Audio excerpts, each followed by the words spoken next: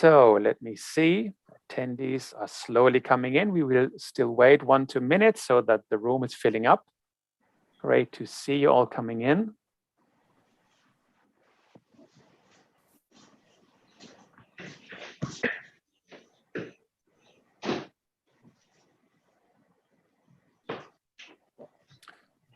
Good, the live stream also works. That's important to know.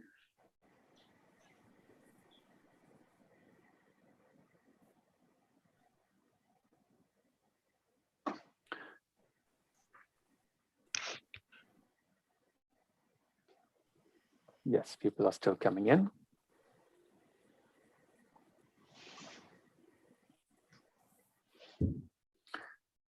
Okay, just to refocus my camera. Okay, good morning, everybody. Good to see you and see you also on the list, flooding the room. My name is Jan Geis. I'm the Secretary General of EUFORES, the European Forum for Renewable Energy Sources, which is the platform of members of parliament to promote renewable energy and energy efficiency.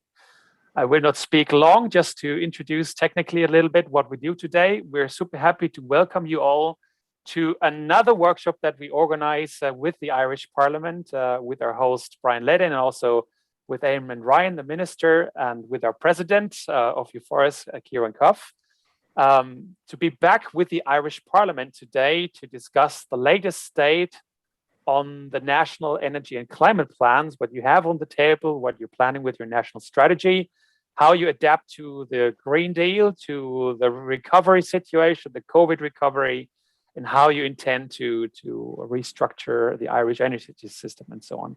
So it's going to be an amazing debate today. We have, through the workshop, high-level speakers with us from all parts. We will have one horizontal opening session that speaks about renewables and efficiency equally. Then we will have 2 efficiency sessions and then 2 renewable energy sessions. We will have speakers on stage presenting and discussing, but we also have attendees, and there will be enough room for the attendees to raise their hand, and then I can bring you in with audio so that you can have a short contribution or a question to the speakers. So this should also be about you and to have a participation from all the attendees. Okay, that's for now everything. This is a Zoom webinar. We are pretty sure that it works perfectly. We do this now for a year. We have been to many, many national parliaments organizing this, and it usually works pretty well. But whenever there is a technical issue, please let my team know.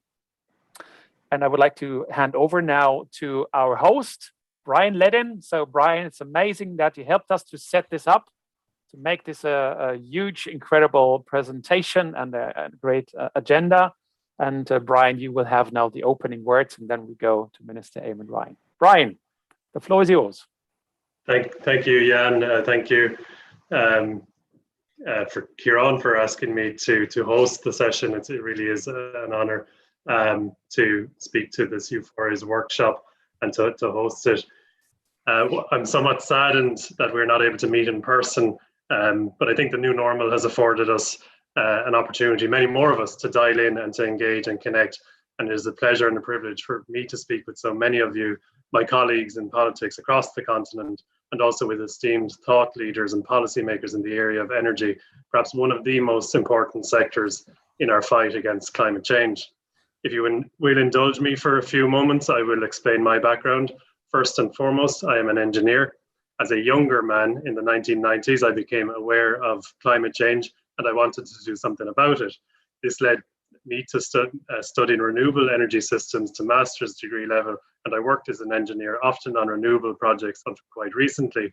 I sometimes say that I was kidnapped by politics. It was not part of the plan, and quite hesitantly, I entered this political arena just 2 years ago. In Ireland, it is unusual for politicians to come from an engineering background, but when the opportunity presented itself, I put my name forward in the view that it may allow me to play a further, if a very different role, in that fight against climate change. I was carried into politics on a green wave, the same wave that swept across many European countries as populations inspired by thinkers and activists like David Attenborough and Greta Thunberg, and motivated by deep concern for the well-being of ourselves and our children and our grandchildren, sought to put into Parliament candidates and parties that are serious about this challenge that we have to resolve what is an existential crisis. Exactly 12 months ago, during the first wave of the COVID-19 pandemic, I found myself in a room negotiating an agreement between my party, the Green Party, and the two largest dominant political entities in Ireland's history, Fine Gael and Fianna Fáil, to form a new government. After, I think it was 5 weeks, we struck a deal, and amongst the many elements of this deal was a new ambition in climate action. We would seek to achieve a dramatic cut in greenhouse gas emissions within a decade, a 51% reduction based on our 2018 emissions levels by 2030. The steepness of this profile in emissions reductions from an almost standing start represents an ambition that is as great as any other country in the world. We are not blind to the challenge. We knew then and we know now how hard it is going to be. It is going to be technically difficult. There is no doubt about that. We want to produce at least 70% of our electricity from renewables by 2030. On a synchronous national grid with sharply rising power demand, this will be no mean feat. But it is also politically challenging. Change is tough. Any large scale or system change requires thousands of small decisions, and each one of these represents a step into uncertainty for those who are affected. It is natural that positive change, however necessary, is slow and that it is resisted. But we don't have time on our hands. We have to go there and we have to do it quickly. Underpinning this thinking is knowing ourselves that it is possible and it is the right thing to do. When contributing the Green Party elements on the section on climate and energy in the programme for government, I was able to recall an article that I wrote the previous year over a few pints of Guinness in a quiet pub in my home city of Limerick, which is on Ireland's western seaboard. I was thinking about the just transition and mindful that we are entering a period of flux where there would be winners, and despite our best efforts, there could be losers too, individuals and families who might be left behind by the changes that are inevitably coming. I thought about the workers in the coal-fired power station to the west of Limerick, known as Moneypoint. The power station had been built in the 1980s and had provided 25% of Ireland's electricity for a large part of the period since then, but also a large portion of our greenhouse gas emissions. At around the same time, I was learning about the potential for hydrogen as a clean fuel, particularly hydrogen generated from renewable electricity. It dawned on me that if green hydrogen, as it is called, had a role to play in the world's future energy profile, then there was more than a glimmer of hope for my city and for the west of Ireland. We have territorial seas that are 7 times our land area, and a convergence of technology and ambition may see us in time become a global supplier of green hydrogen using our vast offshore wind energy potential. 100 years ago, in the same part of Ireland that I call home, we harnessed the power of the mighty Shannon River in the Ardnacrusha hydroelectric power station to electrify and transform our society. Perhaps now we could harness the power of the wild Atlantic Ocean to make a major contribution in the fight against climate change. I made sure to write this ambition into the programme for government. You can imagine my delight when our national electricity company announced a few months ago a €5 billion plan to pursue this idea to develop 1.4 gigawatts of wind power off our west coast. And this represents only the very beginning of what is possible. I could speak for a long time on what is possible, but we don't have that time right now. Colleagues, I welcome you here today. The speakers coming after me this morning are steeped in vision, in expertise, and they have a proven track record. I also urge you to pursue similar ambition in your countries that we are pursuing in Ireland. We all have an incredible challenge. It is not simply to reduce emissions, it is to create a positive future for the generations that will come after us. I look forward to listening to the great speakers that are lined up and to interacting with you throughout the morning. Thank you.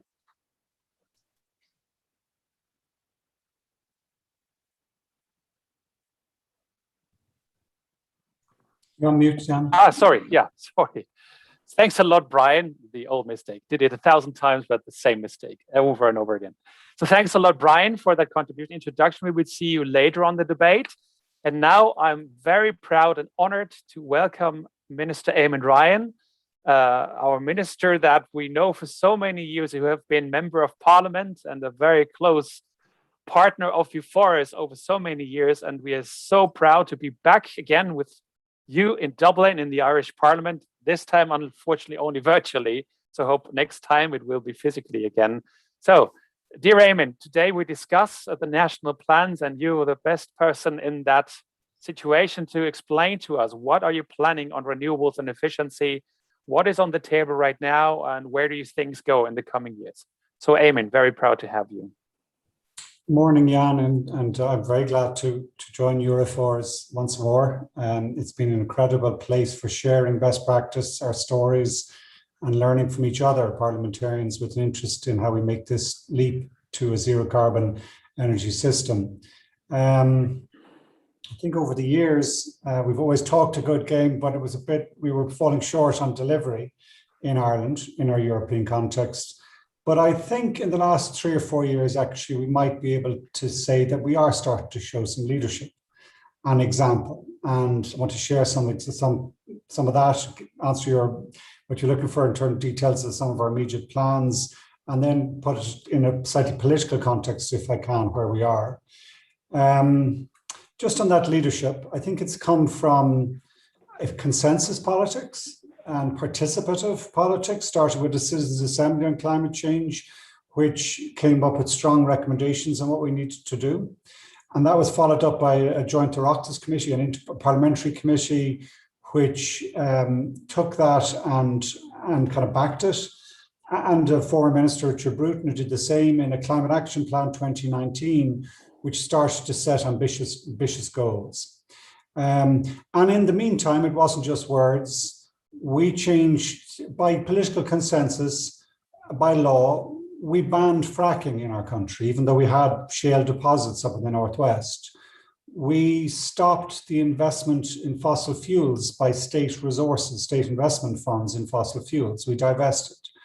We have just issued a policy statement saying we won't be building LNG terminals. We will go for the alternative. We have stopped the extraction of peat, which was one of our largest emissions, but also in power generation, one of our traditional supplies, as well as the commitment now to scaling out winding down our use of coal in power generation. And last but not least, we have stopped issuing any new exploration licenses for oil and gas. So that, on the divestment side, has shown a lot of strength. On the energy and renewables, it fits within our, as Brian said, our updated climate plans, which are really ambitious. Like, we're going from 0 to minus 50% reduction in a decade. I don't think that's ever been done.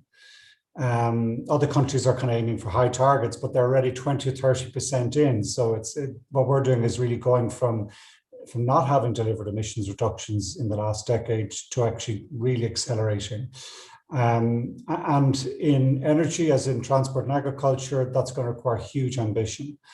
The previous Oireachtas committee and all our existing plans is for 70% renewable electricity by the end of the decade. We're 40% at the moment, 43%, largely wind, onshore wind. And that may seem low compared to other countries who've got maybe large amounts of hydro or other renewable power systems for a long time. But actually, in running an integrated or an isolated synchronized grid system, we're probably right at the forefront of learning how you do this, of really testing the laws of physics in how you keep voltage stability and frequency in a grid, both at both distribution and transmission level. And we're learning by doing, and I think we're learning things that will apply to a lot of other countries as they too go for these higher renewable targets. A lot of it is about grid management and balancing capabilities. We may have to go further than 70% because energy is probably not easier, but it's a more obvious path now, and investment flows in the path of decarbonisation, whereas transport and agriculture were our other two big emissions areas. It takes time. It's not as easy to quickly turn a farm around or to change people's commuting patterns. So in energy, we may, in particular renewable electricity, we may have to go further. We have a lot of work to do. And sorry, that'll be a large part of that will be switched to offshore. We were one of the first. We built one of the first wind farms off the east coast of Ireland back in 2004, but since then nothing. And that's about to change. We will introduce an auctioning system next year which will allow for the development of large-scale wind in the East Coast, and very quickly then a series of auctions in the south and then into the western waters, where really the potential is immense. Our sea area is 10 times our land area. It's one of the windiest places on the planet. It's well located if we can integrate it into Northwest European electricity grid to provide balancing capability, even during those periods when there's a high pressure in the middle of winter. Large anticyclone keeps wind power down right across the rest of Europe. It'll still be blowing in the northwest of Ireland. It'll develop as floating offshore wind, we expect, and start on the East Coast, as I said, as more conventional. How we get that right, how we get the planning right. We have a marine area planning bill, and it's critical we get the environmental and social planning of this right, as well as the economic and technical planning, because it is going to be the critical economic investment that this country makes, probably one of the most historic in our state, and we need to get it right. It's critical that it's also integrated into a European electricity grid, that the North Sea's offshore grid. Jan, you've been involved in this. We've been working on this for over 10 years now. It's now the moment has come to start delivering that. And it requires integration with all our neighbours. And I might come back to that at the end on my political points. As we say, if we were just to focus on the generation and missed out on the efficiency, we would be getting things the wrong way around. Efficiency first. For us, critically, will be the development of our building stock, improvement in our building stock. Really ambitious, 500,000 upgrades, deep upgrades of our homes planned this decade and next decade, and then the decade after that. And the outcome of that is an Irish building stock which is fit for purpose, which ends fuel poverty, which creates 30,000 good, secure, well-paid jobs in the process. It's not easy, as we all know. Going into someone's home and changing it around in this way is disruptive. It's not cheap. We're seeing building inflation, and how we manage this, how we aggregate it to bring down the cost and finance it. It can't be all state financing, a large amount will. We've agreed, as again, one of the examples of political changes here, we've agreed in law that our carbon tax will increase each year to 2030 to €100 a tonne. We've agreed, which is the most bizarre, if there was a lesson for other governments, the hypothecation of that to invest in particularly social housing retrofit, and also farming, getting young people involved in farming, and also social welfare improvements is key. This is an issue of contention with some of our European colleagues, because they're looking to set up a similar system on a European ETS basis. It would be disastrous for us if we had to reverse out of what we have and then rely on a centralized European bureaucratic system to deliver. I think what is the same, my understanding at our European Council meeting on Friday was that was the proposal to increase carbon tax, or the ETS, into the heating and transport to pay for social retrofitting and so on. So that's what we're doing, and I think nation states are best placed to manage that level of micromanagement of energy plans on a national level. Would be I don't see how the Commission could manage that in as effective as a way. No insult to the Commission, but that's one of the issues we've facing us. Thirdly, if I was just mentioned, and I could talk here for hours rather than 10 minutes, but I think projects that may be of interest to other countries and to ourselves is critical. Third element in the mix is a land use plan. And a land use plan which looks at rural development as a key goal, which looks to bring a new generation of young people into farming and forestry, which looks at storing carbon on the land, which looks at optimizing biodiversity. We have to address the biodiversity crisis at the same time. And the energy sector has to be part of that. It's recognizing that it is nature-based solutions, and we do not see energy demands overriding nature demands. So that land use plan will also then look at water pollution, ammonia pollution, nitrogen pollution, and optimize for all those different levels. It's probably the most important project in my mind. And I think out of that gives us analysis as to well, what exactly can we develop in terms of biogas? We don't just turn the whole country into a biogas factory. Our land, we have to restore nature first, and then we can, within that, by all means, use anaerobic digestion, see biofuels as part of the solution. But it's fitting into a natural system is where that'll be most effective, most sustainable. The last thing, and as I said, I'm happy to come back, no doubt, on the various people talking today on various aspects of this. But the last thing I want to do is just put the political context. Because as you say, Jan, we're in a critical time. We have to develop our new updated climate action plan, our new National Energy and Climate Action Plan into the European Union process.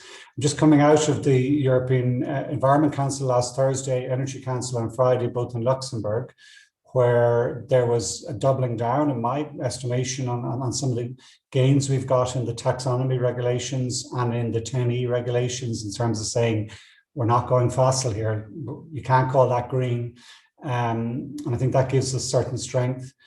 I'm also, we have our climate bills back in our parliament today, which will give us a very strong legislative mechanism to see this path to decarbonisation. But last and not least, I'd say I'm up to Armagh tomorrow. We have a North-South Ministerial Council, which is part of the Good Friday Agreement structures. One last political context on this, and I'd be very pointed maybe saying this for EUFORES in terms of to make this work, all our neighbours have to be involved. The energy transition will not work on an isolated national basis. And I don't think Northwest European transition will work without the UK being involved in the energy system. I think the agreement that was written on the exiting of the Brexit is actually, the energy section is well written. It's very good. It does recognise that we're going to have further grid interconnection. We will have to have security arrangements around the use of gas as we wind it down over the next 3 decades. But Britain is not going to sail away into the Atlantic. And we, particularly as the island behind the island in the European context, will have to make sure we've got good energy cooperation with UK, with France, with Belgium, with I'm at a great meeting with the Belgian minister on Friday, and I think we're going to look at all sorts of cooperation as part of this North Seas Grid initiative. But the UK should be involved too, in my mind. And we should think big about linking south as well to Spain and Portugal and beyond. And I mention that because in this land use plan, we also need an all-island approach so that we get the same environmental standards. That's the level playing field we need more than anything else. People obsess about the protocol at the moment. The real protocol we need is around common energy and environmental standards post-Brexit, no matter what. And I just put that out as one of the things that I'm keen to work on, because it won't work if we do this as a fragmented approach. So, Jan, thank you very much for the chance to speak, and I look forward to listening to everyone else as well. So thanks a lot, Eamon. I'm very, very sure that many European countries will also look towards Ireland to learn from what you do. As you said, it's pretty tricky in the detail, but you're going heavily into the right direction. So we're really happy to see that, discuss that, and keep on discussing it over the next years. Before we move on now, I would suggest that we take a group photo. So I will count down to have the first panelists around with me. I'll count down and then we take the photo. I hope everybody's ready to take it. So 5, 4, 3, 2, 1. Okay, more people came on. So let's see.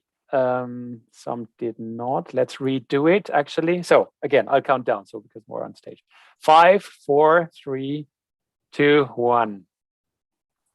That looks much better. Okay. So probably one thing, Eamon, I wanted to say what you rightly said about our friends in UK and the House of Commons. As you know, we have still many friends there.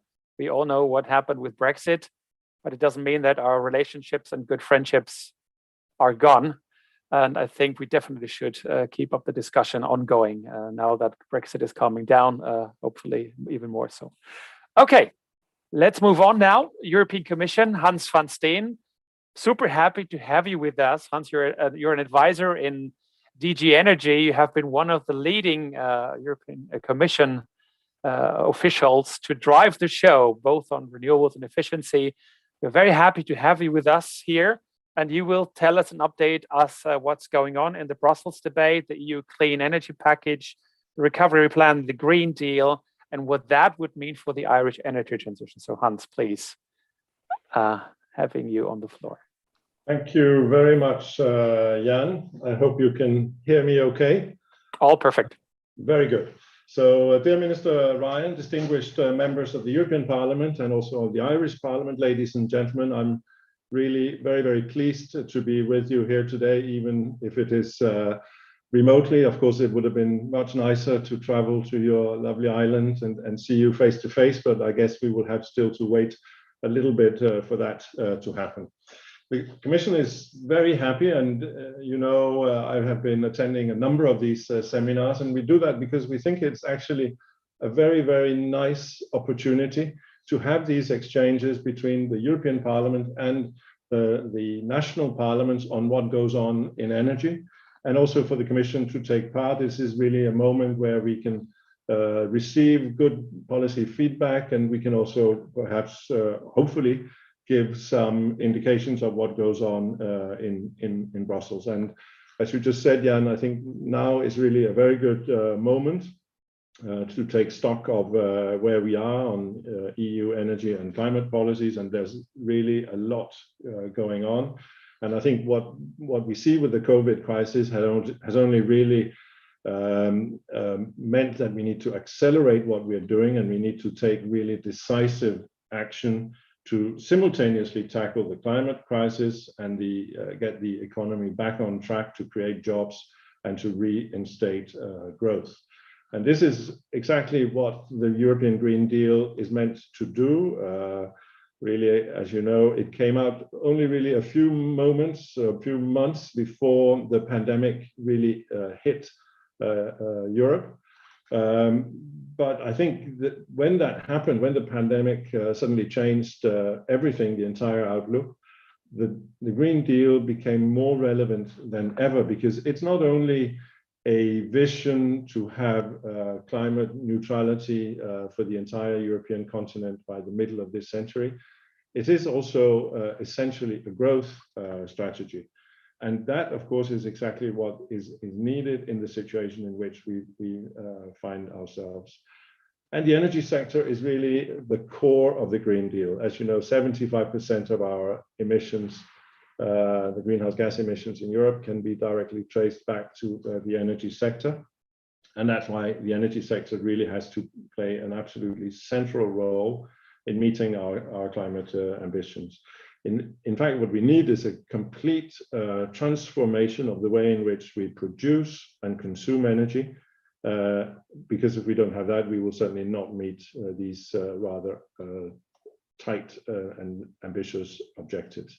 So I'm really very, very happy to hear Minister Ryan explain this morning, and also having looked at the Irish NECP and seeing what's going on there, I think really things are changing.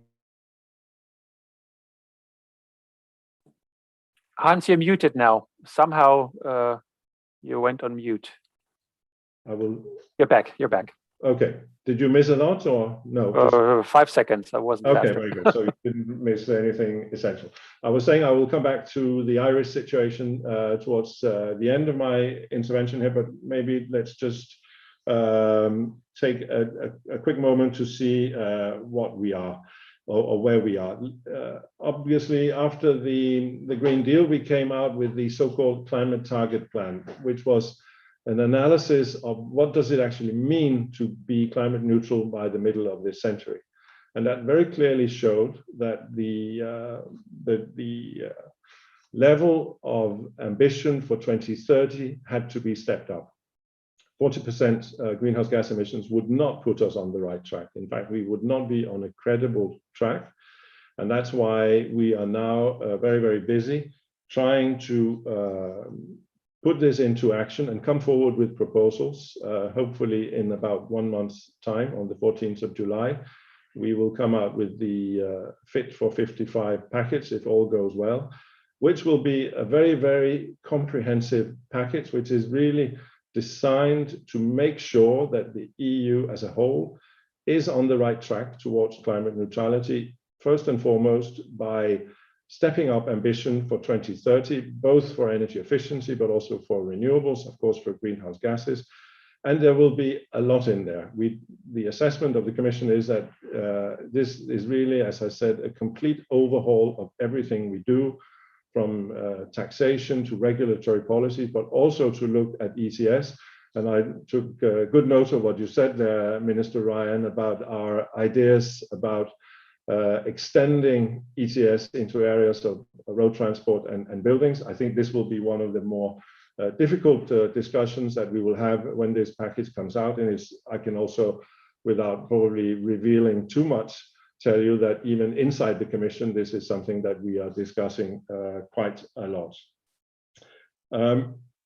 I think what is also important is that all of this is happening at the same time as that we're going through our recovery efforts, the new instruments that we have at a European level for recovery and resilience, the next generation EU, and so on and so forth, gives us actually some opportunities to be able to support those massive investments that will be required in order for all of this to happen.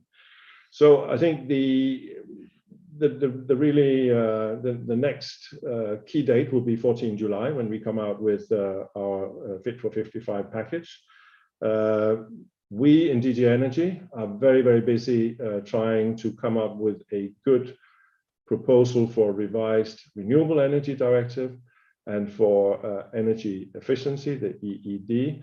And we will also come at the end of the year with a revision of the Energy Performance of Buildings Directive, exactly because buildings is such an important part of this package, as I think is also very evident from what both that we see from the Irish NECP, but also what we see from your recovery and resilience plan. So it's, in a way, to put it in very simple terms, what we need really to improve energy efficiency across all areas of the value chain. We need to have a deployment of clean and sustainable energies, essentially renewables, throughout all sectors of our economy. And then we need, and I'll just mention that en passant, because I don't think we have too much time to go into that, but we will need also to look at how we can much better integrate our energy systems. And that links, of course, directly up to the strategies that the Commission issued last summer with the energy system integration strategy and the hydrogen strategy, because these are, I think, a good guidance on some of the things that will have to happen. And some of the changes that we will propose, for example, to the Renewable Energy Directive, will aim exactly at that, because what we see is that we're seeing good progress on renewable electricity, but insufficient progress both on renewable heating and cooling, and especially renewable transport. Electrification, nonetheless, will be a key avenue for the energy transition, and as many sectors as we can electrify, we should do that, because we know how to take carbon out of electricity.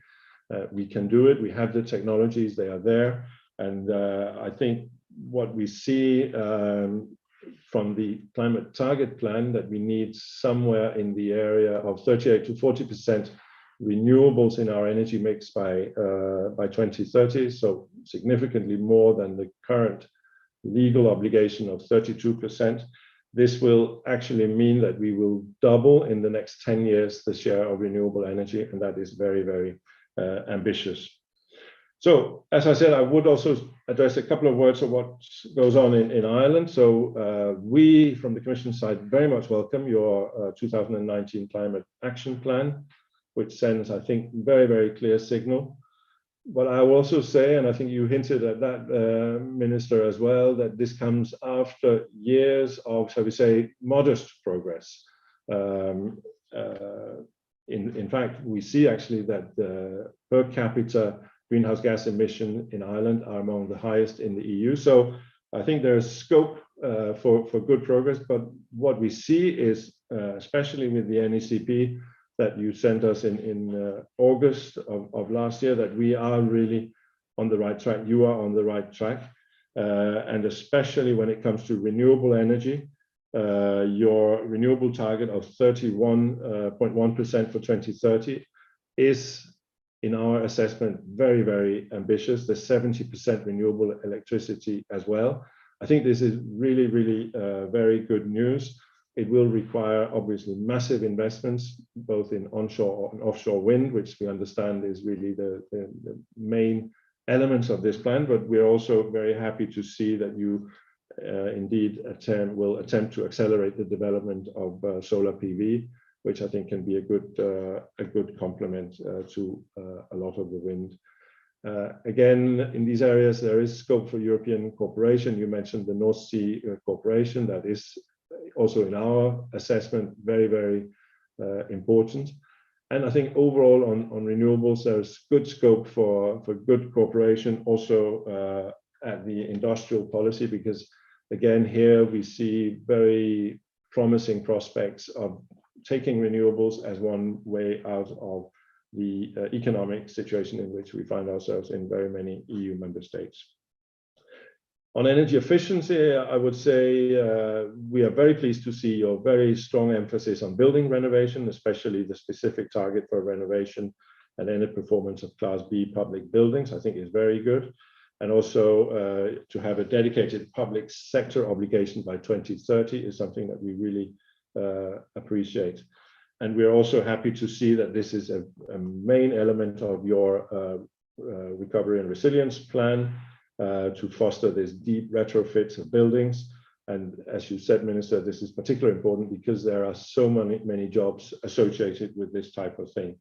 And of course, building renovation is not only about fighting climate change, it's also about offering much improvement in health and living conditions for the people who currently live in buildings that are not really very good. And this is exactly in line with the Commission's renovation wave strategy.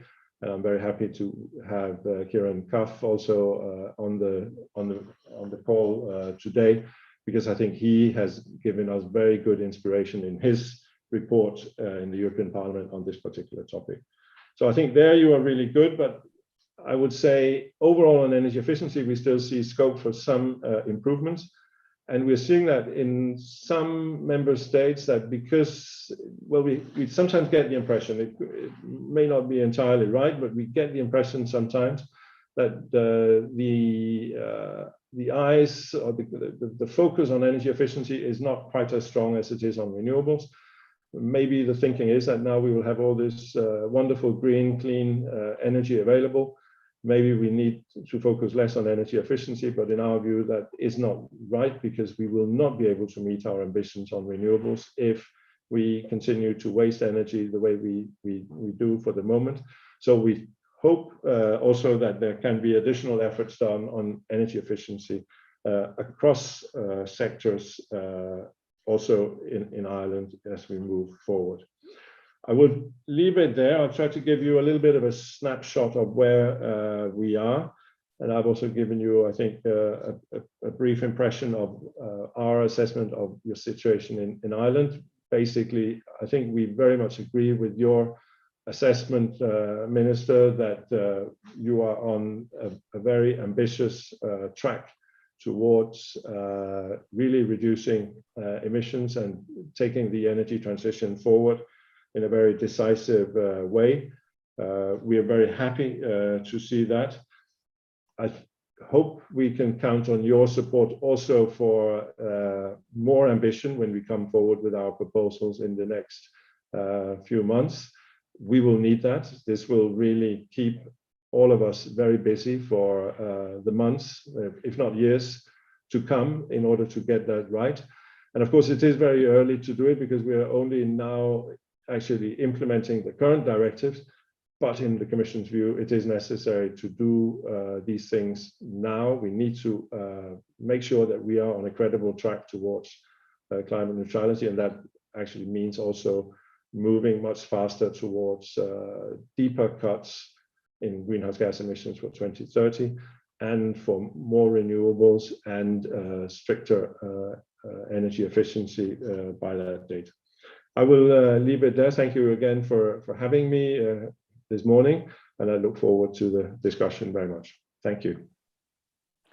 So thanks a lot, dear Hans. You rightly say we need to raise ambition, and that's why I'm moving my head towards the European Parliament now, and to the President of EUFORES, Kieran Cuff, also member of European Parliament. And Kieran, you can give us an update about expectations, what's going on in Parliament, recast, Renewables Directive, Efficiency Directive, and what that means in your view for Ireland. So Kieran, the floor is yours. Thank you, Jan. A cardia ta aha sundown arum kind of ansha live in you. In other words, it's my great pleasure to be here with you all as the President of EUFORES, and I'm really pleased to have Minister Eamon Ryan and Hans van Steen with us today. Hans, thank you for your kind words. Just by way of introduction, EUFORES is a unique cross-party organization, and our key objective is the promotion of renewable energy and energy efficiency across the European Union, and of course within member states as well. And every month or so, we organize workshops in cooperation with our members from national parliaments across the EU. And it's a real pleasure to be with you in Ireland with my colleagues to promote increased cooperation on renewable energy and energy efficiency policy. And it's quite a challenge. I mean, this morning I just had a look at a website, we call it the Smart Grid Dashboard for Ireland. And while last night at midnight, half of our electricity was coming from renewables, that's fallen down today as the wind speeds drop. And we're using coal and we're using a lot of gas on the grid as we speak. But that will change, excuse me, over the coming years. And I think the future lies to see, and I think we will see a massive increase in ocean energy over the coming years. And we also need to link our grids together. And as Eamon rightly pointed out, the UK has to be part of this initiative. As you all know, I travel regularly to and from Brussels, and mostly I fly, but often enough I take the ferry and the train down through Wales, through London, and I hop on a Eurostar to get to Brussels. And as I pass through North Wales, I see the Gwyntimore offshore wind farm located just 10-15 kilometers off the coast of Wales. It's the 5th largest offshore wind farm in the world, 576 megawatts, 160 wind turbines, up to 150 meters high. It is a sign of the future, and it is the shape of the future. These large offshore renewable energy installations are working wonders at improving the amount of renewable energy on our grids. And it is the shape of the future. But as I pointed out earlier, Brexit has also given rise to challenges, for instance, in managing the interconnector that brings electricity to and from the island of Ireland to Scotland. And it is hard to manage the pricing to reflect the different energy feeding into the grid. And there are problems there due to Brexit. But I think they can be overcome. And the work of Eamon tomorrow in the North-South Dialogue is part of that process. But today I want to talk about the role of European legislation for Irish renewable energy and energy efficiency policies. And it's going to be a really interesting summer, because in just under a month's time, on Bastille Day, for some reason, the 14th of July, we will see the Fit for 55 package being released by the European Commission. And obviously the headline items are the Renewable Energy Directive and the Energy Efficiency Directive, the revision of both of these. But there is perhaps between 10 and 15 separate pieces of legislation that will be required or will be amended in order to move us towards a reduction in greenhouse gas emissions within the European Union of perhaps up to 55% by the year 2030. And this will have a huge role in shaping Irish energy policy. And as Hans pointed out, it's just over a year since the Commission presented the European Green Deal, and the Fit for 55 package is the logical outcome of that deal to make Europe the first climate neutral continent by the year 2050. It's not just about greenhouse gas emissions, though. It's about safeguarding biodiversity, establishing a circular economy, and eliminating pollution. And this will boost the competitiveness of Europe, of our industries, and provide a just transition for regions and for workers. So the big headline items will be the revision of the energy efficiency and the renewable energy directives. And this is of enormous importance. And I hope that we, the Parliament, will bring the level of ambition to these revisions that is required. And in a sense, we have only one chance to get this right, and we need to make sure that we do. So looking at the Renewable Energy Directive, it sets a binding renewable energy target for the EU of at least 32% by the year 2030. And this revised directive will aim to increase this number with an aim to reduce greenhouse gas emissions by at least 55% by the year 2030.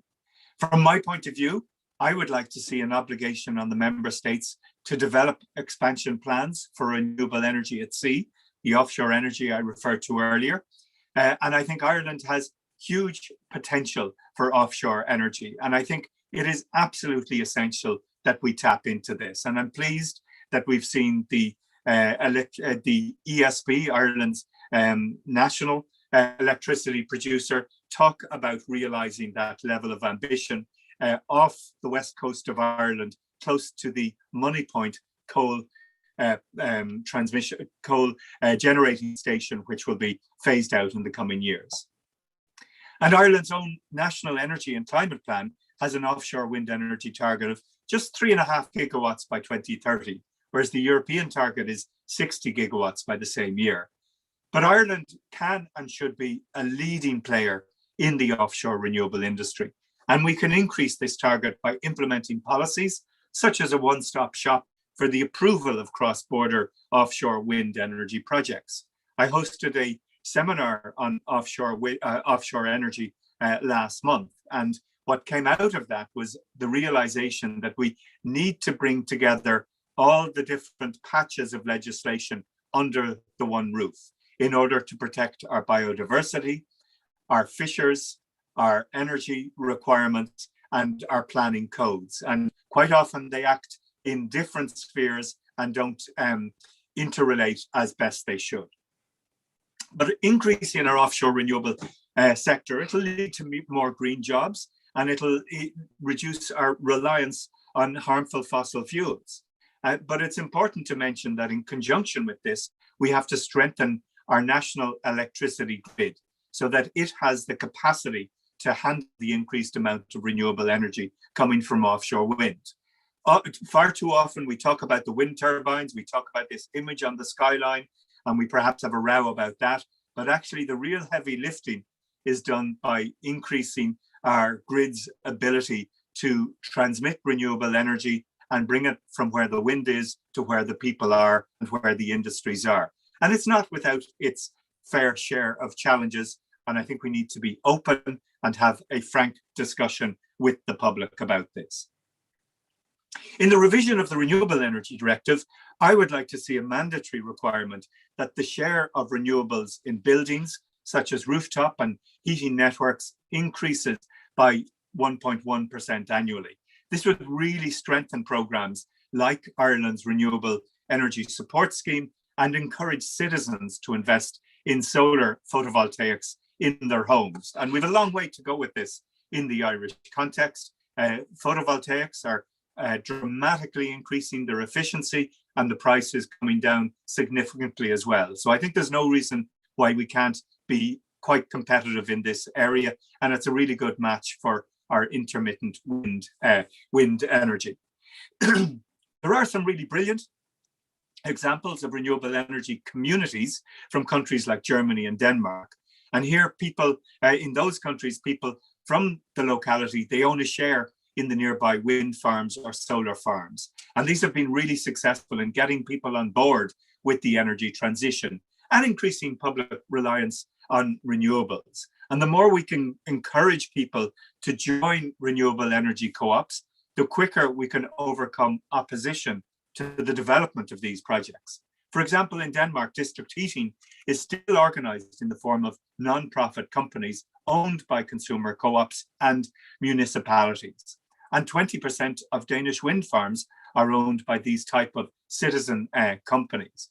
So Denmark, but also Germany, there's 900 energy cooperatives where members invest their own money, usually supplemented by bank loans, to the co-op in solar generation, wind power, small hydro, bioenergy, and even combined heat and power plants. So I think there is a lot we can learn from this, and also from the Commission's perspective to make sure that we don't crowd out citizen energy, but instead encourage it.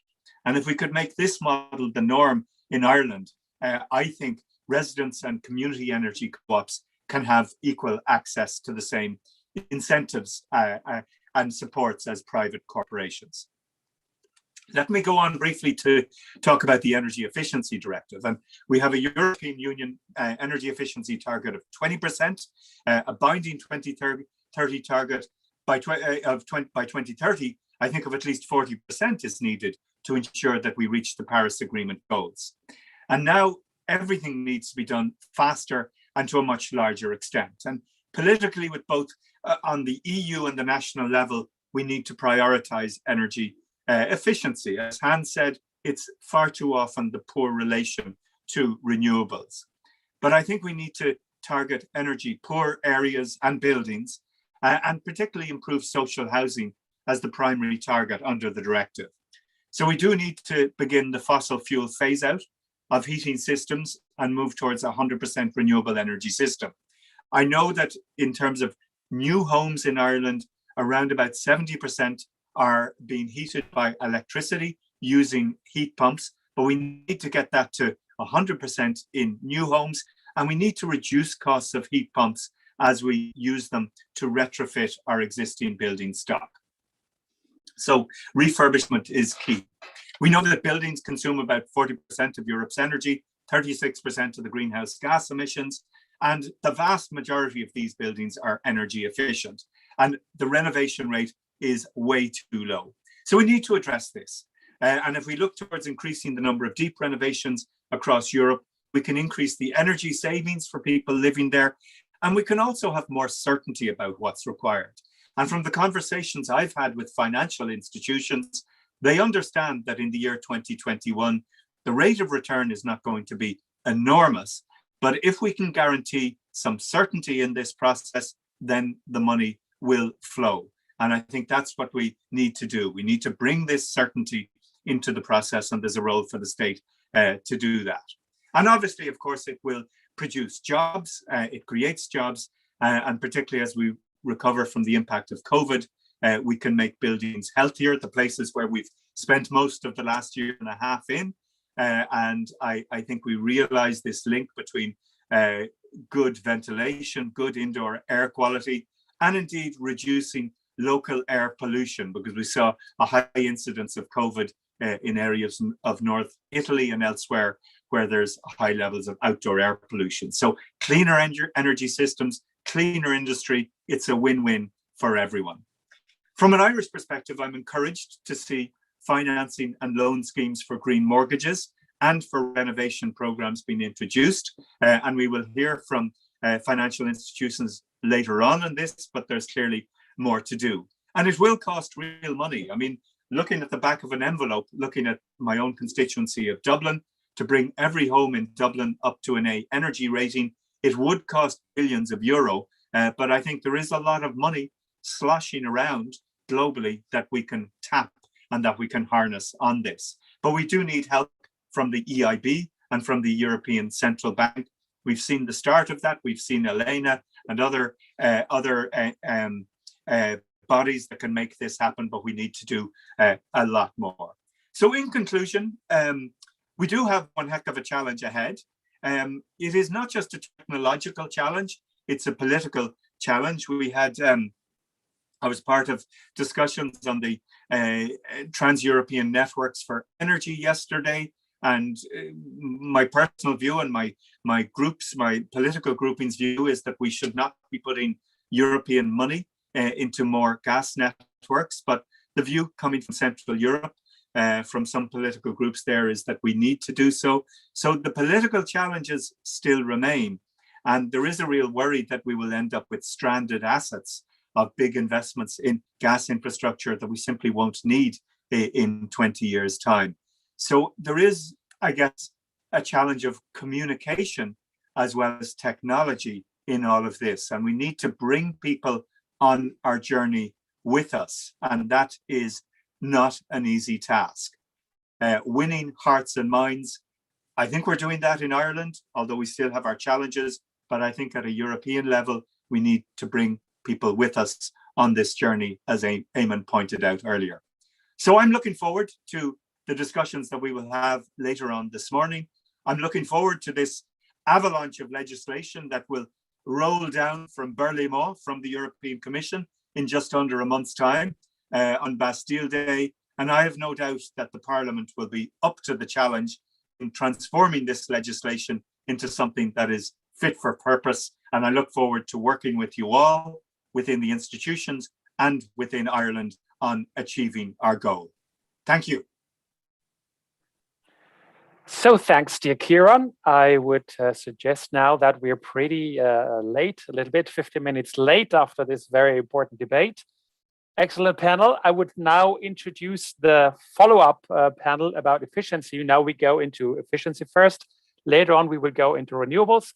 So again, I would like to thank all the panelists of this opening session. That was an amazing starting point and very encouraging, to be honest, and very motivating. So I would like to invite now the speakers of the next session on energy efficiency on stage. Please turn on your videos. And we will move now to the energy efficiency side of the energy transition. And we would like to discuss, okay, what are good examples from Ireland? What are some good projects, ideas that are coming up? What is in the plans more in detail? And as a first panelist, I would call in now Robert Deegan. But before I do so, I would like to mention that this all is in the framework of a big European Commission funded Horizon 2020 funded project, which is called the Energy Efficiency Watch. Actually, EUFORES is running this already in the fourth version. We started this in 2006 after a call in the European Parliament. And it serves to promote efficiency, to learn how to implement better, also to bring in people to develop gripping stories, to understand narratives. So that's exactly what we will discuss in these two sessions. But first, we go into the good practice examples from Ireland, the plans, and what your experience is on the island. So again, Robert Deegan coming in now from the Department of Environment, Climate and Communications. And Robert, you will speak about the Irish energy efficiency trends and policies by sector. So Robert, happy to have you with us. The floor is yours now. Good morning, everybody. Thanks very much, Jan. It's a great pleasure to be here this morning. As Jan says, my name is Robert Deegan. I lead the Residential Energy Efficiency Division here in the Department of the Environment, Climate and Communications. I thought that it might just be useful at the outset just to, I presume you can see my slides there now, hopefully. Maybe you do presentation mode. Is that better? Perfect. That's yes, great. perfect. Thank you. Sorry about that. So I thought it might be useful just as a start, just to set out the final energy consumption by sector. So what you can see on the graph there is that transport consumes the greatest level, followed by residential sector, then industry, services, so on. And what's clear from the graph is that in order to achieve the government's targets of 7% annual reduction in CO2, every sector is going to have to pull its weight and every sector is going to have to improve its performance. Now, we're not going to have time to go through every sector this morning just because it is a 10-minute slot. So what I intend to give is just a quick overview of the public sector in terms of the targets that have been set and some of the policies and measures that are in place to achieve those, and maybe a little bit more of a deeper look at the residential sector, given that it's a real focus for government in terms of our climate objectives, but also in terms of our economic recovery. So there's a long-standing principle in Ireland that the government and local authorities should be leading by example in transitioning towards a low-carbon economy. And then the idea is that that would act as an encouragement and a model for individuals and businesses to follow suit. So for that reason, the Climate Action Plan and the Programme for Government has set out ambitious targets for the public sector up to 2030 and beyond. There's an energy efficiency target, as you can see there, of 50% by 2030, and that was increased just recently from 33% by 2020. There's an overall reduction in public sector emissions, also 50%, and a plan to ensure that all public sector buildings achieve a building energy rating of B2 by 2030. So a range of supports are in place to help public sector bodies to achieve these targets under the Public Sector Energy Efficiency Programme. And they range from advice, mentoring, training, action plans, and engagement with the energy performance officers in these organisations. There's also ongoing tracking and monitoring through a reporting cycle. And it's very in-depth and detailed reporting there. And I think it's something that other countries frequently look at as something that's ahead of the pack in terms of being actually able to get real granular levels of detail.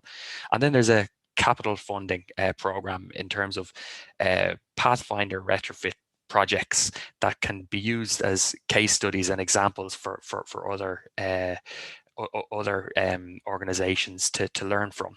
So that program is available to over 350 public sector bodies and 4,000 schools. So it's really paid dividends, and we can see that it's the public sector is achieving a level of energy efficiency improvements that's over and above what's seen more widely in other sectors. So there's a 29% energy efficiency improvement overall by end 2019, and that's and also on target to hit the 2020 target. That's just for 2019 alone, the annual primary energy savings achieved were over 4,000 gigawatt hours. So that's the equivalent to 788,000 tons of CO2 and 287 million euros in annual energy spend. As previous speakers have mentioned, there's a focus on the residential sector in Ireland, given that it makes up about 25% of energy use. So the intention is to almost halve the greenhouse gas emissions from the sector by 2030, and that target was set in the 2019 Climate Action Plan. So the way that that's going to be delivered is through a major program of works to upgrade 500,000 homes to a building energy rating of B2, and also to install 400,000 heat pumps to replace existing heating systems. And just to put that into context, that represents about a third of the housing stock. So it's a very, very ambitious level of renovation that hasn't really been seen anywhere else. So that, as I mentioned, it was set in the Climate Action Plan, those targets, but it was reinforced in the Programme for Government, and there were additional measures to show the pathway as to how we're going to achieve that in the recently published Climate Action Plan Interim Annex of Actions. And then those commitments also underpin many of our international commitments in terms of the National Energy and Climate Plan, the Long-Term Renovation Strategy, and Ireland's contribution towards the European renovation wave. So it was clear, in order to achieve this very significant increase in both the volume and depth of retrofits, we need to take a comprehensive and systematic approach to our plans. And we've identified 4 key pillars that we intend to introduce policies and measures underneath. So those 4 pillars are driving demand and activity, having financing and funding models in place to actually pay for all of these retrofits, which, as previous people have mentioned, are expensive. We need to ensure that we have the supply chain skills and standards and workforce in place to actually carry out the work. And then we need to have structures and governance that are appropriate to what really is one of the most complex and large-scale capital infrastructure projects in the history of the state. So what I'm just going to do briefly is just take you through some of the key challenges and some of the solutions that we've identified under each of those 4 pillars, just to give you an idea of just some of the plans that we have to help us to achieve our targets. So what we did was we engaged with the stakeholders in terms of the supply chain, homeowners, finance houses, other government departments and agencies, and we identified the challenges and some solutions for each of those challenges, so we can kind of tackle things piece by piece, because that's the only way we're really going to achieve the level of ambition that we've set for ourselves. So the key challenges in terms of driving demand and activity, they probably won't be a surprise to many people. Just the first one, certainly, the upfront cost is a major barrier. There's also a lack of awareness generally in terms of what retrofits are and the associated benefits. And that's a real problem when we're talking about 1/3 of the housing stock. It's a mass market proposition you're talking about. And homeowners are frequently overwhelmed by the number of decisions that are involved in retrofitting, and also are put off by hassle associated with the retrofit process. So just some of the solutions that we've either already put in place or are currently in train, we've just listed below. So we've seen, following the budget last year, a very significant increase in the level of government-supported retrofit. We have the biggest ever budget for SEAI-supported grant schemes. A total of 221 million euros this year will be spent on the residential community sector. That's allowed us to extend and expand and enhance the SEAI grant schemes, as well as putting in place some new initiatives that are very focused on our policy objectives. There's a particular focus on energy poverty.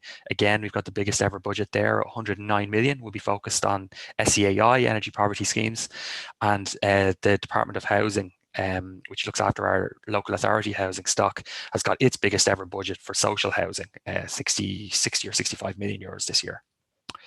The funding has allowed us to kind of really target some campaigns that are focused on our objectives. I'm thinking in particular of a heat pump ready homes campaign that's been quite successful in generating demand for the installation of homes that don't need major fabric works that can often really add to the cost of the retrofitting individual homes. I know Stephen O'Connor is going to be speaking shortly on one-stop shops, so I won't go into it in detail, but one-stop shops are absolutely central to our plans for simplifying the customer journey, enhancing confidence among homeowners to undertake this work, and really upscale the amount of activity that's delivered by the sector. We'll also be driving demand through a national awareness campaign through SEAI, which is currently in development. It's nearing finalisation. And that'll be really about educating the nation about the benefits of energy efficiency and residential retrofit, and also talking to them about some of the technologies that they may not be familiar with, such as heat pumps. And then that will then hopefully lead into increased demand that will be fed through the grant schemes and other ways of financing them. We've also piloted recently an improved BER advisory report, which includes a pathway to a B2 and a heat pump. And I know Joe Durkin from the SEAI, my colleague from the SEAI, will be talking to you about the energy efficiency obligation scheme shortly. So what we're really trying to do there is ensure an alignment between the directive and our national objectives in really driving emissions reductions as well as energy efficiency.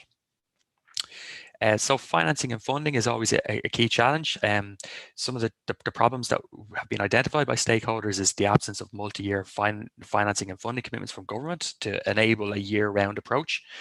Substantial private funding will also be required, because no matter how much exchequer funding we have, it will never be able to cover the full cost. And it's also clear that there's a mix of funding models that are required. So what we're doing at the moment is identifying different funding models for different consumer cohorts, and that's not just looking at the easier to target sectors. We need to really go after the harder to reach sectors, such as those least able to afford, people in energy poverty, and also the rental sector, which is a tough nut to crack, I think, in most countries. We also are currently in the throes of our National Development Plan review to make sure that we can get significant multi-annual capital funding envelopes and clarity on those numbers. We've also been engaged with European funding initiatives such as the Recovery and Resilience Plan, and that's been mentioned previously. And that will, one of the projects under the European Recovery and Resilience Plan is a first funding for a first loss piece, which will hopefully significantly drive down the interest rates that are available for home loans for retrofit. And we've already seen some positive developments in the market in relation to retrofit loan products, with interest rates heading in the right directions, new products coming on board. We obviously need to have the supply chain people and people with the right skills to deliver this program of work. And we also need to make sure that we have standards maintained while we increase the supply to the extent that we're talking about. So again, a key solution to those problems relate to really clarity on the funding available through the National Development Plan. The government has made a series of commitments in the Programme for Government, the Climate Action Plan, the Long-Term Renovation Strategy, the list goes on in terms of the places where the government is committed to really scaling up its level of residential retrofit, which we hope will give the industry the confidence to take on more people and to grow. In terms of we need the expert group on future skills needs is trying to identify the numbers of people we're going to need and also the types of skill sets we're going to need. And that will feed into plans for putting on new training and development courses, upskilling and reskilling for new entrants as well as existing people in the construction sector. And we've already seen some progress in that regard. There's an increased number of places available for training and development. There's also new retrofit centres of excellence being established. And the recently published apprenticeship action plan, we hope, will drive people to making career decisions in the green economy. We'll be introducing a registration system for one-stop shops to ensure that quality and standards are maintained. And those standards will be influenced by revisions of key guidance and standards documents through the National Standards Association of Ireland and also the Department of Housing, and all underpinned by the building regulations. I see I'm running over slightly in the time, so I'll just finish up quickly. Just in a program of this size, we really need to have really good structures and governance. So what we're planning to do there is publish a national retrofit plan at the end of the year. We'll also, we've already made the decision as part of the government made a decision as part of the budgetary process last year to designate the Sustainable Energy Authority of Ireland as the National Retrofit Delivery Office to really drive the delivery of our targets at the national level. And we've provided additional resourcing to allow SEAI to play that role. So that's just a very quick overview.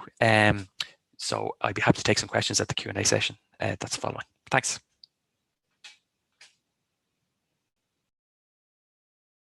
I think you're muted there, Jan.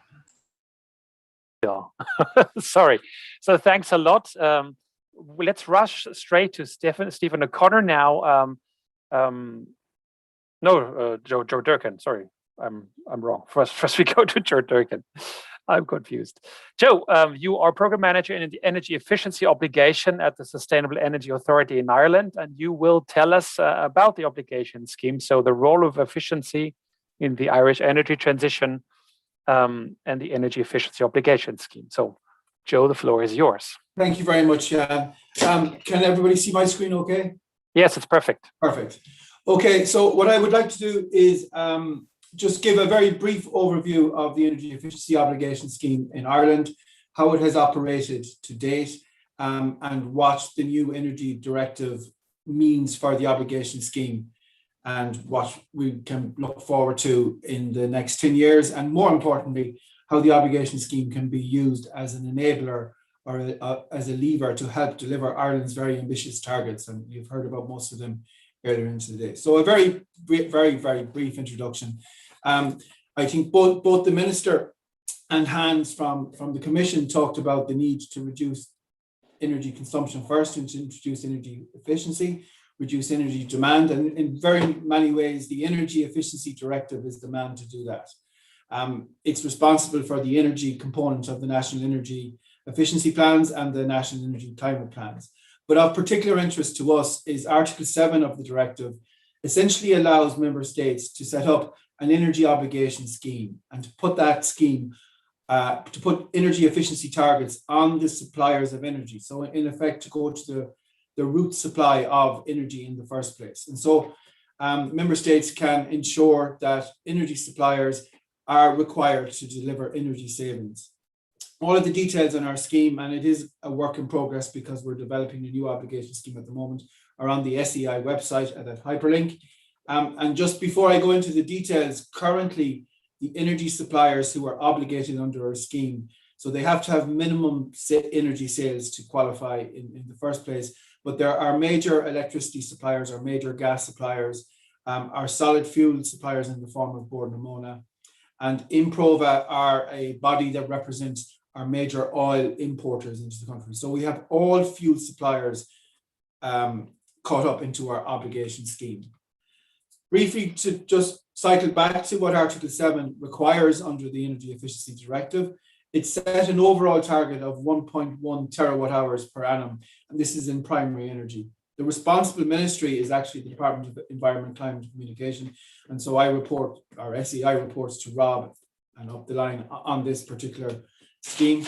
SEI's role in particular is we administer the scheme, we set the targets for the scheme and for the obligated parties, we monitor the compliance of obligated parties with all requirements of the scheme, including how they're delivering their savings and the veracity of their savings. So we have to verify all of the savings that obligated parties report into us, and we in turn report to the department, who in turn report via the NECP to the Commission. We report on their targets, and one of the things that Article 7, unlike most of the Energy Efficiency Directive, Article 7 is actually mandatory. And so member states have to apply buyouts and penalties on under delivery for the obligation scheme. And so part of our role is to monitor the performance of obligated parties and advise the department if a penalty situation occurs. Thankfully, through the course of the scheme so far, the penalties have, and the willingness actually of the obligated parties and their ability to be innovative in delivering savings meant that we have avoided a penalty situation. Looking at the scheme to date, the first phase of the scheme operated between 2014 and 2020. We delivered energy efficiency savings of 3,700 gigawatt hours in terms of final energy, but that equates to 4,800 gigawatt hours in primary energy. And the difference is, for those who may not be familiar, is when you look at primary energy, you look at particularly in electricity, you look at the energy consumed at the power station. So saving 1 unit of electricity at a motor actually saves 2.5 units of electricity at the generation side and the distribution side.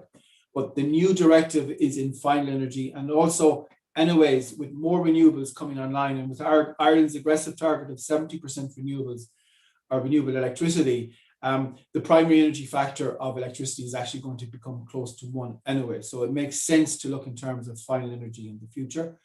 The savings delivered to date are the equivalent to an offset in energy efficiency emissions from energy consumption of 1.1 million tons of CO2. And to put that in perspective, Rob talked about the Climate Action Plan and the requirement to take the built environment from 6 million tons down to below 4 million tons.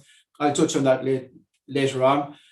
The advantage of the obligation scheme is that energy suppliers, they have to deliver the energy savings in both residential and non-residential sectors. They have to set up their own quality teams, their own in-house teams, or employ subcontractors. They have to enforce a quality system on those contractors. They have to ensure that the savings that they are claiming are actual real savings and that they will last for at least the period of the scheme. And in the new scheme, they will have to last for at least 10 years. So they're meaningful savings. And they have, as I've previously mentioned, they've been a huge enabler to the state in the delivery of its ambitions on the energy efficiency side. So for example, 100% of an SEI program that focuses on energy communities have had obligated party support, and 73% of our Better Energy Home scheme, which enables individual homeowners to upgrade their homes, have had support from obligated parties. Support varies from technical support to financial support to low-cost materials, but typically we're seeing somewhere in the region of around 10% of the total cost of a project will be in some way facilitated by an obligated party. In the newer scheme that I'm going to talk about, we expect that level of support will increase. So again, just very briefly, just to look at the figures and a breakdown, about 25% of all of our savings in the last scheme came in the residential sector, the rest coming in the non-residential sector, and just over 230 kilotons of CO2 was avoided from the residential sector because of the obligation scheme. The nature of the original scheme meant that quite a lot of shallow measures were enabled, and again, the emphasis is going to change in the new scheme. So to look forward, so in the end of 2018, the Commission issued a new energy efficiency directive, and with that, Article 7 was revised. I think Article 7 is recognised across Europe as one of the main deliverers of energy efficiency on the Energy Efficiency Directive. So they beefed that up quite a lot. As I said, it's also a mandatory target. So the target this time is in final energy. It can be met through energy efficiency obligation schemes and alternative policy measures. When we look at, and it sets out how you calculate the target for each member state, and it's based on the consumption of energy in the years 2016 to 2018. So Ireland's target is 60,700 gigawatt hours, but that's a cumulative figure. To make it more understandable, it breaks down roughly into a target of 1,100 gigawatt hours of new savings that have to be delivered each year for the 10 years of the scheme. This process is still currently under consultation. The consultation was completed at the end, early in the year, and the department are currently finalising the decisions on the scheme. But what we do know so far, and there are things that you can't really work around because of the way the directive is written, and there are things that were written in the consultation document that can be taken as pretty much where we think we're going, is that 60% of the total target at least will be met from an obligation scheme. And that translates to about 660 gigawatt hours of new annual savings a year, again in final energy, which over the 10 years, at the end of 10 years, would result in annual avoided emissions of 2 million tonnes of CO2. So again, I refer back to the Climate Action Plan and the requirement to move from 6 million tonnes to below 4 in the built environment. It will allow co-funding with other state support programs as in the previous scheme, but there will be an increase driven by the directive, an increased focus on the quality, the materiality and the additionality of the savings. And a key consideration in preparing the consultation document and the initial designs of the scheme is that it must align with the Climate Action Plan, the programme from government and the National Energy and Climate Action Plan. And so the potential contribution of the scheme to Ireland's natural retrofit strategy and therefore the energy efficiency elements of the Climate Action Plan. This is quite a busy slide and I know we're pushing up against time, but what the things I want to highlight are that because it's in final energy, it really incentivizes the input of heat pump installations. And remember, we have a target of 500,000 heat pumps or 400,000 in existing buildings. Final energy means that you will get a better energy saving from electrical type installations such as heat pumps and UVs. But what that also means is that it creates a bigger demand for renewable electricity. So it widens the playing field, which helps us make our ambition. This is also a stable load. So you can, with the smarter grid, you will be able to control when the demand comes on, particularly with EVs and to a lesser extent with heat pumps, which means you can maximize the amount of renewables on the grid and you can minimize the amount of curtailment on the grid. So even though we're focusing, or I'm focusing on energy efficiency, a lot of what we do enables renewable energy as well. The target is going to increase. In real terms, this is increased on the domestic sector. On the obligation scheme alone, obligated parties will have to deliver around 100,000 homes over the 10 years. Now, these will be in combination with government supports, but it will be an enabler for those programs. On the non-residential side, it will make the facilitation of energy audits much more attractive, particularly because energy audits identify energy opportunities. And while Article 8 of the directive makes you do the audits, it doesn't necessarily make you follow up on them. And so this is an opportunity for the obligation schemes, having identified opportunities to help commercial entities then deliver on those opportunities in the form of energy savings.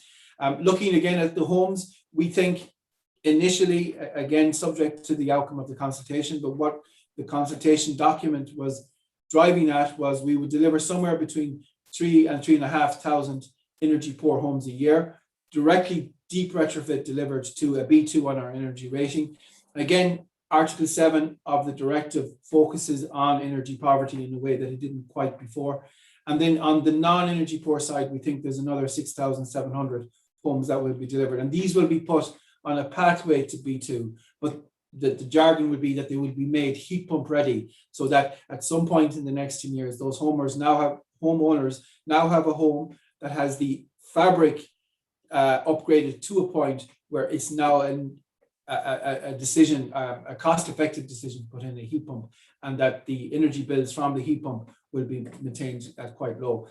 We will also work to get obligated parties to at least do initial building energy ratings on the properties before they do any works. And hopefully this will become technical assessment. So a more detailed technical assessment of the buildings will come in time. The main thing that the obligation scheme does is that obligated parties are required to have quality management systems in place. They are expected to assure the veracity of all of the savings that they report to us. In turn, that means the contractors that work to them have to have quality systems, and they have to have systems in place to ensure the veracity of the work. So it improves the overall quality of works carried out, and that means that it improves the reliability of the savings being reported. And finally, we think that the targets are higher and harder to meet this time around. There are also deeper measures, particularly in the domestic sector. And so we think that we will see much more in the form of materiality from obligated parties, which will be increased technical and financial contributions to projects. And finally, we will be looking for, the consultation is looking for better energy information. And so that will help us improve our policy as we continue to develop the Climate Action Plan, which in itself is a document that will continue to grow. So essentially, the main thing I want to get across is that the obligation scheme has been very successful. It has the potential to deliver a substantial proportion of Ireland's retrofit targets over the next 10 years. In the first 7 years alone, the obligation scheme contributed 18% of the total National Energy Action Plan achievement under the directive.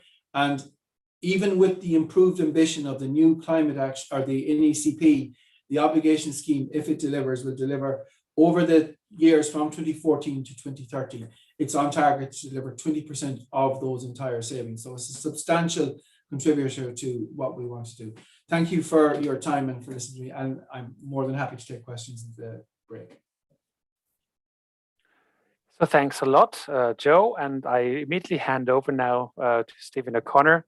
Stephen, you are the CEO of Electric Ireland Super Homes, and you will be speaking about advancing energy retrofitting in Irish homes through home energy grants and Super Homes one-stop shop. Thank you, Jan. Thank you, Jan, and thank you to EUFORES for having us on, and also President EUFORES, Kieran. It's good to see you. My name is Stephen O'Connor, as Jan said. Myself, I'm a good example of the circular economy. I was involved in Ireland's first National Energy Efficiency Action Plan back in 2009, when EUFORES Kieran was Minister at the Department of Transport, and Minister Ryan was in the department at the time. So, and I've been involved in another ESB joint venture in another area in the digital economy for the last few years. So it's great to be back involved in what is effectively it's a new model. It's Super Homes has been operating as a one-stop shop for a number of years in Ireland, and they've now teamed up with Ireland's largest state utility, ESB. So this is a new entrant into this market, which we know what the challenge is here, and we know the transformation that's going to be required in this sector. Equally, we know what the prize is. This is a very, very big prize that is there. So this morning, I'm just going to talk, I've only 4 slides. I'm going to talk about who Electric Ireland Super Homes are, what is a one-stop shop, what Super Homes has learned over the last 5 years of being a one-stop shop, just to share those learnings with you, and then what we think is needed for one-stop shops to scale, to deliver the types of targets and ambition that Rob and Joe have spoken about over the last few minutes. Rochelle, if you could just flick on there, one slide would be great. Super Homes has been, as I said, deep retrofitting homes since 2015. It is a part of the Tipperary Energy Agency, who have been a social enterprise for the last 15 years promoting sustainability, originally in the Tipperary region in Ireland, but more broadly on a national level. And about 5 years ago, Tipperary Energy Agency concentrated on the domestic retrofit area by setting up Super Homes, possibly the original one-stop shop in Ireland. And that's where they came from. They've probably delivered about 30% of the deep retrofit market in Ireland to date, working with very qualified contractors with a real focus on technical excellence. And I suppose when ESB, which is the largest utility in Ireland, and other speakers would have been speaking about some of the areas ESB were getting into, like transforming the site of Moneypoint, which is Ireland's largest coal power station, into a site for offshore wind and for green hydrogen. ESB is also looking at other areas, and in terms of electrifying heat, and it decided to look at deep retrofit and wants to do it by way of partnership, and looked to the market and has teamed up with Super Homes on the base that they were the original, and they were seen as being excellent in this area. So it's a nice combination. The two companies have come together to form Electric Ireland Super Homes. We announced it only 2 weeks ago, so this is quite fresh, with a target to deliver 35,000 homes to a B2 standard or above by 2030. So it's a big target. Thanks, Rochelle. So just briefly, what is a one-stop shop? Look, the idea is, and a lot of people on this call will be very familiar with this, but just at a very simple level, it's just to try and make the process of upgrading your home energy performance, your home energy project, as simple as possible. It is all the steps in the process. The aim is to remove all the pain points. To reach this challenge, this ambition that Rob spoke about, is going to require huge change, and we're going to require 500,000 homeowners in Ireland, somewhere between 25% and 30% of the housing stock, to actually make a decision to do this. So we have to make that as easy as possible and remove any barriers. And this is a sector that is traditionally characterized by very fragmented operators, lots of people doing different things along the supply chain, a lot of information asymmetry between the industry and homeowners. This is not as simple as looking up on the internet, I'm going to do a project. It's not like buying a television or buying a washing machine. You do your research, you go into the shop. This is very, very customized to your home, what your ambition is for your home, what your budget is, and who do you talk to? How do you get a contractor? How do you manage the contractor? What the one-stop shop model does is, it starts, these are all the steps there, 7 steps. It raises awareness. It makes that initial contact with somebody. It goes in, it does a survey of their home. It's seen as very independent. It presents back to the homeowner, here are your options, here are your costs within your budget. It presents a whole house solution. It's not just your central heating system, it's the entire system of your house: ventilation, air tightness, insulation, and central heating. It does the design. It then goes out to tender. It procures a qualified contractor. It project manages the build. It does the snagging. It does the quality. It does all these things that a lot of homeowners are uncomfortable with. It manages all the stage payments back to the contractor. And critically, you see on the right-hand side of that slide, it does all of the paperwork, all of the grants. SEAI have good generous grants available, up to 35% of the capital cost of the project here. But there is paperwork, rightly, this is taxpayers' money, there is governance, there's oversight, and there's checks. And the one-stop shop says, we'll do all of that.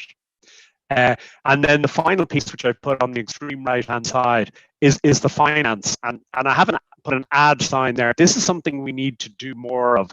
At the moment, this is still developing in Ireland. If somebody's going to do a deep retrofit for maybe 50,000 euros, SEI might provide a third of the money. Irish people have done well in terms of saving. Some sectors have managed to save quite a bit under COVID. But at the same time, there is still a need for private finance. And the role of the one-stop shop operator into the future of setting out all of the different finance products for people and giving them links through to credit unions and banks will be really important in terms of meeting that funding gap. That might be the difference between somebody doing a deep retrofit and somebody saying, I'm going to just do a couple of measures. I'll just do the insulation. So you might flick on there, Rochelle. Thanks. So as I say, Super Homes have been doing this for 5 years. The learnings are really kind of just summarized on that slide. On the right-hand side, actually, you'll just see there's a blue pin marked there, which signifies every customer that Super Homes has delivered a deep retrofit to over the last 5 years. And they're all happy customers. because of the attention to detail that Superhomes provided. But you'll see they're all in clusters. You know, a lot of them are in Munster because Tipperary Energy Agency, that's where they came from. There's not a lot north of the Galway Road. Yeah, and you might not be familiar with the Galway Road, but you'll see that the clusters in that map are generally in Munster, generally in Dublin. And we've got a lot to do over the coming years to go into other areas in Ireland and get a real national focus. And that's what we will do. But the learnings are those two people on the left-hand side of that graph, the homeowners and the contractors. Both of those have got to be happy if you have a successful one-stop shop. Your homeowners have got to have quality. They've got to see you're independent. You're not trying to sell them you know, a proprietary technology or, you know, a piece of kit that you have. You're independent. You will give them good advice, and it will be suitable for their building and their budget. And you will do end to end. You will do everything for them, and you will minimize the paperwork. On the contractor side, what do they want? They want an easy life. They want to build. They want a pipeline of work ahead of them. They want reliable work. They want minimal paperwork. They want to get paid. They want to work to a good design that does not change around, a design that they can trust. And they also want the work not to be stop-start. They want to be able to hire people, and particularly if we're saying to contractors, we need you to scale up to deliver Ireland's ambition here. They are saying back to us, yeah, but give us the pipeline of work and make sure it's not stop-start, and we'll do that. Thanks, Rochelle. So how do we scale up? I mean, we you know, depending on who you talk to, our scaling up nationally is either a challenge, or some people would say it's actually more than a challenge. It's a transformation of the industry. Other people would actually say it's a new industry. You know, we have done in Ireland probably less than 3,000 deep retrofits. We are going to try and do 500,000 between now and 2030. That is not evolution. So massive change is going to be required. You know, you're going to, from a Superhomes point of view, we have a central office. We will need regional hubs. We will need, we think, probably 200 staff to hire over the next 5 years to scale up to deliver the kind of retrofits we're talking about. We will need massive investment in IT systems to ensure that we have an IT-led rollout. We will be having mobile apps for contractors on site, mobile certification. All of that will be required for us to get up to, I mean, the government is talking about a run rate of 50,000 homes a year. To deliver that will require very, very good use of ICT. Contractor development, skills, all of those elements of the supply chain need to be rapidly ramped up. And we will need education. We will need a big awareness campaign. And we will also need, you know, certainty around the levels of the grant, the availability, and the finance products coming through. And that's not just finance for consumers. If we want contractors to scale up, the contractors will need finance too. So we are looking at, from a national point of view and from all the one-stop shop operators, we are looking at hockey stick type growth rates. And that's very, very challenging. Thanks, Rochelle. I will look. I'll conclude by just saying Ireland. You know, we set out. Rob and Joe set out the policy. This was the voice of the industry. We have a very, very ambitious climate action plan. We've got a huge challenge. We need one-stop shop operators operating at scale. You know, we think Electric Ireland Superhomes is a big part to play in that. And we're also very conscious. We will be very happy to share through communities of practice. I know this is part of the Energy Efficiency Watch for project. You know, this is we're for Ireland's ambition to be delivered. You know, we are going to have to share information with people, share learnings, and we're very happy to play our part. So look, thanks for having us on today. I hope I haven't kept people from their coffee break for too much, and maybe cut back a minute or two of time. Thank you. No worries. It's such interesting stuff that you do there that it deserves a little delay. No worries. We are actually running a little bit late, but still, I would like to offer at least probably 2-3 minutes for those who have a burning question. Either the other panelists or the attendees. The attendees, you can raise your hand. There's a functionality which either shows a hand or says raise hand if you click that now, the next 20 seconds, I can see it and I can bring you on stage with audio. So also all the attendees participating, if there's a question, if so, please keep it short, say where you're coming from, who you are. And if not so, then we can go straight into the coffee break. I don't see any hands coming up. So, okay, thanks a lot, dear friends. That was an amazing debate. We will continue this after the coffee break.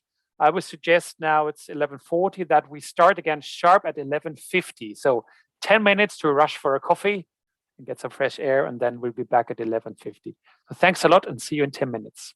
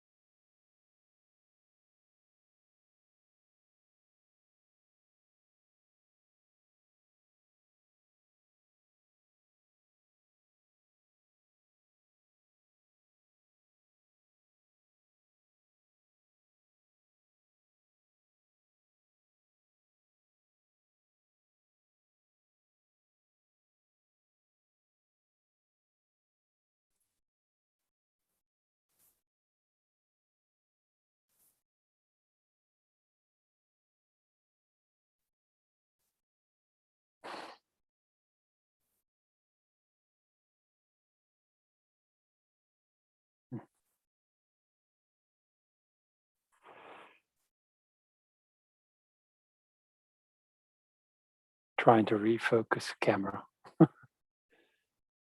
Tricky.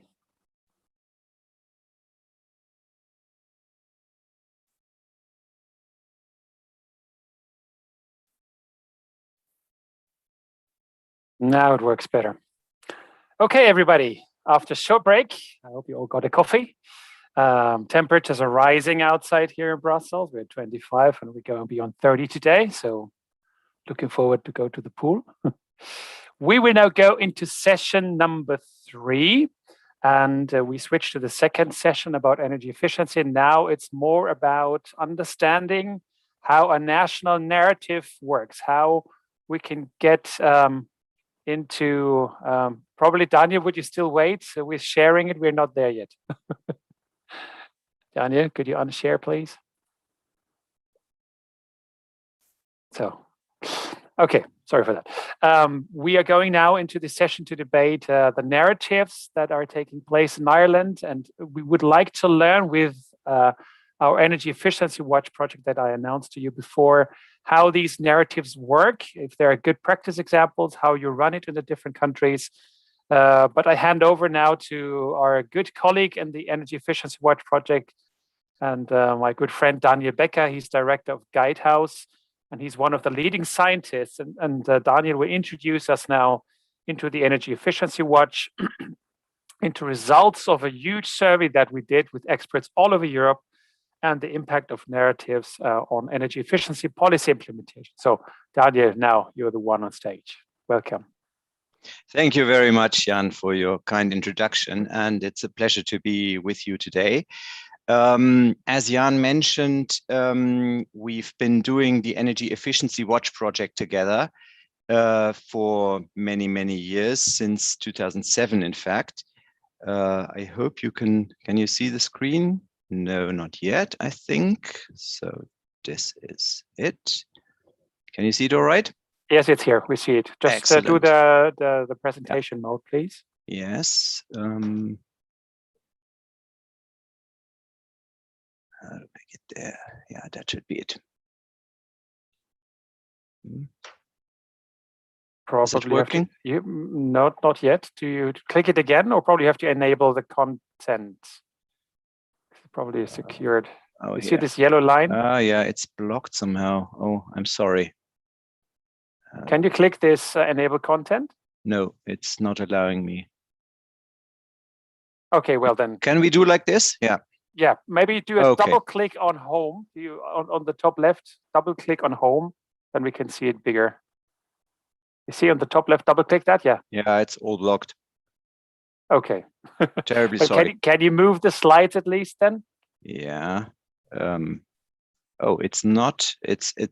Sorry, I stopped sharing and check. Yeah. Do again. Share. No, it's the same.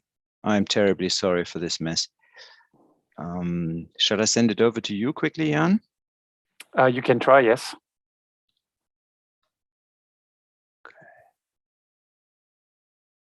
Oh, this is a mess. I'm sorry. Well, let me just, not to lose time, let me just go over it and give you the background. Just what's happening here. This is my computer. I'm terribly sorry. There's always something happening. No worries. Yeah. Last time I had a power cut for 10 minutes. That was fun. Okay, let me do this without slides. I think we can do. This is to set the scene for the presentation, for the discussion, the open debate.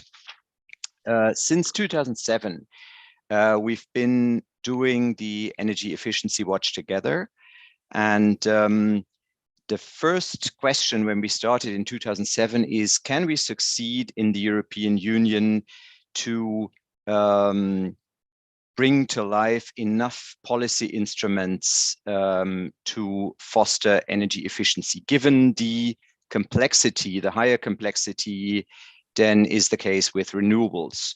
So after some years of assessing the growing toolbox of energy efficiency policy instruments, we could clearly say, yes, we can. There are quite some policy instruments, some of them even very good practice, that we can apply. However, we also, among the experts, came or it became evident to us that we have a massive lag in implementation. So the question was, what besides shaping the instruments and showing the good practice they can be done to foster the implementation better? The examples we found regarding where implementation succeeds and where less so had to do with societal consensus and according narratives, meaning that in countries where a majority of the population and of the stakeholders had, independent from their political views, a positive view and shared a positive narrative of why energy efficiency was a good thing for the nation, for the country's economy, etc., implementation was much more successful than in contexts where the benefits were in the middle of political dispute. So, for example, after changes in government, all support schemes would be put on hold or replaced by something else. So, Daniel, could I ask you, did you send the PowerPoint so that we can try to get it up? Yeah, so did you send it to me or to the team? I Sorry send to it interrupt. to you, but there seems to be an issue here with my connection, but let me give it another try. I'm terribly sorry for this. So, presenter, I send it to you personally again.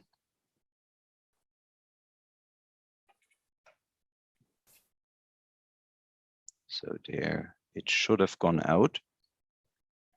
But while we try to recuperate it, let me continue. So we said that besides the policy instruments, we need to examine much more the narratives they come along with. What is efficiency policy or energy transition as such associated with, especially amongst the target groups that need to work with it. So end customers, but also businesses and society as a whole. And as has been mentioned this morning by Hans van Steen, when talking about the Green Deal, this is not only about environment and sustainability, but it is also a growth strategy. So that is an illustration of what we mean by new narratives. Jan, do you succeed with the slides? Is that? It's arriving now. We're just going sharing it. Well. Okay.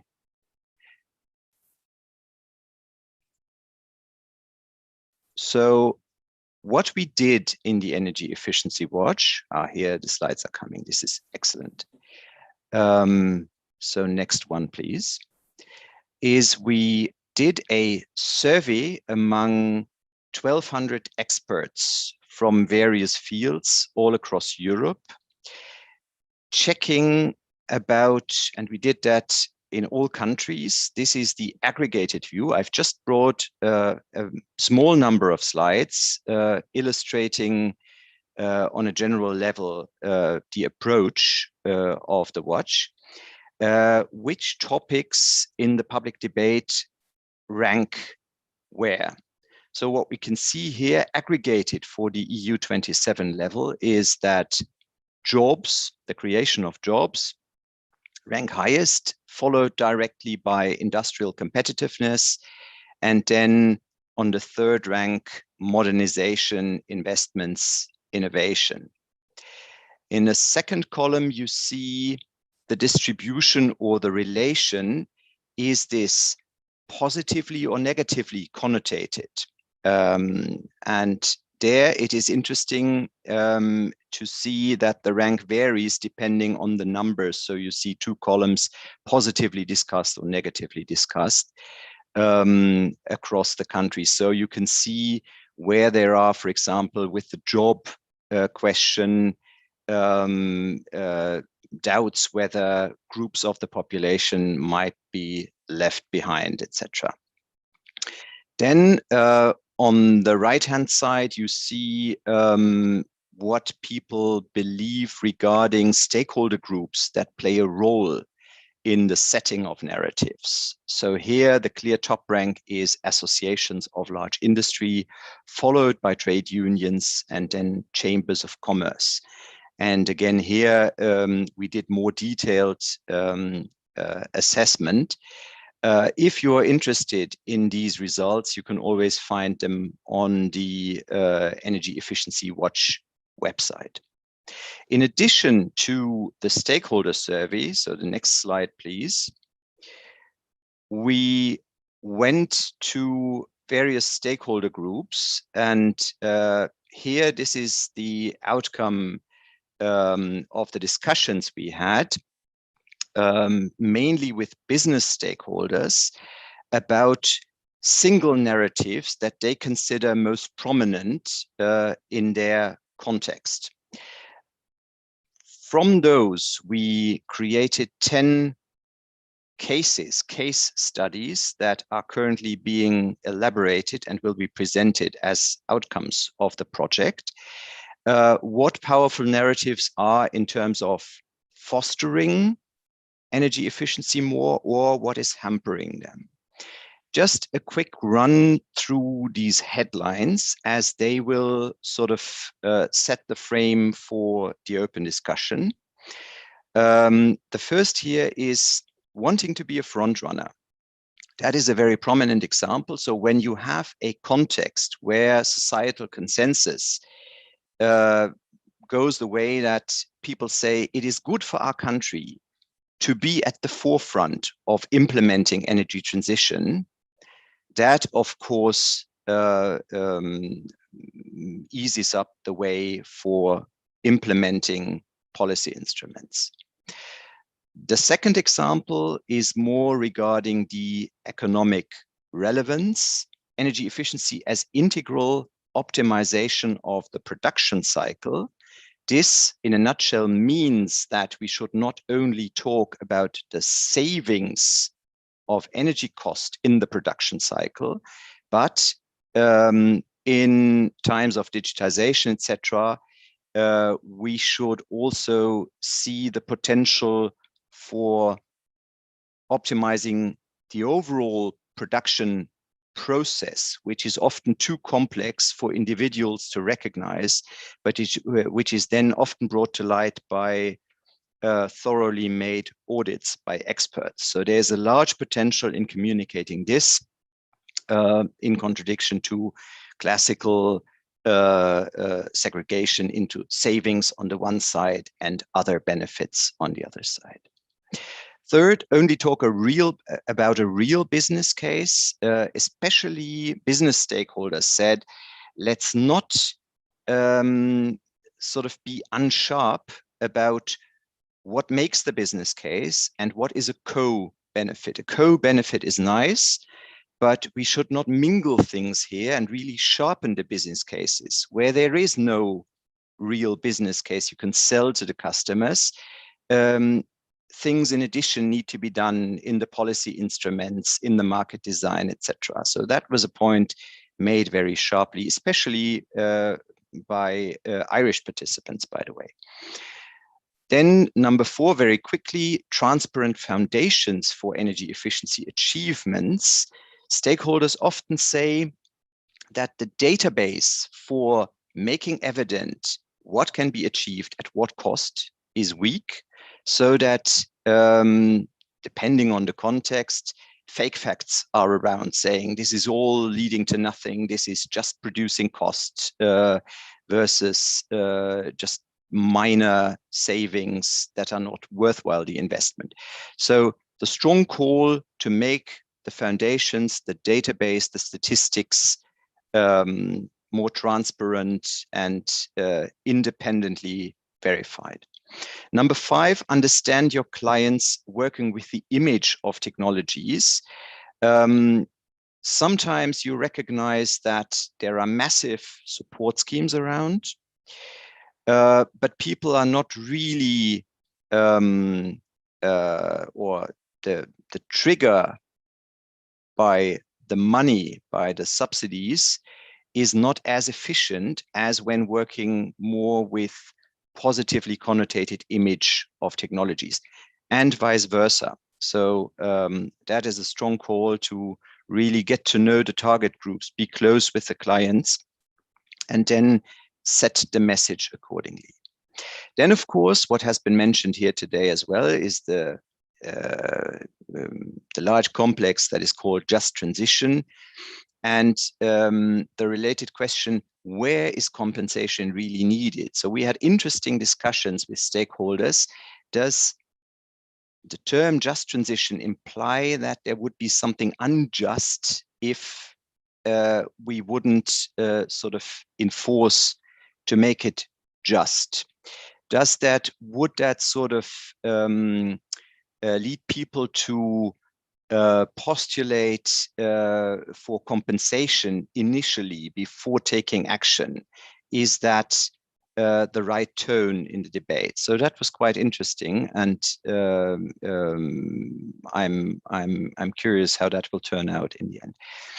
Number 7, communication is key. The role of stakeholder dialogues. This is the strong call to not only elaborate legislation backstage and then let it trickle down, but communicate openly and upfront with relevant stakeholder groups and take them along, and also sort of hear their feedback and incorporate to really get a good feeling like where people are happy with it, understand it, and positively invest and carry it along.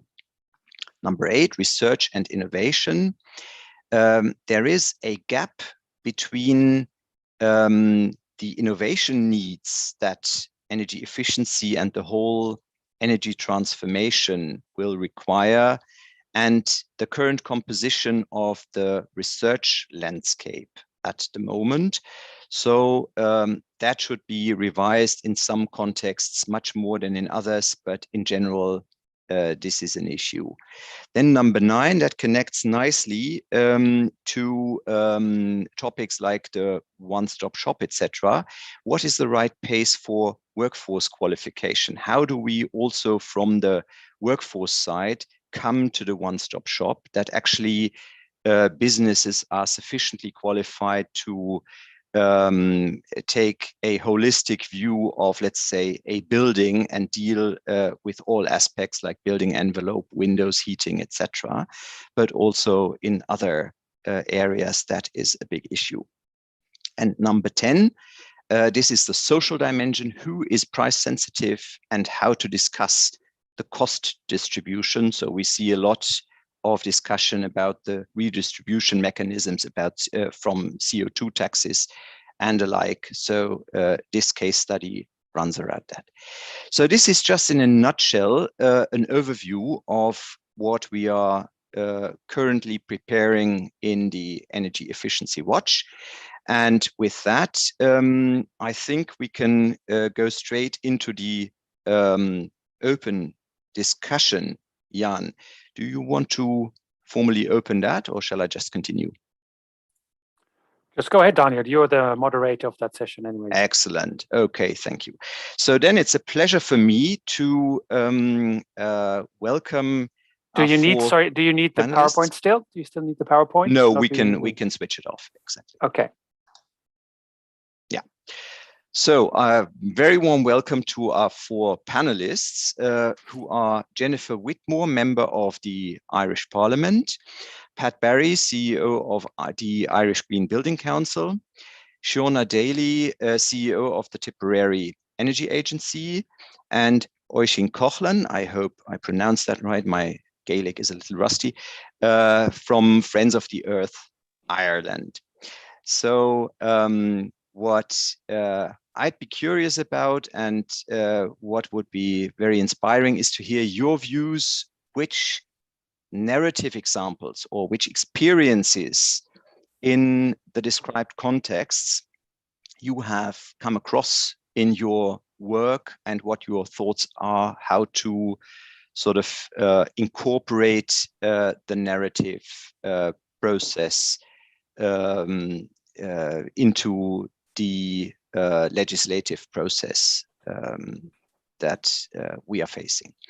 So maybe I just pass the word to Jennifer Whitmore in the first place, and interested to hear your experience. The floor is yours. Thank you. Thank you very much, and good morning, everybody. Thank you so much for the invite to come here today. I suppose I'm here, I'm the Social Democrats spokesperson for climate and biodiversity, and this is my first time in the Dáil, so I'm a year as a legislator, but previous to that, I have 20 years environmental experience. I worked as an ecologist for much of that time. And I also worked in Australia for 10 years, and part of the work I did there was actually with the New South Wales Greenhouse Office. So this was maybe 15 years ago. And what I find really interesting when I moved back from Australia to Ireland, that there was no discussion about climate change. It was a huge component of our working and our living life in Australia. We were in the middle of a 10-year drought, and it was very much part of the national discourse, and there was a lot of actions being discussed at that point in time. And when I moved back to Ireland, it just wasn't part of the narrative. And so the conversations that we're really having now would have been the conversations that I would have been part of in Australia that however many years ago.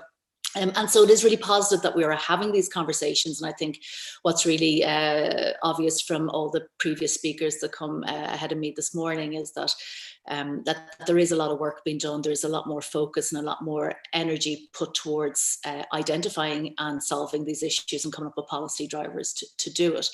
But I think one of the things that I've also seen from working in the area of policy development for so many years is that we are very, very good in Ireland at lots of plans and proposals, but implementation is usually where we fall down. And I suppose the urgency of implementation is something as well that we do have difficulty with. And as my, whilst we are listening to lots of positive, news and plans this morning, I suppose my role and my focus as an opposition spokesperson is to cast a critical eye on those plans, and hopefully by doing so, driving higher ambitions and to ensure that the implementation is being met with a required urgency.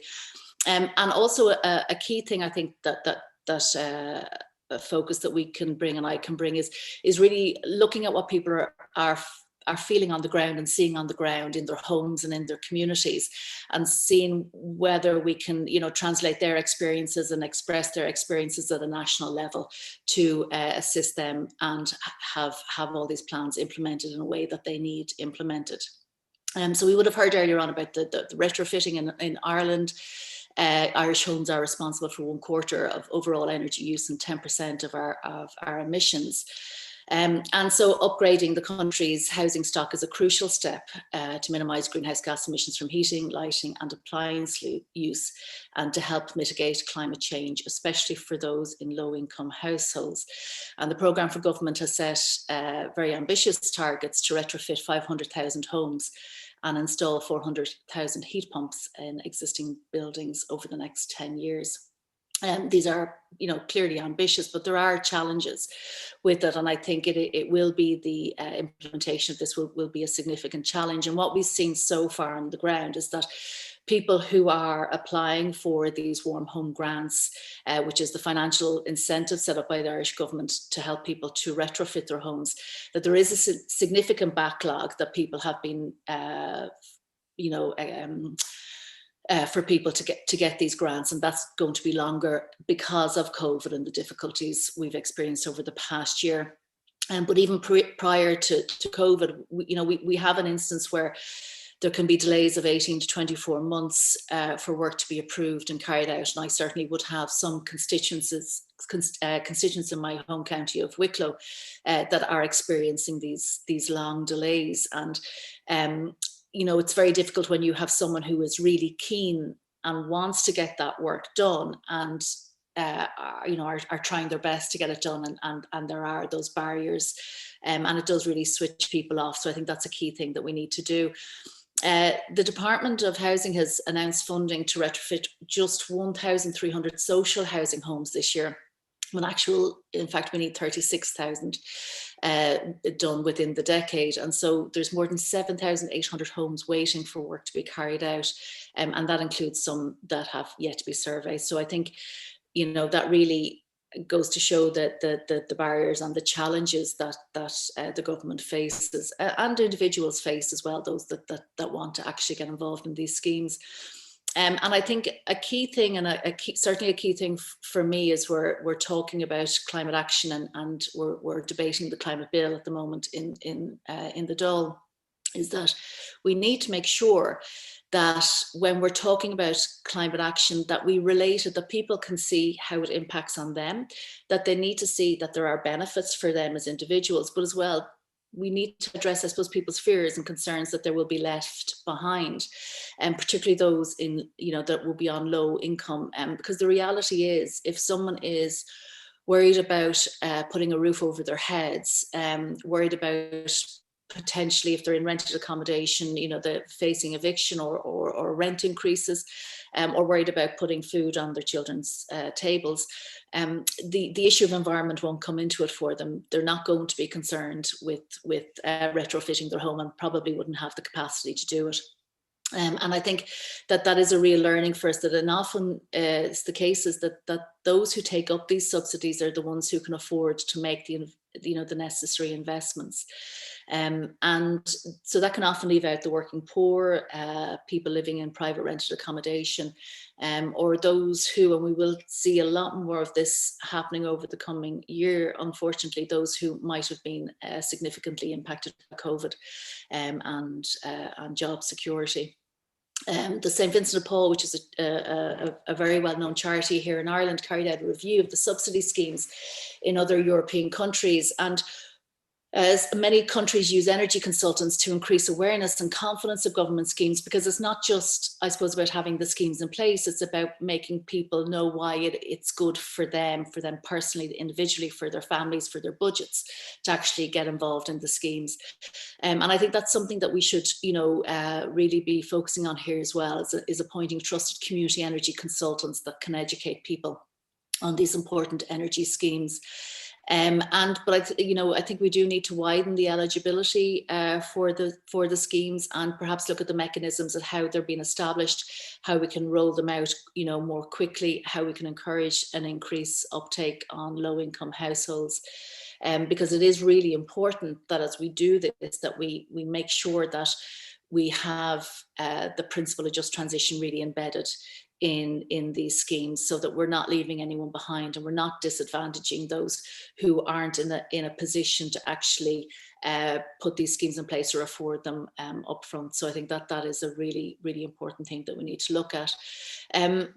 So I think as part of that, you know, I would really like to see that and the Social Democrats would like to see that we would have the Just Transition Commissioner and a commission that could really ensure that that any government plans are poverty proofed, that they're disability proofed, that anyone who could face barriers are actually assisted, and a focus of government policy, that they're not forgotten when when government is developing these policy drivers. And I think perhaps, you know, expanding access to free energy upgrades could and should play a big part in it. In addition, things like public transport and rural transport in particular, local link, I think, is really key from a just transition and a rural community perspective, that we get them involved.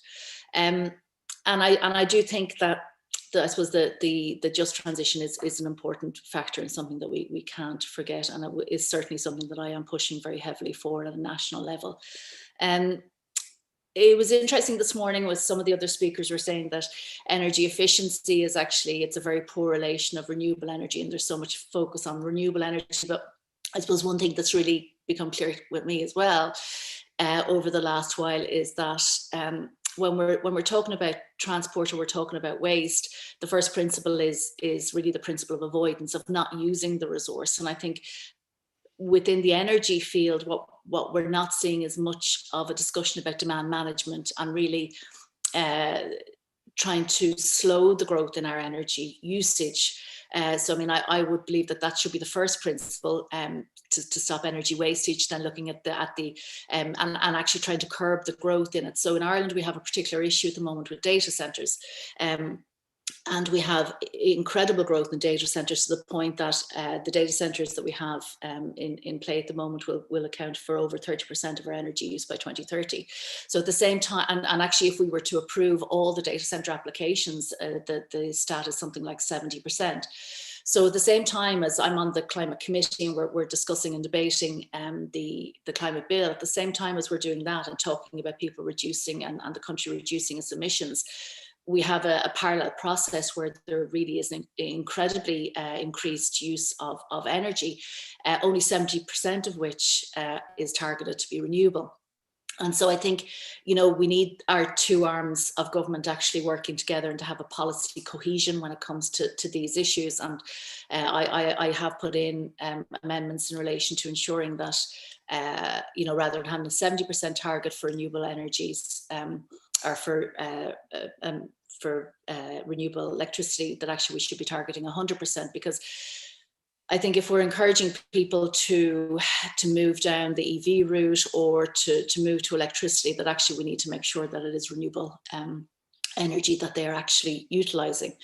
And I do think when we're talking about increased usage, even renewable energies, whilst the technology innovations and the progression that we've seen in the area, say, of wind farms, it is really positive and it's absolutely something we need. I don't think we can forget that there are environmental costs to that infrastructure and there are community costs to that infrastructure.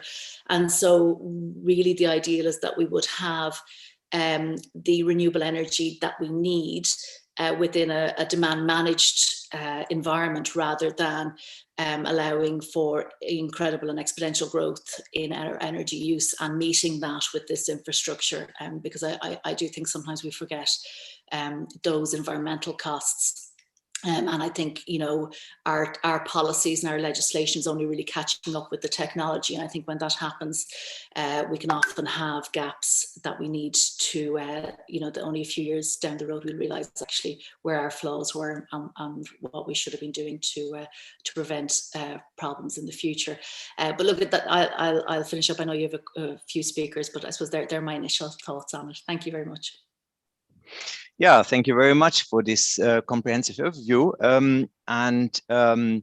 Maybe Pat Berry, you can give us some insights on the sort of the narratives and the correlation it currently has and may get in the future with your activities and the building sector.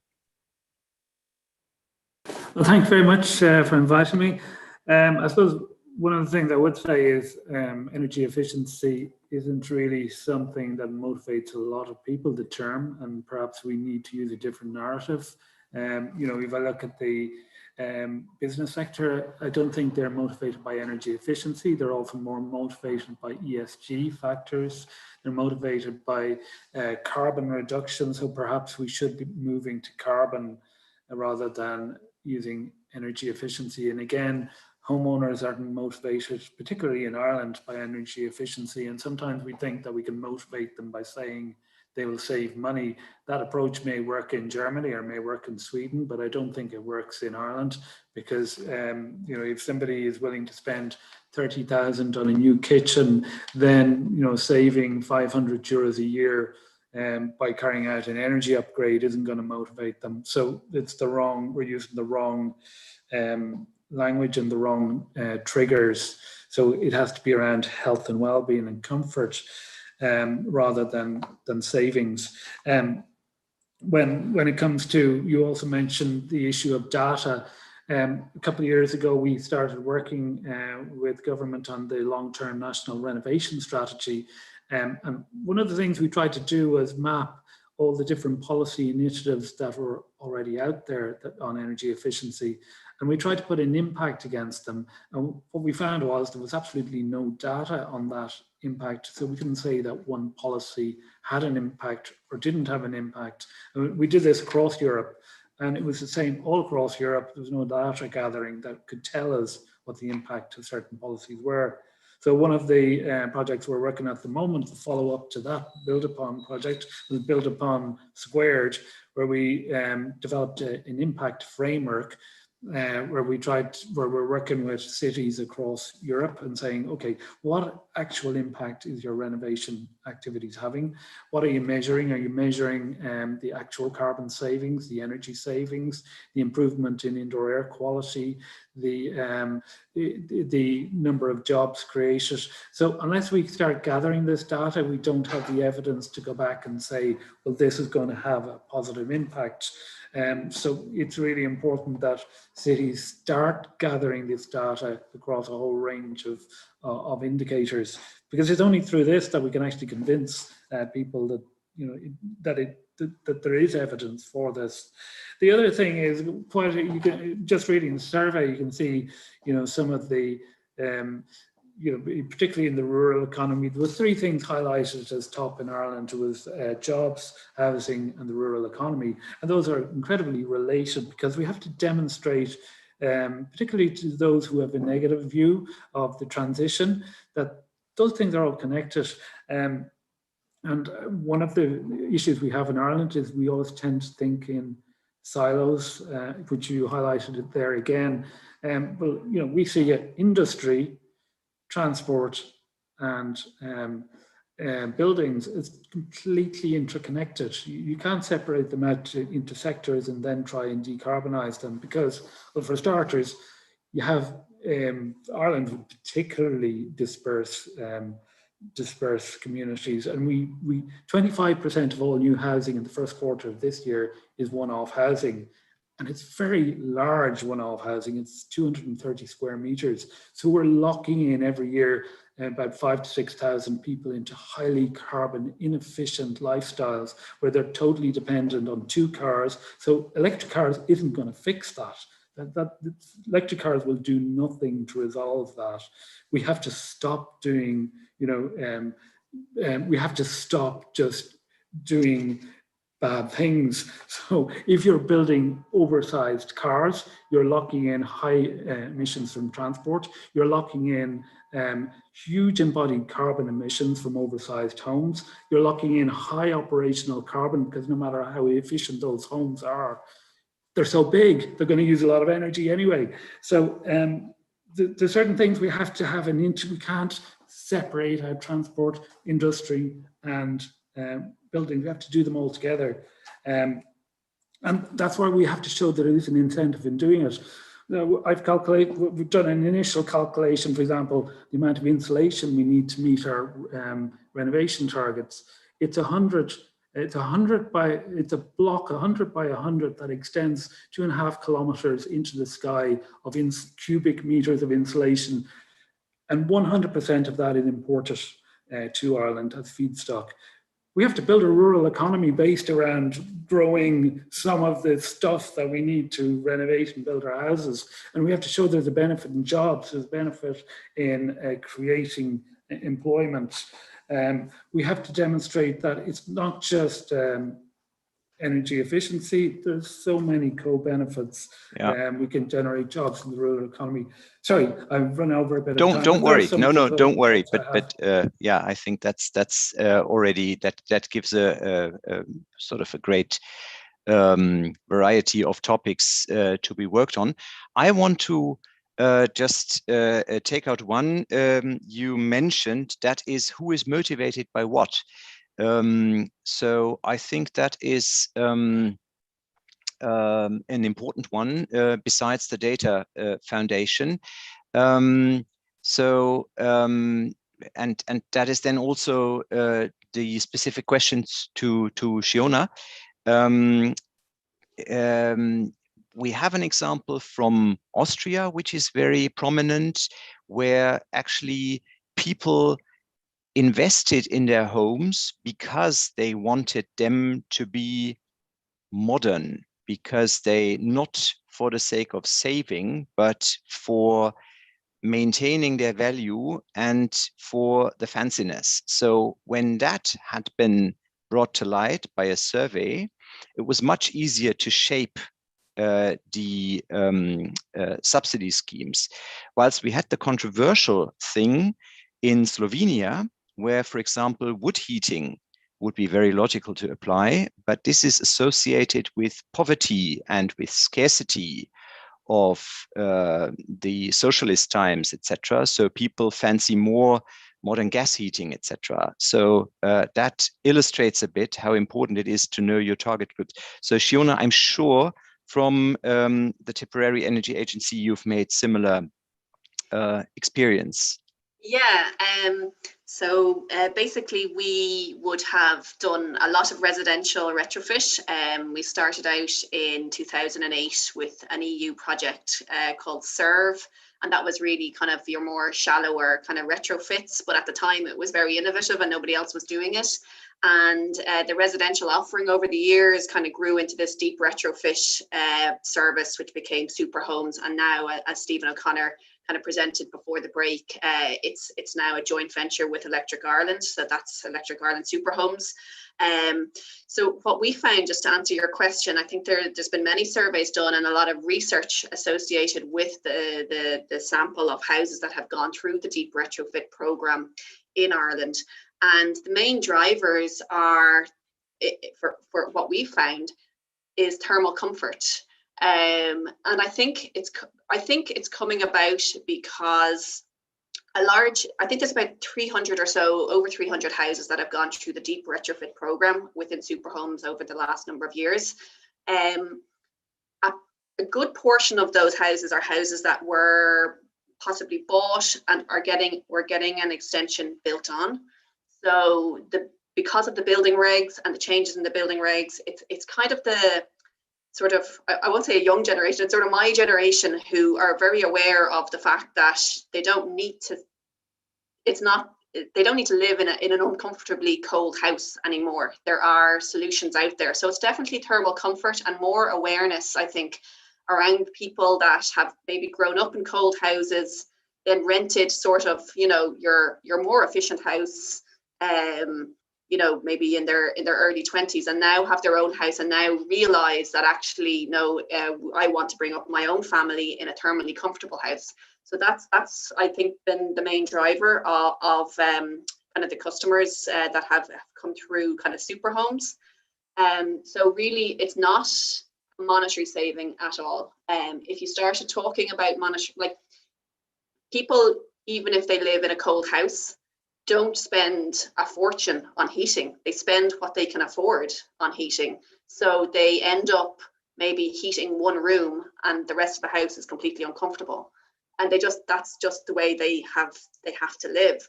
So you can't really provide a payback period financially on going from a poor house to a large house a poor house to an energy efficient house. Because it doesn't stack up for the customer, because they're saying, oh, well, I never paid $3,000 a year for heat. So that's what we find. Just on, I know that was the question you asked. Sure. I have sort of maybe some other kind of points maybe to raise just on other stuff. Yeah, if we can keep it a bit condensed, because we want to give it a bit room for discussion, but go ahead. Yeah. Sure. I guess just building on what Jennifer has said and also what Pat Barry has said. I guess the Energy Agency, the Tipperary Energy Agency, we do a lot some work with the residential sector, public sector, community energy, and the business industry side of things. But if I looked at Tipperary as an energy balance and a CO2 balance, again, it's coming back to that point that everybody's been making and referring to. It's the transport, it's the use of the single car. Like that's the elephant in the room. There's an awful lot of money being directed towards energy efficiency, which is great.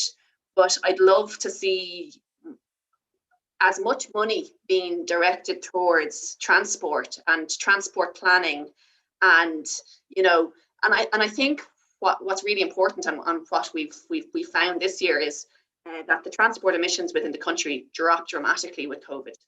And the main reason was the working from home, which we know we can all do.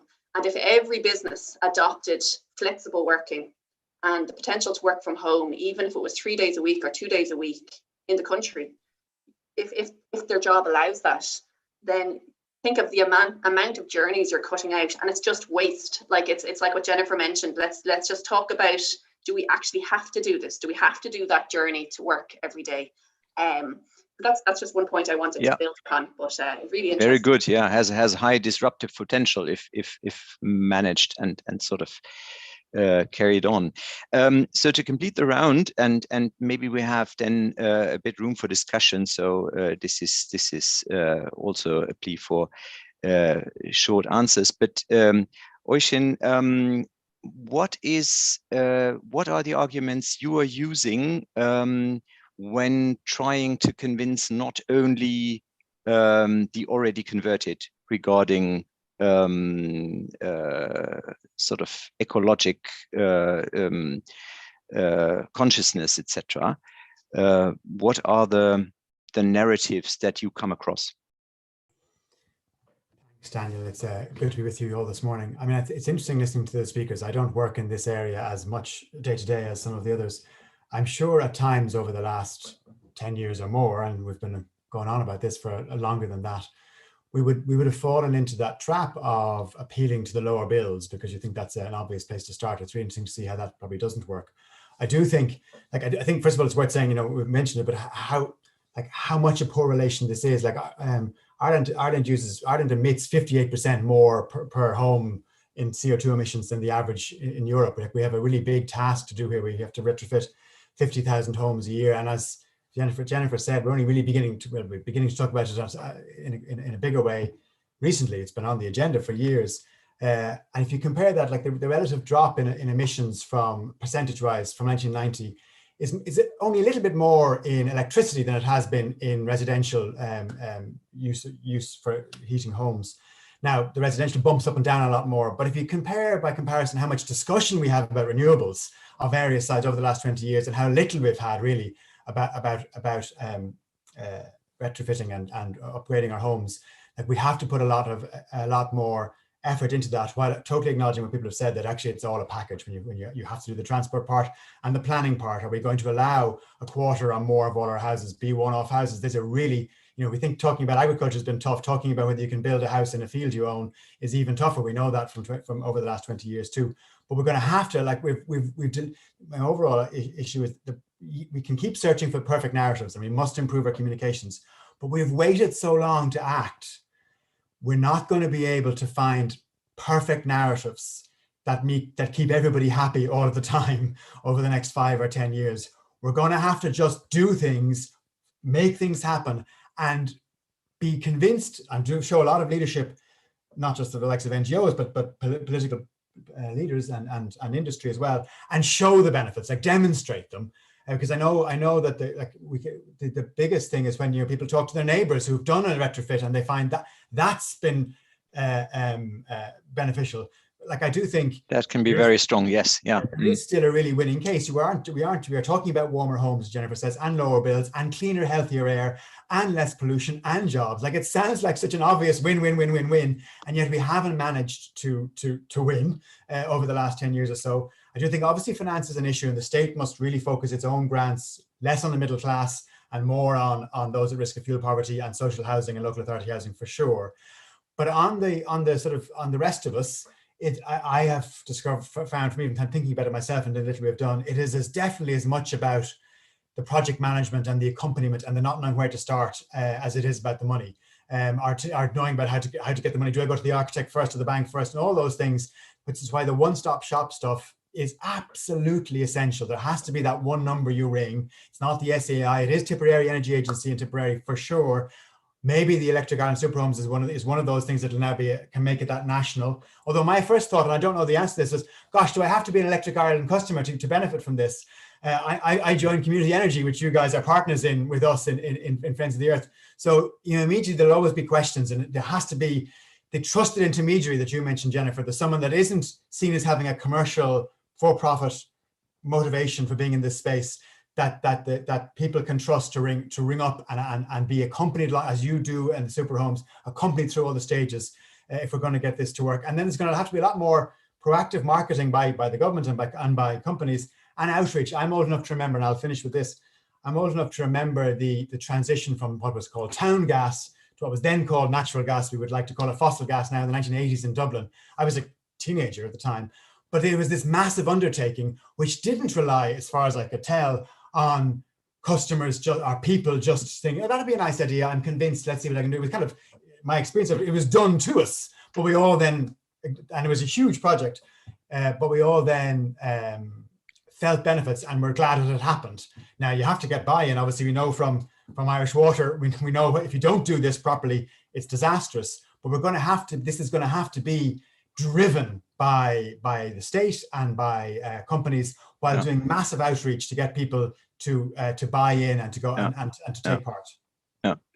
Yeah, thank you very much. So I mean, there's so much actually that has been brought up, so that it's such a pity that we have so little time. But maybe are there questions from the participants to our panelists to what has been said so far? Because many points that are quite crucial for narrative development, I think, have been mentioned here. Well, let me just come in. Probably the attendees, please push that raise hand button and we can bring you on stage immediately.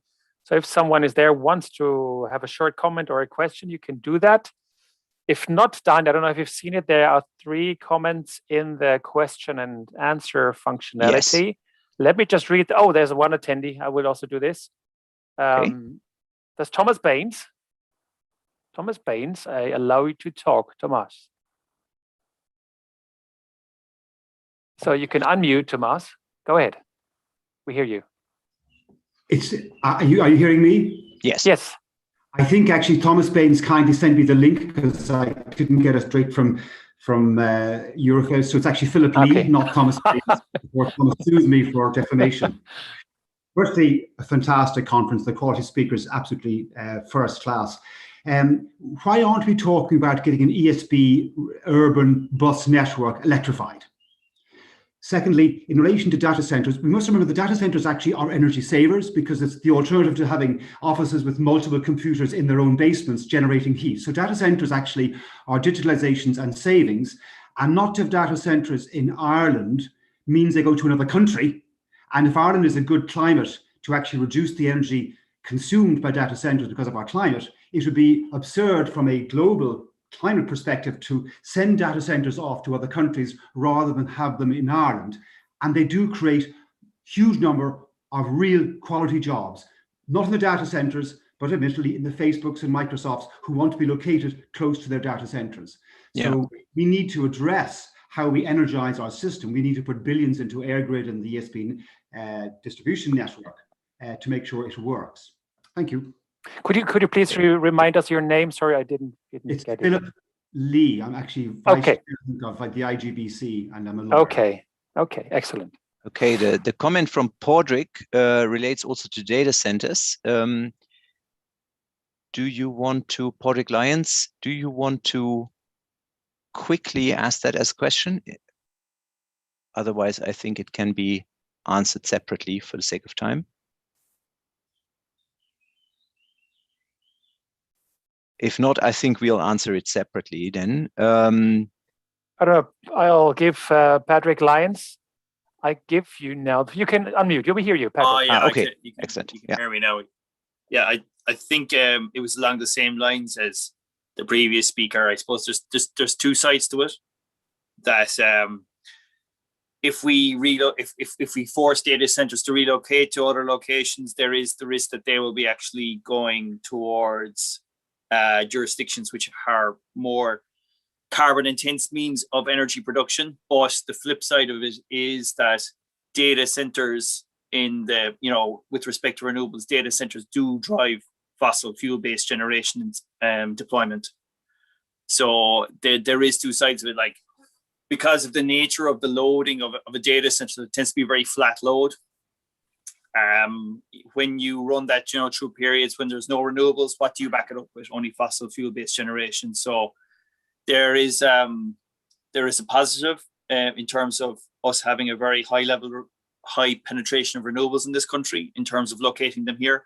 But from a kind of more local point of view, they will, if you want to keep the system stable, you want to keep the system going, you will find that the market signals will have to be sent out to provide the kind of generation that can keep going through all circumstances, even if there's lulls in renewable generation. Okay, thank you. I see that John's question is being answered by Pat Berry, I guess so. I see that you are writing an answer. Not really, Pat, probably, I don't know. If John wants to come in and say it live. Invited to. John Walsh, I allow you to talk now, John. Okay. Thank you. Can you hear me? Yeah. Yeah. Okay. So my name is John Walsh, and I'm the chairperson of the European Small Islands Network. And I live on Bear Island down in West Cork. But my question was, we were told by the Sirica Intergroup that the Just Transition Fund, that a country can allow 10% to be spent on islands to help with transition. And the problem with the Irish Islands, because the population is so small, it's very hard to raise investment. Like, we're working with the Clean Energy for EU Islands at the moment. But if there was a fund that could support, I know the grants from SEI are very welcome at 30%, but we have a very kind of, say, balanced population. It's kind of a third are young, a third are old, and there's a third working. So we need a bit more support in finance. So that's my question. Do we get 10%? Is that what the Irish government is thinking of? We can give that quickly to the panel to find a quick answer. Who can say something about it? On all the questions raised, or comments, if you like. Oh, sorry, I'm not sure. I don't know if my connection is gone or. We can hear you. I didn't quite catch that. Okay, was that question to me? Yeah, Jennifer, you mentioned the Just Transition Fund, and we were told by the Sirica Intergroup in the Parliament that 10%, that a member state could give 10% of the fund to transition offshore islands.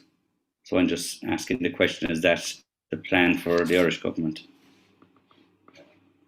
Well, I suppose, to be honest, I'm not, the government hasn't really outlined what the proposals are in relation to the Just Transition Funds. So I'm probably not best placed to address that, but I do think it is important that communities such as yourselves are, focused on, I think what we really need to have.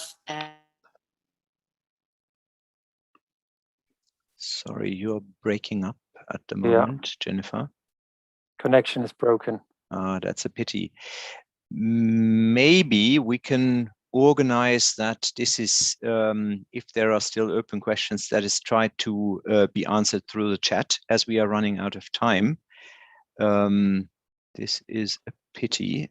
Is there anything else open? No, I don't see any additional questions. No, there's no more. If the panel, if there are some answers, please feel free. Yeah. Pat, Shiona, or Ocean, if you want, please feel free.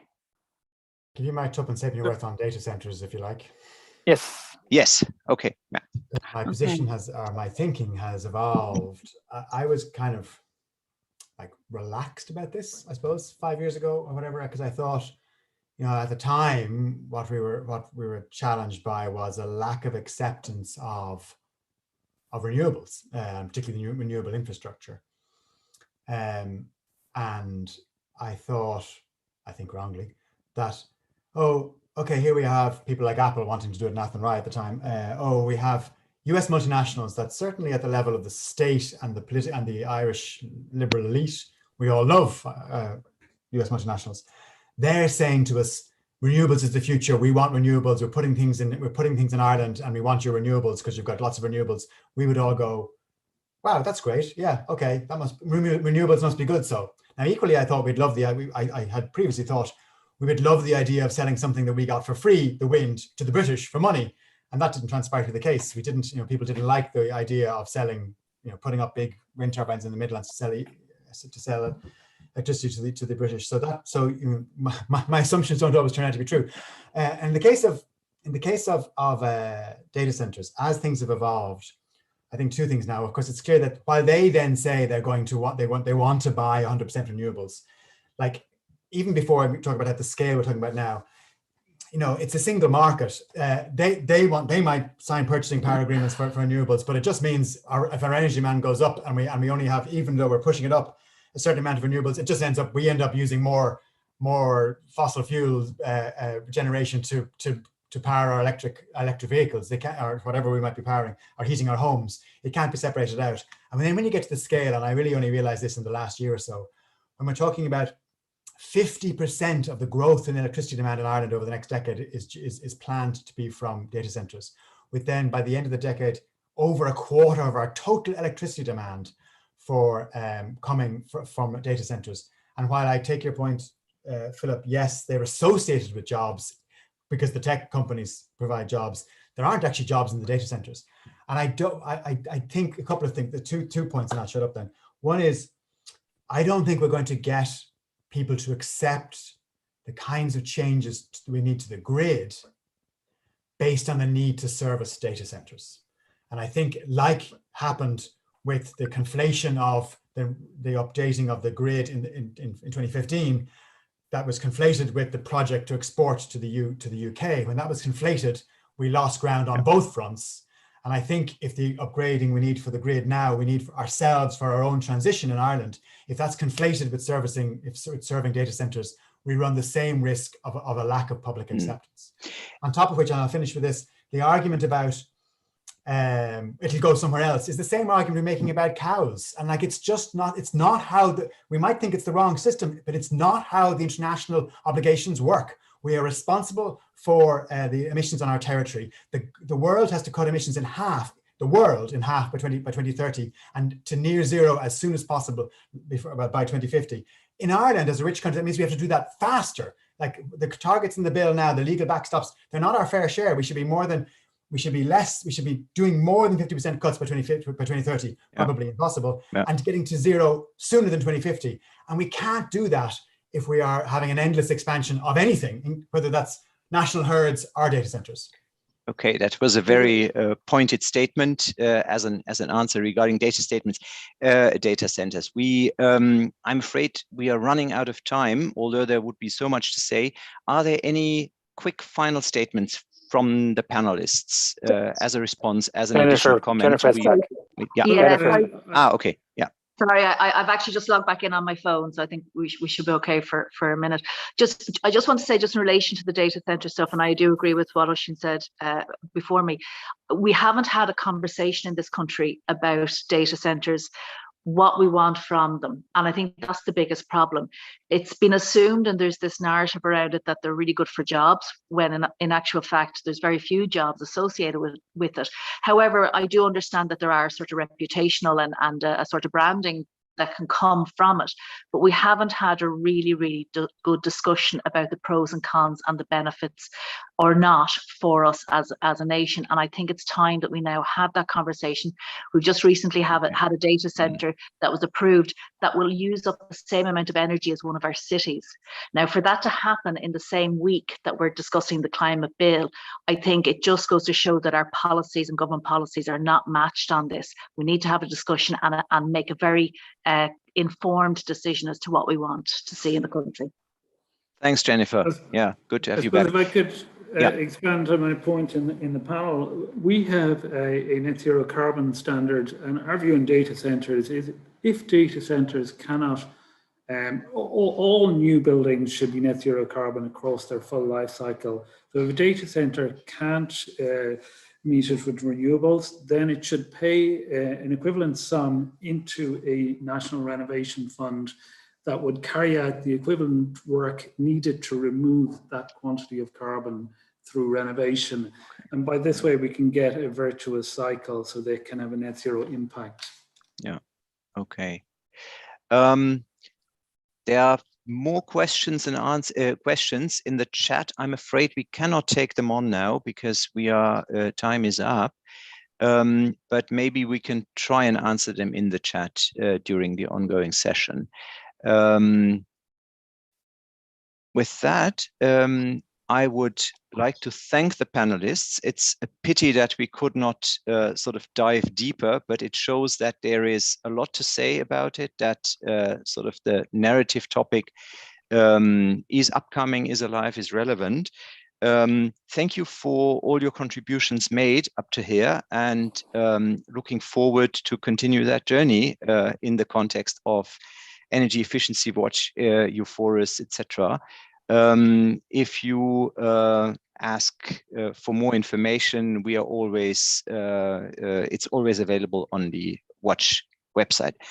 And with that, a big thank you. Been a pleasure to be here today, and over to Jan. Thanks. So thanks again to everyone, and we switch now to the other side of the coin of the energy transition, the renewables part. And it's my honor now to open session number 4. Towards a new and sustainable Irish energy system. And he would like to look a little bit into what's going on in the energy system and the energy markets in Ireland. Are there some interesting innovative initiatives, business models, and so on? And it is my huge honor to welcome Mary Donnelly. She's been working for the European Commission, and we know each other for many, many years, as you all know. And she's now the chair of the Climate Change Advisory Council of Ireland. So Marie, it's an honor to have you here to tell us a little bit how Ireland plans to reach the zero net emissions by 2050. You have the big overview on that. Marie, welcome. Thank you very much indeed, Jan, and congratulations on organising this event. I think it's particularly timely to have this discussion in Dublin now, because our Oireachtas, the houses of our Oireachtas, are currently discussing an update of our Climate Action Bill, which will establish a number of things that are very important for the Irish population. I think the first thing is you raised the question on how are we going to achieve net zero by 2050? And I think the most important issue is that Ireland Inc., if I could say, is making that commitment, and it's making that commitment in a legal sense by virtue of the bill that's currently being debated. We're setting that as our objective, and we're setting it out in our legislation. Of course, 2050, it's obviously the end point, but clearly we need to work much more closely than 2050. We need a much more proximate timeline. And as a consequence, within the bill, it is envisaged that we will operate to 5-year carbon budgets. And that brings the targets much closer to our everyday activities and makes them much more real. And that's really where indeed the Climate Advisory Council comes in. Once the bill is adopted, we will bring forward recommendations to government on a 5-year budget for the first half of this decade, 2021 to 26, and then a second 5-year budget from 26 to 30, and a provisional one for the next 5 years after that. But I think what's even more important than having the ambition and having the targets is having a plan in order to deliver on that ambition. And that's where the Climate Action Plan comes in. We had the first one in 2019. The update of that for 2021 is currently in hand. And this is a plan that sets out the actions, the measures, the processes by which we will achieve the various targets. And not only do we have a plan, but the plan is foreseen to be updated and adjusted as appropriate every year. So it's an annual cycle of plans, and then later in the year, to the end of October, the Climate Change Advisory Council will then review performance. So we have our targets, we have our plan, we have our annual monitoring and review system, and that allows us to be very close to the actions on the ground. Are we on track? Are we achieving our objectives? And just as a very quick run through, what are the kind of challenges that we face in Ireland? Well, you know, we have obviously a power opportunity, I would say, and Noel will tell us of the challenges on that, but it's a real opportunity for Ireland given our natural resources. And it's an opportunity because not only can we decarbonize our electricity system, but ultimately electricity in a decarbonized form can be a very important energy vector for transport and heat, which are the other two very important sectors that clearly we will have to look at. In transport, just a few things in the Irish context. have a churn rate of about 8 to 10 years on our passenger car market. 50% of purchases every year are second-hand cars. So in terms of getting the new technologies of electric vehicles into the market, we have this cycle of introduction, having cars coming in as second-hand cars rather than as new fits. Our retrofit program, you've already discussed that at great length, so I'm not going to go into a huge amount of detail, other than to say, if I take the issue of heat in industry, this is a real challenge in the Irish context, mainly because our industrial sector, shall we say, is projected to continue to grow. So we are looking to decarbonize, so reduce carbon emissions in a sector that will be growing, we hope, quite well and quite strongly, because ultimately, of course, it's economic well-being and jobs. So this is a specific challenge in the industrial sector. I think, though, to point to specific issues that we have in Ireland, I have to say that the agriculture sector is the biggest single challenge that we have. We are unique in Europe in that we have about 33% of our emissions coming from the agricultural sector, primarily biogenic methane, although nitrous oxide is also there. And, you know, we are so far ahead. Netherlands is about 15%, so we're double the Netherlands. And we're almost as high as New Zealand, which have 43% of their emissions coming from biogenic methane. And this is what really brings up the question of, you know, how do we actually support the agricultural sector to transition into a sustainable development cycle that will, on the one hand, reduce emissions, but secondly, will not damage neither farmers, obviously, nor rural communities, because, of course, agriculture is the backbone of our rural communities, and we are still quite a rural society. And I think in that context, one of the areas, and if I had a magic wand, one of the things that I would point to is the opportunity that our land and indeed our forestry sector presents. As we know, the LULUCF opportunity is to be as a sink which balances the agricultural emissions side. It is a challenge for us at the moment because our afforestation rate is not as high as government targets to date, and it's not as high as it could be and indeed should be in order to balance emissions. And this is one of the, shall we say, most immediate challenges that we have, is to really build up our AFLU sector so that as we go forward, we will be able to achieve a net zero situation in terms of balancing our system, because we do produce, you know, very good quality food. We do produce it in a very sustainable way. Having said that, we have our international commitments. So it is a challenge for us to ensure that we can achieve those objectives in a sustainable way, balancing emissions and our sink. So over that, we will find ourselves looking at this very intensely over the next number of months in the country. And I think an important issue to think in terms of is two things. One, what does it mean for people on the ground? And the first question many people ask there is, what does it mean for jobs? And the initial analysis that we have done points to the fact that this exercise will in fact create quite a lot of new jobs, net new jobs in Ireland. Primarily, you know, a very simple calculation is if we're able to produce our electricity from our own pretty much free natural resource, instead of importing somewhere between 5 and 8 billion euros worth of fossil fuel, well, clearly that's going to create jobs in our economy in Ireland. And that's very positive. These are good jobs, sustainable jobs, and long-term jobs. Having said that, of course, we cannot be blind to the fact that this process will also destroy jobs. And we need to be very conscious of those jobs that will be under threat as we go through this progression, that we identify and are honest with people about jobs that will change. We've had a situation of closing down peat-fired power stations in the Midlands, you know, last year.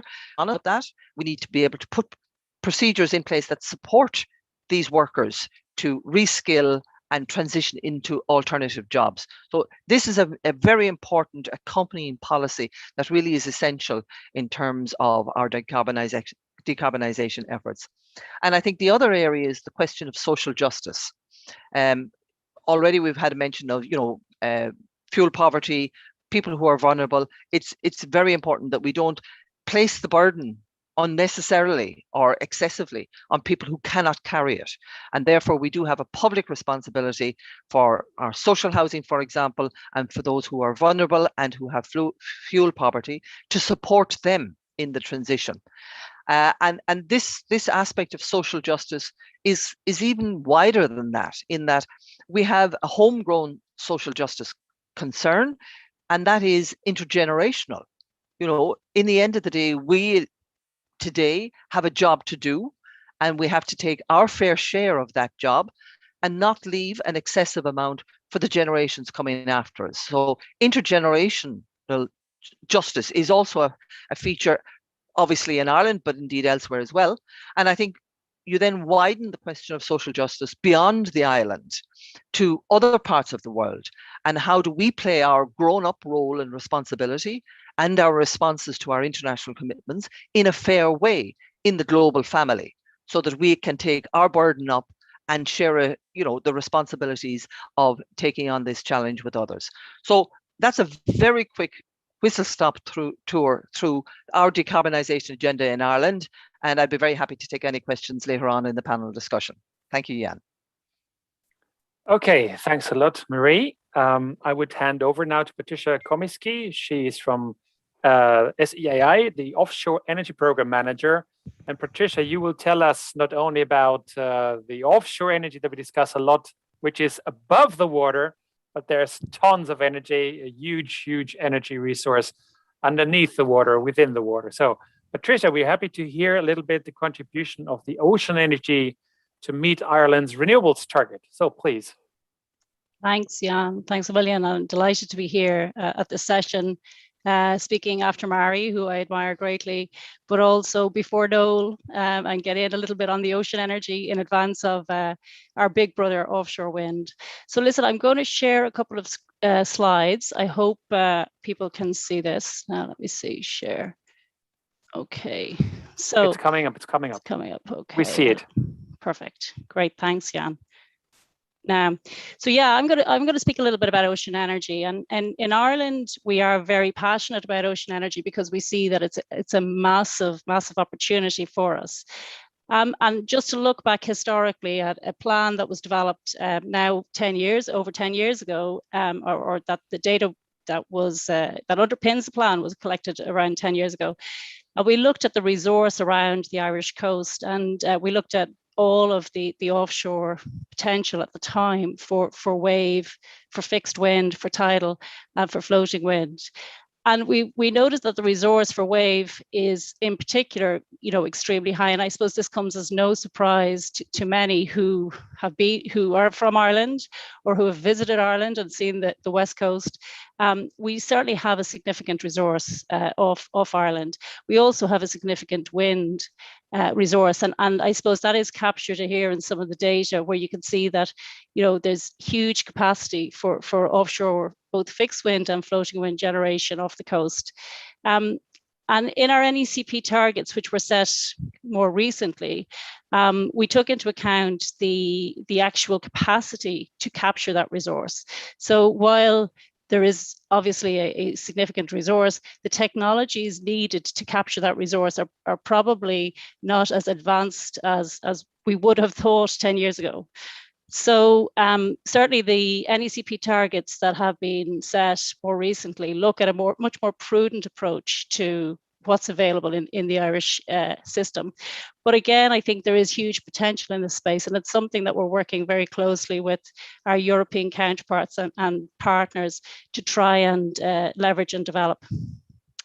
And over the last number of years, what we've primarily been looking at is how we can develop these technologies and support research of these technologies. And in SEAI, we would have had a very targeted scheme looking at these technologies, in particular between 2009 and 2019, where we funded over 125 projects and invested 20 million in those projects. We also invested significantly into test infrastructure in order to allow those technologies to test and have a location. And the benefit of this is that by providing these locations, you're taking some of the risk and the stress away from project developers who are looking to deploy their technology. You're also ensuring that they're deploying them in I suppose, standard locations and areas which have the additional support and expertise to test the technologies. More recently, we have integrated our research funds into a broader research fund scheme, but there are specific topics as well for wave and tidal technologies to receive funding. And we've also been looking at how we can collaborate more closely with our European partners through European projects. And there's a number of projects that we're currently involved in and leading on here in SCAI.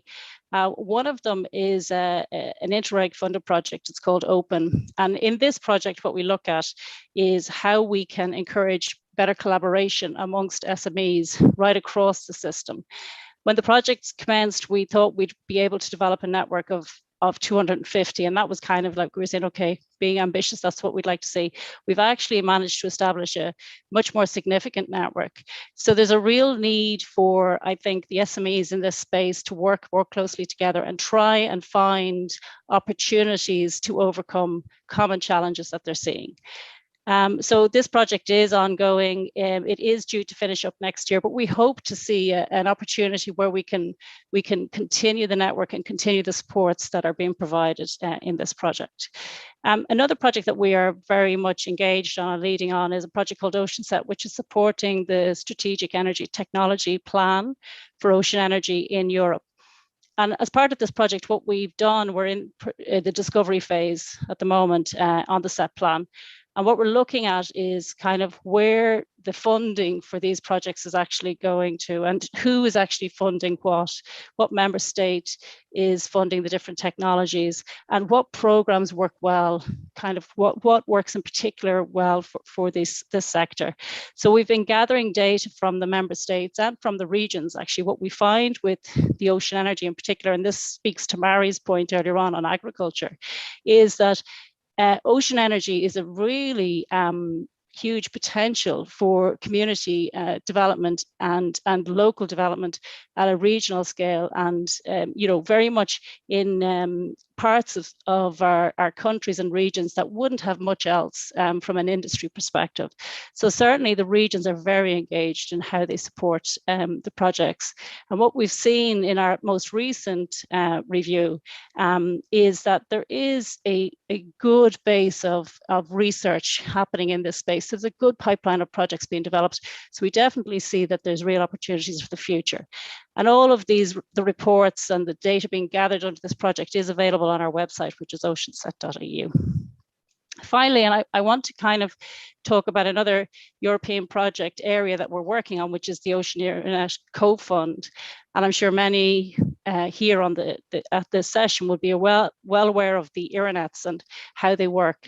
But basically, this is about bringing together different funders, national funders, and working together to encourage collaboration amongst different companies in different regions. And Scottish Enterprise actually run the Ocean Internet Co-Fund. But there's one project in particular I want to talk about because I think it's really pertinent and it shows how beneficial ocean energy can become in future. And this project is the Evolve project. And what it looked at is the demand, the energy demand, and how different mixes of energy can actually help with with that demand. So what they did was they took a certain period of energy demand in the UK and they combined it with both the wind and solar generation figures from that period, but also the power potential of wave and tidal. And what they found was this gray line here is actually the energy demand.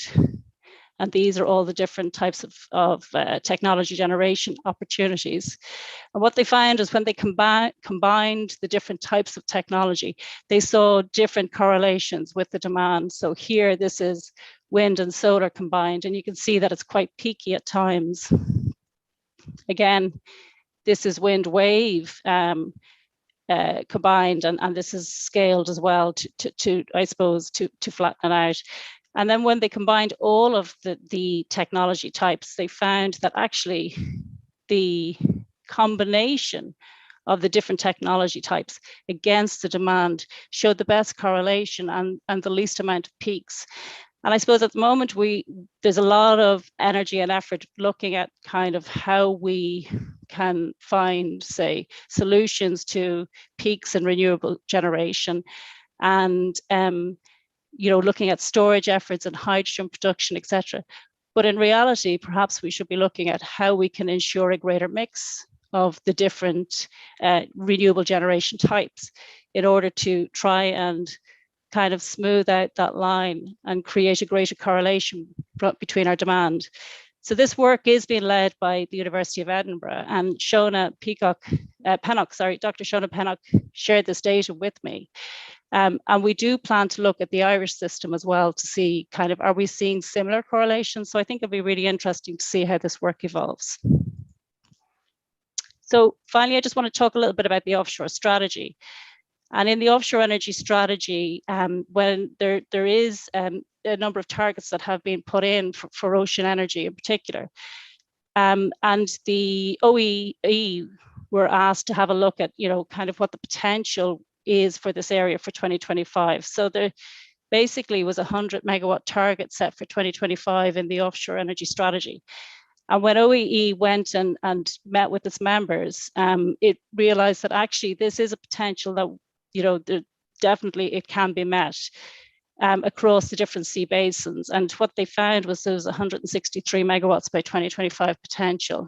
And many of these projects are pilot farms or demonstration projects. Permitting is either advanced or is definitely in place. But the main issue that they were finding is that the revenue support for these projects is challenging, because generally the revenue support for these projects is put against other technologies and they can't compete for it. So it is definitely a gap and something that could be addressed or considered by the different member states. In Ireland in particular, what we're looking at here is a 5 megawatt project, which is the Saoirse project, which is actually being championed by Simply Blue Energy. And basically this project again is looking at opportunities to get consent for the technology and for the deployment of the wave technologies. But again, they're looking at opportunities of how the revenue support might, how that might pan out, especially if it's in competition against the likes of fixed offshore wind. So just for the funding, for the future opportunities for ocean energy in Ireland, I think in general, there's been very good research opportunities developed. We need to now start moving towards demonstration. If we are serious about trying to move the sector forward, that is where we need to look to. There has been good progress made on consenting and grid connection for fixed wind. And for that, I think it's going to benefit the whole system, the whole of the offshore system. So I think that is really, really positive. And certainly the ocean energy sector is going to hang on those coattails and ensure that anything that's being done for fixed wind can be replicated and used for ocean energy. There's also been very strong EU support for the sector. I think again, and the Commissioner sees real value and benefit in trying to support this sector to drive forward, because it is a real opportunity for Europe and not just Ireland. And for us to consider the next steps for the emerging technologies, I think we do need to relook at the national funding models.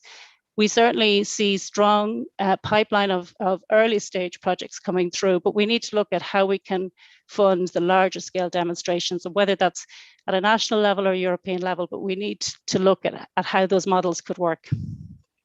We also need to look at enterprise development opportunities. Many of the companies that I work with are, I suppose, the oldest startup companies, I think, in the country. Many of them are 10 years old or older. Many of them are really struggling with looking at how they can develop. They're looking at developing their technology, and that's where the focus is. It's not about developing the business. So I think looking at enterprise development opportunities for these technologies in particular, and these technology developers in particular, would be really useful. Looking at the provision of demonstration sites. So we have a number of test sites in the system, but how demonstration sites might work would be kind of providing sites for longer term deployment of technologies. And again, de-risking all the areas around consenting, grid connection, etc., which can be huge hurdles for an SME. And then again, prioritizing the prioritization of demonstration or smaller projects in the consent system. At the moment, we're certainly seeing that the consent system is in development in Ireland, and we really are looking forward to the publication of the MAP bill. But the mechanisms and the processes are the same regardless of the type of project you're in. So even if it's a small research project, you're going through the same processes and mechanisms, the same requirements for public consultation, etc. So it's looking at how we could provide maybe some streamlined approaches for smaller research or demonstration projects. Looking at ring fencing revenue support for smaller projects. And I think I mentioned that earlier on with the Saoirse project. And also community and off-grid opportunities. Just like there was a discussion earlier on around island communities. And certainly we're seeing kind of an appetite for applications on smaller say communities looking at, say, a small tidal operation or a small floating wind technology to power their needs, or indeed an aquaculture farm looking at kind of, again, using ocean energy technologies to power their needs. So again, looking at those opportunities and how we can support them. So I think that's me, Jan. Yeah, any questions, or please feel free to send them my way.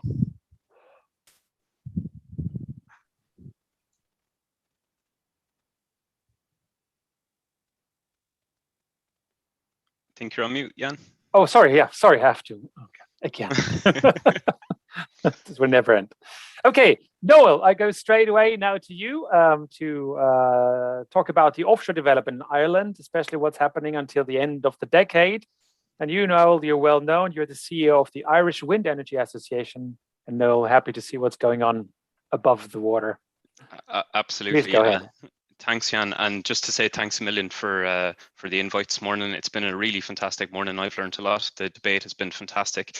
And I'm delighted to be in the same session as Mary and Patricia, two experts in all things renewable energy in Ireland. So very honoured to be here.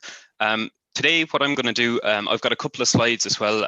Confession to make, I'm another engineer. So like Brian Ledden this morning, I like to try and tell stories through data if possible, because I think it really just helps to have a good evidence base for anything that you're going to try and produce and promote. In Wind Energy Ireland, just to let you know, we are the largest renewable energy association on the island of Ireland.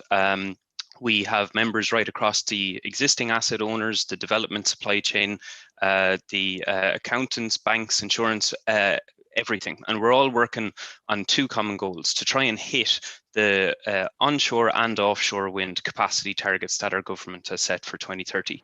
So just to do a bit of a recap, the numbers were mentioned a bit this morning, but the government, through the Programme for Government, has set a target of 5 gigawatts of offshore wind energy in Ireland by 2030, and then an ambition for 30 gigawatts of offshore wind energy, predominantly off our west coast, in the decades to follow. And I'm very happy to tell you that we actually have a really thriving pipeline of offshore wind projects in Ireland to help us to try and hit that target. So what we do in Wind Energy Ireland, every, say, 6 to 9 months, we go out to our members and we survey them on their development pipelines for both offshore wind energy and onshore wind energy to try and get a sense for the projects that are in development, what stage they're at, and whereabouts they're located. And we use this information to try and support our planning authorities to prepare for when they might need to ramp up in terms of resources or particular locations, or the grid operators to try and give them an indication of where on the system are projects likely to connect over the next 10 years. What I'm showing you here is our very latest offshore pipeline survey, which we completed in March. And what you can see here is that we have 27 projects that are currently in development right across all 3 coastlines of Ireland. And they're all aiming to try and deliver for 2030. Now, some of you might be aware that 27 projects totaling 22 gigawatts in capacity doesn't necessarily align or fit into the 5 gigawatt target, but there's a couple of subtleties around that. So at the moment, as Patricia mentioned, our planning system for offshore is in development. So the Maritime Area Planning Bill is the key to unlocking that, and that's going to be published, I found out yesterday, on the 1st of July. So that's fantastic to see the progress being made there. There are a lot of overlapping sites that are currently in development. So if you take that 22 gigawatts, there's about 15 gigawatts of actual buildable capacity in that 22 gigawatts that's currently in development. And of that, the average project capacity is in or around 900 megawatts. There's quite a good dispersion across all 3 coasts in Ireland. One thing that we've done in order to help progress the pipeline as quickly as possible is we've broken it down into 2 phases of projects to be delivered within this decade by 2030. The first phase of projects are predominantly based off the East Coast, quite close to shore, all fixed bottom. And they're going to try to compete in the first offshore renewable energy support scheme auction in 2022. So of that 8 gigawatts of buildable capacity, about 4 gigawatts of that are the phase 1 projects. The phase 2 projects then are the rest of the pipeline that you'll see here, which will all compete to try and meet our 2030 targets of 5 gigawatts. And I'll talk you through in a little bit why it's important that this pipeline is as healthy as it is, because there is attrition throughout the process. While the majority of our capacity target by 2030 is going to be met by fixed bottom projects of, say, the east and the south coast predominantly, there are a lot of commercial scale floating projects in development currently. So we've 8 commercial scale floating projects in development, and these will be needed in order to hit our 5 gigawatt target. And I'll talk through that in a little bit. So what are we doing in Wind Energy Ireland to help try to hit this target for 2030? Well, last year we produced what we call the 70 by 30 implementation plan. So we have a renewable electricity target of 70% by 2030. And last year we produced a suite of 4 reports to try and help us hit that. These looked at, in the first instance, which I'll talk about today, the Building Offshore Wind report that we published 6 months ago in December, and that tried to hit that showed how to hit the 5 gigawatt target. We produced a similar report for onshore wind to try to hit our 8.2 gigawatt target for onshore wind. And then in support of both of these, we've produced Saving Money and Saving Power. And these tell how we can deliver the renewable generation we need at the lowest possible cost to the consumer, and as an efficient way as possible, so we minimize constraint, curtailment, dispatch down of our renewable electricity, so that whatever is on the system, we can actually maximize and try and use. So for the Building Offshore Wind report, we took our pipeline, or an earlier version of the pipeline that I just showed you, and we put it through an in-house built model with our experts in our membership. We looked at 2 scenarios, one that showed how a business as usual scenario will stand up, and then one that shows how we can deliver the 2030 target. And the key takeaway here is that there is going to be attrition right throughout the process. There will be attrition in the planning system for projects, there will be attrition in the grid connection and grid capacity system for projects, and there absolutely has to be attrition in the auction system. There will be winners, but there has to be projects which do not win as well. So for that reason, we think we need a pipeline of projects coming through multiples in order to hit that 5 gigawatt target. So around the 15 gigawatts, the 22 gigawatts, I think we're fairly on track to try and hit it. The key takeaways that we took from that report were that if we have a business as usual type approach, if we do not improve our policies, try to come together with joined up thinking across our planning, our grid connection, our route to market, and our grid capacity systems, we're going to not achieve the 5 gigawatt target. We will fail. And that's the track that we're currently on at the moment. While there is improvements being made, we still need to do more. So our modeling showed that we would actually achieve less than 1 gigawatt of capacity of offshore wind if we don't improve things in these areas. The good things, though, is that we identified 8 policy improvements, some of which have actually already been completed in the past 6 months, that will help us to get to that 5 gigawatt target. And what's critical to all of this is not just improvements across the 4 areas identified here, but critical is that the government and state bodies are funded and they're resourced in order to deliver this. We need experts, we need expertise, and we need people to try and deliver these 8 policy improvements. And that goes across the board, right across the climate action plan, not just in offshore wind, not just in the electricity sector. Resources are critical for anything that we're trying to deliver here today. So that's how we can deliver the 5 gigawatt target by 2030. I want to just touch on 2 reports that we'll be publishing in the next few months, which I think are going to be of interest to the audience this morning. The first is related to floating offshore wind. So over the summer months, we're going to be publishing a document highlighting the industry ambition for the decade ahead. We've already seen in other jurisdictions, such as the UK, where they've set a target of 1 gigawatt of floating offshore wind by 2030, and France, who are holding a floating offshore wind auction in the coming years, that floating offshore wind will be here for 2030. There's a lot of projects in development at the moment in Ireland, as I've mentioned. We think it's an enormous opportunity for both the Irish supply chain to really become leaders in this area and to try to meet not just our domestic electricity demand, but our domestic electrofuel and hydrogen demand for our own domestic use. And then secondly, to help Europe decarbonize through either directly exported electricity or directly exported electrofuels to try and help decarbonize industry, heating, transport, the harder to reach sectors who cannot be electrified. That report will be published in the coming months, and happy to send it through to all the attendees today and give any briefings if useful on that too. The next report and the final slide that I just want to talk you through is something that we've been working on for the last 6 months, and I'm really excited about it. And this is the first time that I'm actually presenting the results publicly. We submitted this as part of our evidence to the Climate Action Plan 2021, the call for evidence in May. We are working with Bringa, and we've just completed a piece of work showing how we can decarbonize the power system completely. We started looking at 2030, we're working our way down on the steps needed to deliver that, and we're showing that by 2030, by the early 2030s, decarbonisation of the power system is absolutely possible. The first step that we did, we looked at the capacity targets that are trying to be delivered under the programme for government. And we put these into the Irish system and see what the emissions from the power sector comes out with.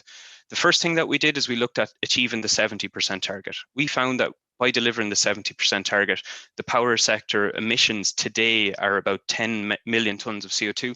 They reduced from 10 million tonnes to a little over 3 million tonnes of CO2. If we introduce some relatively straightforward steps that we're already working on using existing types of technologies and more of the same type approach, we believe we can halve these emissions by moving towards zero carbon system services. So these are the supporting technologies that are needed to help stabilize the grid. So their demand response, their battery storage, their synchronous condensers, their technologies that can provide the grid with the right voltage, the right types of inertia. And this will allow you to operate the grid at 100% renewables and at 0 million tonnes of fossil fuel generation. And it actually will save end consumers by about nearly €200 million per annum compared to our 70%. By doing this, we can go to less than 2 million tonnes of CO2. And we believe this should be the step that's taken in the next version of the Climate Action Plan. On top of that, we tried to see what we could do to get to a zero carbon system. Firstly, we added more renewables, but we found that just adding more renewables isn't going to solve the problem because you need complementary solutions to go along with that. Otherwise, you're going to have a lot of wasted renewable energy. So we started looking at complementary solutions. The first solution was we increased the carbon price. So we looked at the ETS sector and we tried to align it with the non-ETS sector by trying to have a carbon price of €100 per tonne of CO2 by 2030. By doing that and by aligning it with our neighbours, we use interconnectors much better. They begin to trade on carbon rather than the price of the fuel. So whenever we have low carbon in Ireland, we export. Whenever we have high carbon in Ireland, we import. And we do that instead of using our fossil fuel generators. After that, we're down to almost 1 million tonne of CO2 from the electricity sector. Then we have to get into technologies which are a little less well developed, but could definitely be on the table by 2030. We looked at long duration storage and we looked at green hydrogen. And when they are combined, we can, with capacities of around 800 megawatts and 1200 megawatts of electrolyzers, you can get down to really close to 0 million tonnes in the power sector. And what the last step then is by rolling out the full capacity target that we have in the programme for government. So your 8.2 gigs of onshore, your 5 gigawatts of offshore and 5 gigawatts of solar. You can get to a zero carbon power sector in Ireland. So the IEA recently produced a report showing that all advanced economies should be at zero carbon power systems by 2035 at the latest.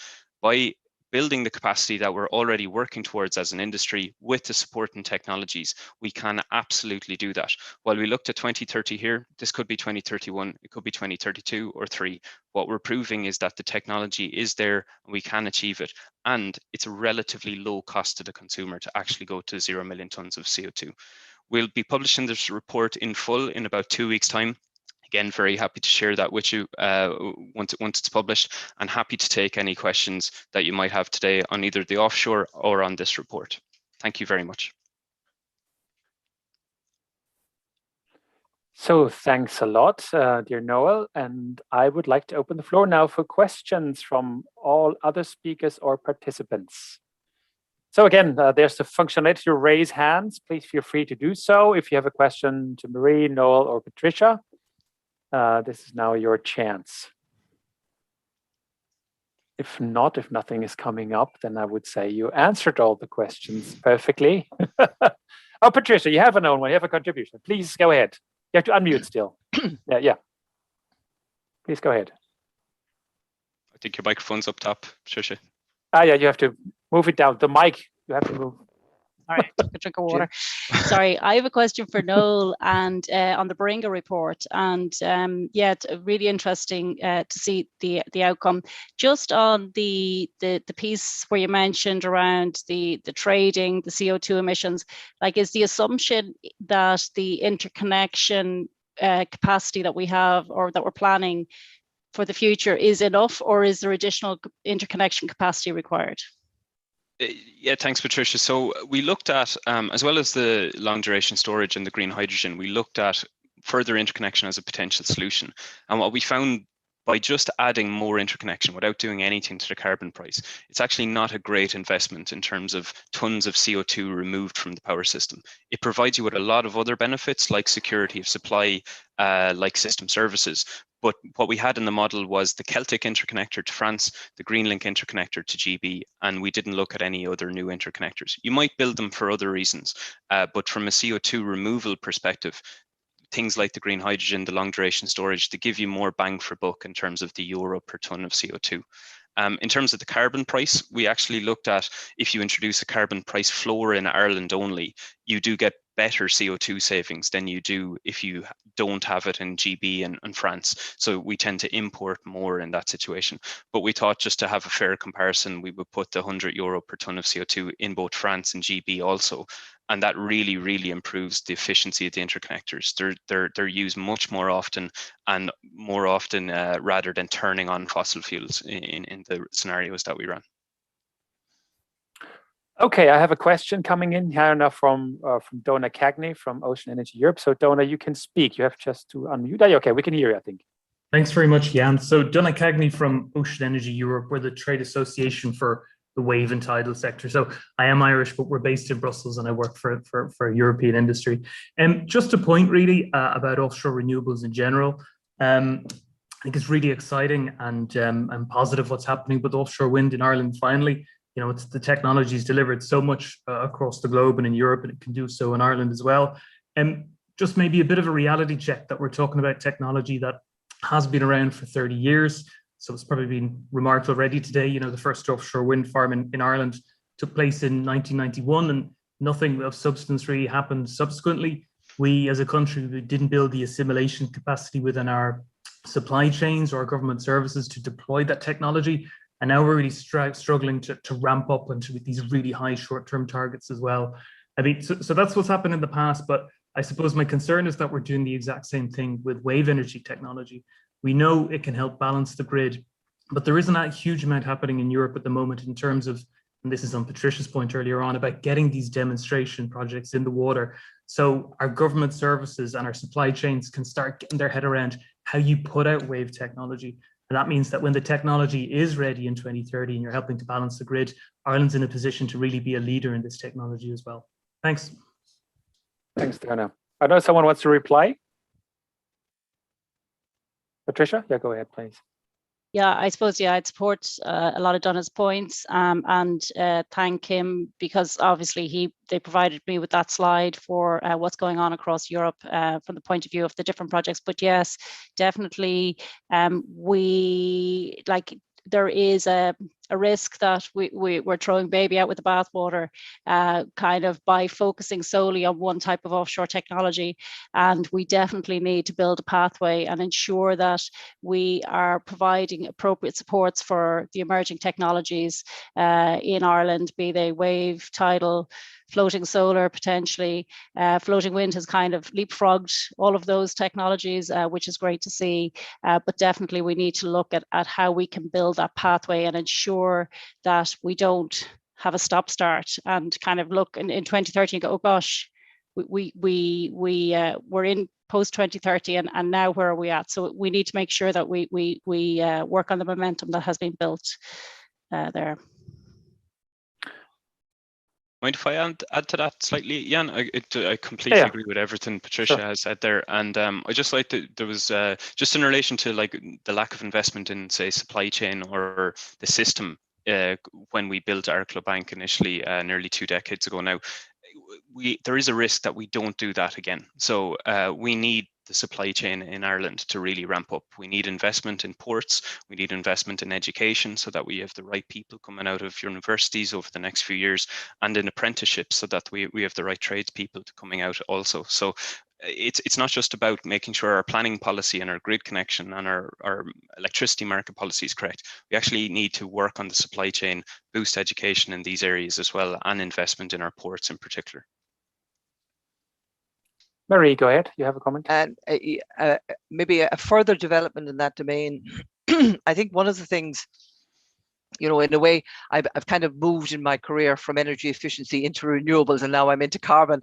And the really strong commonality across all of this is consumerism, if I could use it in a simple word, in that we have put a huge amount of effort into ensuring that we can supply electricity, supply buildings, supply issues to meet demand. So much of our industrial effort and our economic effort has gone into the supply side, and arguably insufficient effort has gone into management of the demand side. And you know, the electricity sector is really a very, even the chart that you put up there, Patricia, you know, if some magical mechanism allowed us to have a straight line on demand, think how much more cost effective it would be to supply a straight line demand. And clearly this is something in the area of electricity. It would be a hugely important system cost reduction if we could manage demand more efficiently.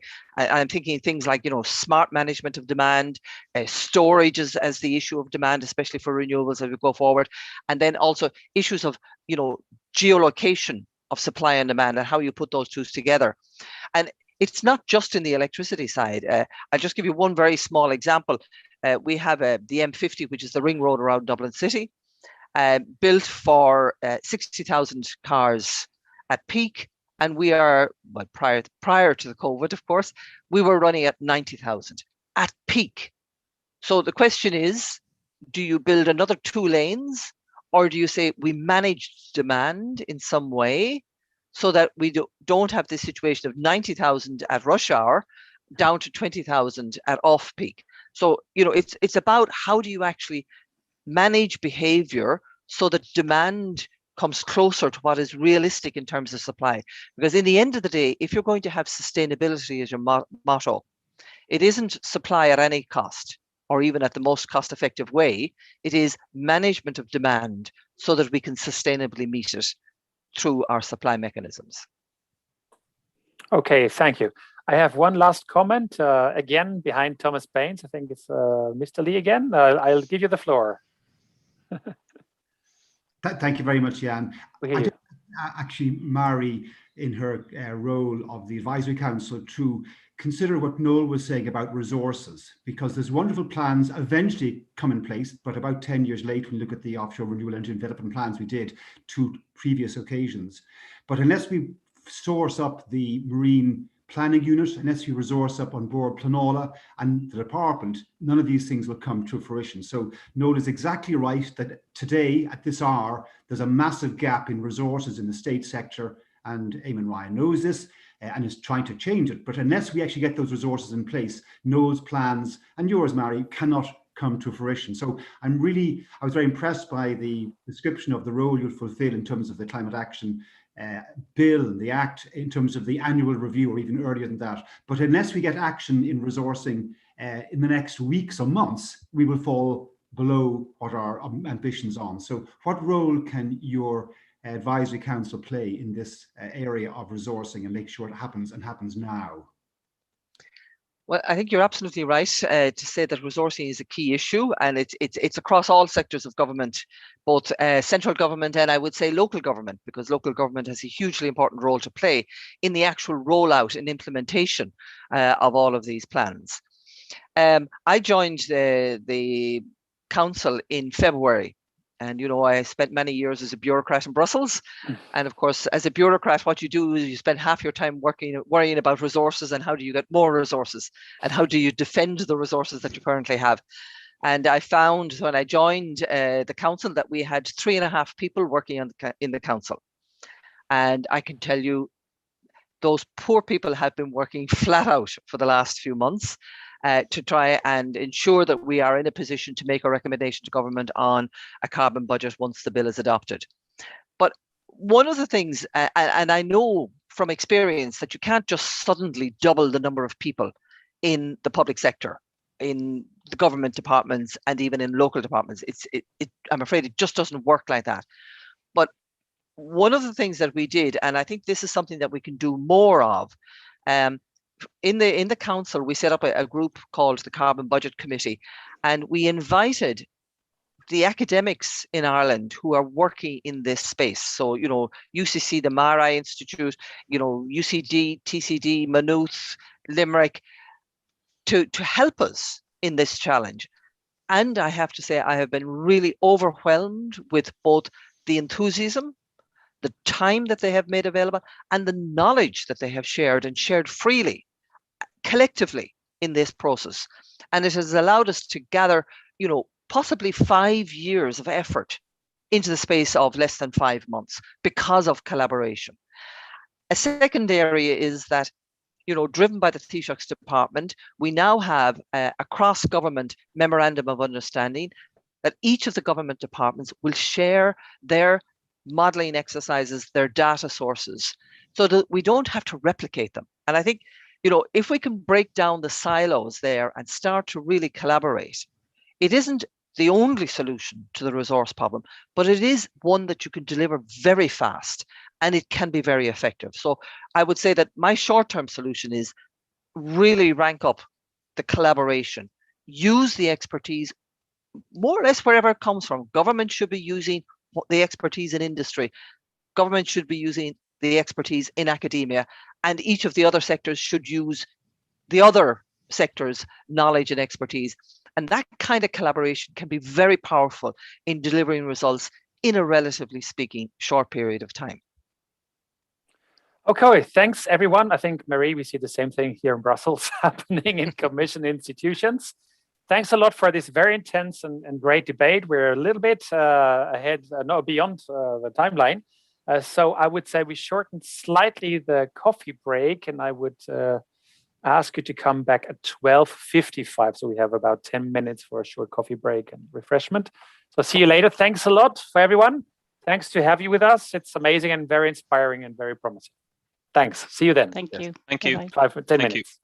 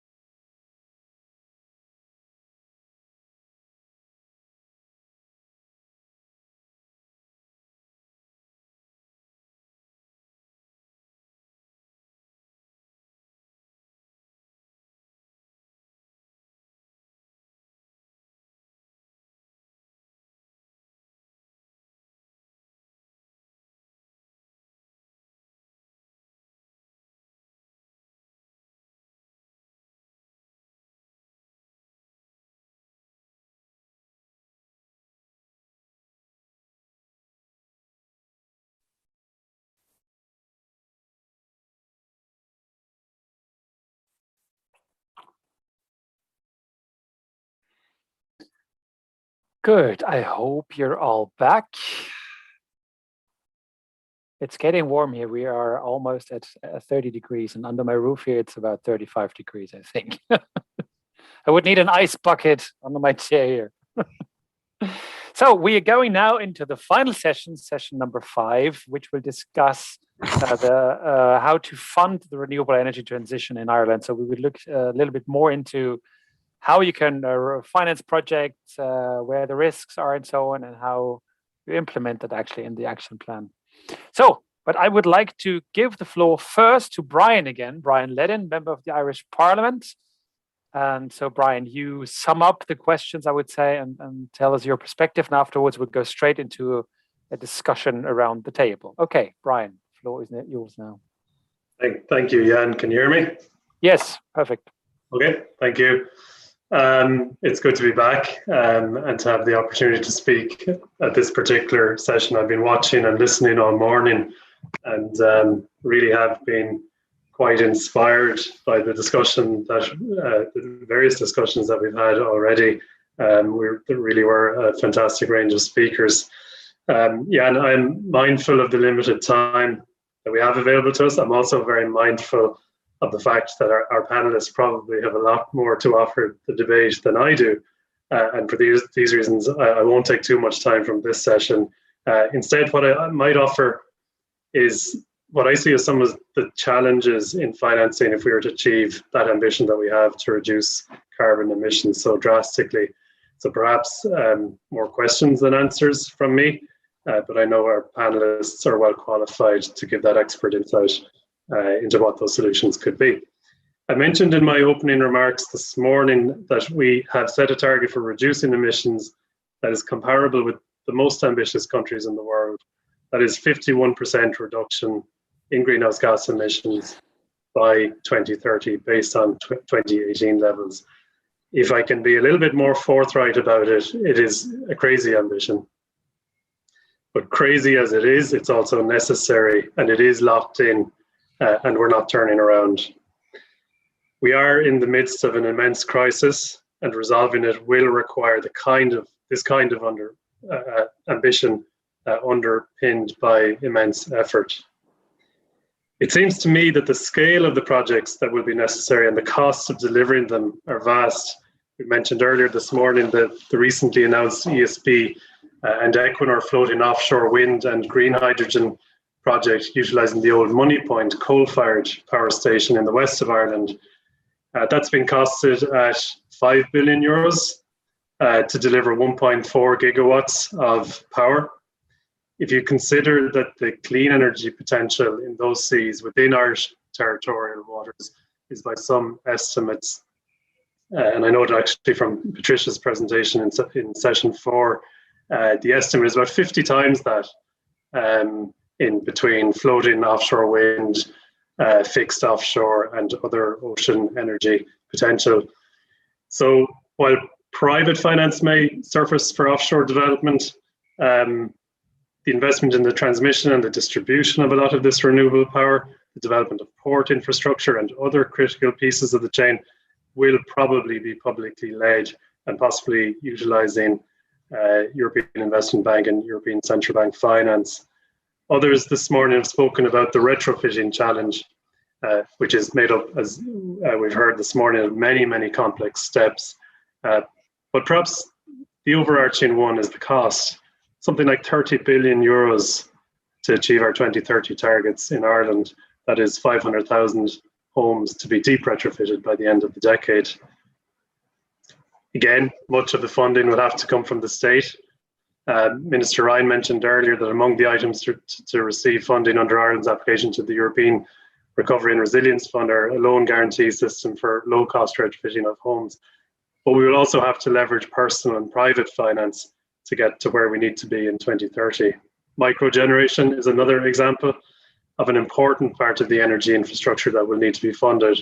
What will it cost for every home to generate some of its own energy with photovoltaics, or other forms of renewable generation, or indeed every school, every community, every farm, and how are they going to pay for it? So these are the fundamental questions that will require creative and varied solutions. Some of our financial institutions have moved quickly, offering low interest loans for retrofitting, for example. The state perhaps has not moved quickly enough, but of course it too will have to play a major role. And as I mentioned already, in the recent, or just above and in the recent news, with respect to the funding achieved via the European Recovery and Resilience Fund for the state-backed loans for low-cost retrofitting. It's critical, in my view, that we thoroughly explore the opportunities for collaborative and cooperative financing and ownership of projects, enabling communities to have control of and to share in the benefits of energy that is generated is crucially important in getting the societal buy-in for the kinds of infrastructural developments that will be necessary, but also will not be popular. If we rely too much on corporate financing and development, then we run a real risk of pushback and ultimate failure. Recently, the government announced a renewable energy support scheme, which sought to increase the share of community energy projects, and there was a very good uptake, which we were very happy about, but we certainly need to do a lot more of this. An interesting point was made earlier, I think it was in the third session by one of the contributors with respect to data centers that don't operate on a net zero basis. The idea was that they should pay for mitigating emissions in other sectors of our society and economy in order to balance their carbon impact.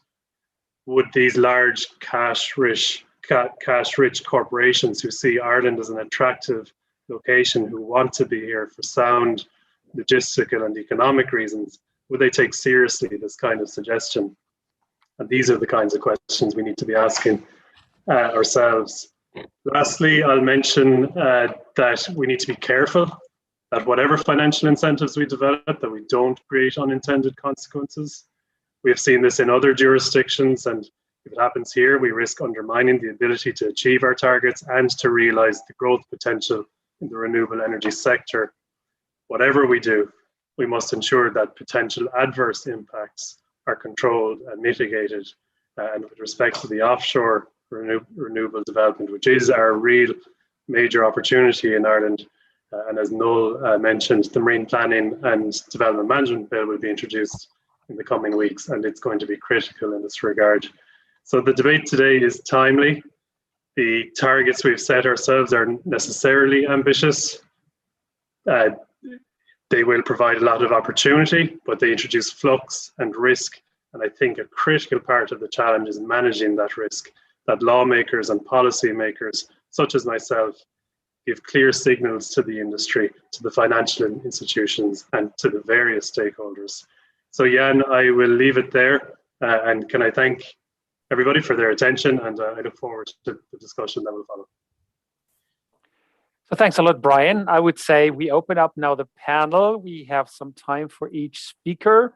I would ask you to use 3, maximum 4 minutes sharp to comment about the situation. What is your perspective? What would you say could happen on the financial sector to implement this energy transition in Ireland, which is challenging at the moment? You know, the plans of the government, but we need the banks and the money behind it. So we start with Colin Hunt. Colin, you are the CEO of Allied Irish Banks. Colin, fire away, please. Good morning, good afternoon, Jan, and good afternoon, Brian, and other members here today. Thank you very, very much indeed for the opportunity to speak with you. You know, to state the bleeding obvious, we're in a climate emergency. We're running out of time. I believe that in the 6 years since we've had the Paris Accord, climate change has become firmly and irrevocably embedded in the agenda of business, with boards and executives taking an increasingly important position on the agenda of companies, and indeed on the agenda of stakeholders as well. There was a view that COVID, given its severe and present and near-term challenge, was going to lead to the sidelining of the sustainability agenda for a period. The opposite has happened, because the pandemic has exposed the frailty and the fragility of the world that we all live in, like nothing else outside war. For us, far from seeing the transition to a lower carbon economy as an insurmountable task, we are at AIB, we're enthusiastically of the view that very significant and promising opportunities are arising to build the products and services of tomorrow that will support a just and a responsible and a credible transition. From our own perspective, we have committed to become net zero in our operations by 2030. We've introduced a new supplier code that holds our third-party suppliers to the same standards we're setting for ourselves. And our stated ambition and our commitment is to build to 70% of our new lending to be green by 2030. The changeover is obviously easier for some customers and sectors of the economy than for others. But in making the transition, we need to ensure that jobs are safeguarded, livelihoods protected, and energy operational supplies are secured. But fundamentally, what is expected of companies like AIB has evolved since COP21. The financial landscape has made very steady progress since then, with a significant increase in investor capital to strengthen the global governmental response to the threat. And now some of the world's biggest institutional investors and financial institutions and banks are, as standard practice, building climate risk into the models they use to evaluate their own business operations and opportunities that arise. Big plans and targets have been set with much focus on the 2050 goals. COP26 will focus on whether there is an acceleration in those goals and the enforcement of the substantial plans that are necessary to make that happen. There's obviously going to be a particular concentration and a focus on Article 6, which facilitates the trading of emission reductions between countries.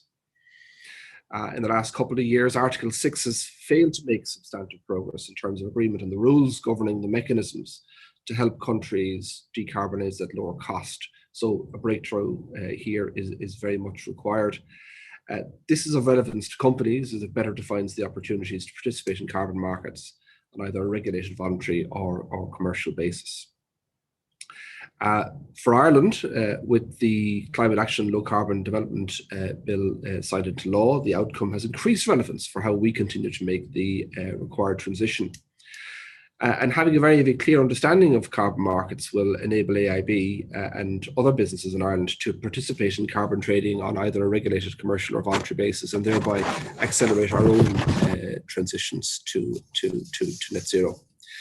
We've started this decade, as we mean to continue, through the creation of a virtuous cycle of green finance, where we attract new capital utilising our green bond framework. We've raised 1.75 billion euro from green bonds in less than a year, and we're investing that capital into green and transition lending right the way across our customer base. Those products range from green mortgages, electric vehicles for our personal customers, right through to products such as sustainability-linked loans, where eligible business customers are incrementally rewarded for the progress they make towards a more sustainable future. And we're also clear on the areas where we will no longer lend through the publication of our list of excluded activities, and that's incorporated in a very clear and transparent way into our group credit risk policy. Investors are increasingly considering ESG factors when it comes to making decisions. Many investors increasingly are of the view that business can do well by doing good as they seek to future-proof themselves, to manage risk more effectively, delivering sustainable long-term returns for shareholders, and having a positive impact on the economies and societies in which we operate. Last year, we lent almost 1.5 billion euro to back a range of green initiatives, including renewable energy projects, low carbon offices, and the construction and purchase of energy efficient homes. Could you wrap up in a minute, Colin, please? I'll canter towards the close now, but thank you for that. Great. As we emerge from the pandemic, we'll all find ourselves at an inflection point, and we can't go back to the way things were. There is no return to the old normal, nor do we want to. This is an issue that is thankfully now becoming central to the agenda of business, government, regulators, and customers, who are all urging collective collaborative action. As the Executive Secretary on the UN Framework Convention on Climate Change, Cristina Figueres, said at our 2020 Sustainability Conference, where the money goes, the carbon follows. And our job in banking, as part of the wider financial services ecosystem, is to ensure the money goes to support a low carbon and sustainable future. Okay, thanks a lot, Colin. I hand over directly to Simon De Pietro. Simon, you are the CEO of DP Energy. Now we would like to hear your words. Afternoon, everybody, and thanks for that. It's been a very interesting conversation. I'll start cantering from the start so that I won't take up too much time. So there's a lot of good stuff in there. I think just to Brian's point about this being I heard the word ambitious multiple times in this conversation, ambitious and challenging. And I think we have to be ambitious and challenging in terms of dealing with the issues that we have. And we're not doing enough, we're not going fast enough. That's just my fundamental view. So if I can put my DP Energy hat on for a minute. So as you said, thank you, Jan. So CEO of DP Energy. We're an Irish-based wind developer who's got footprint in Australia and Canada. Out of Buttevant, if anybody knows where Buttevant is, it's a rather bizarre place for a multinational company, but anyway, there we are. And so if I focus on the financing bit, the first thing I would say is financing wind and solar in the right jurisdictions with the right legislative templates and the right sort of revenue supports is easy. There is, I think to Colin's point, it is a standard routine now for oil and gas, for utilities, all to be heavily investing in renewables.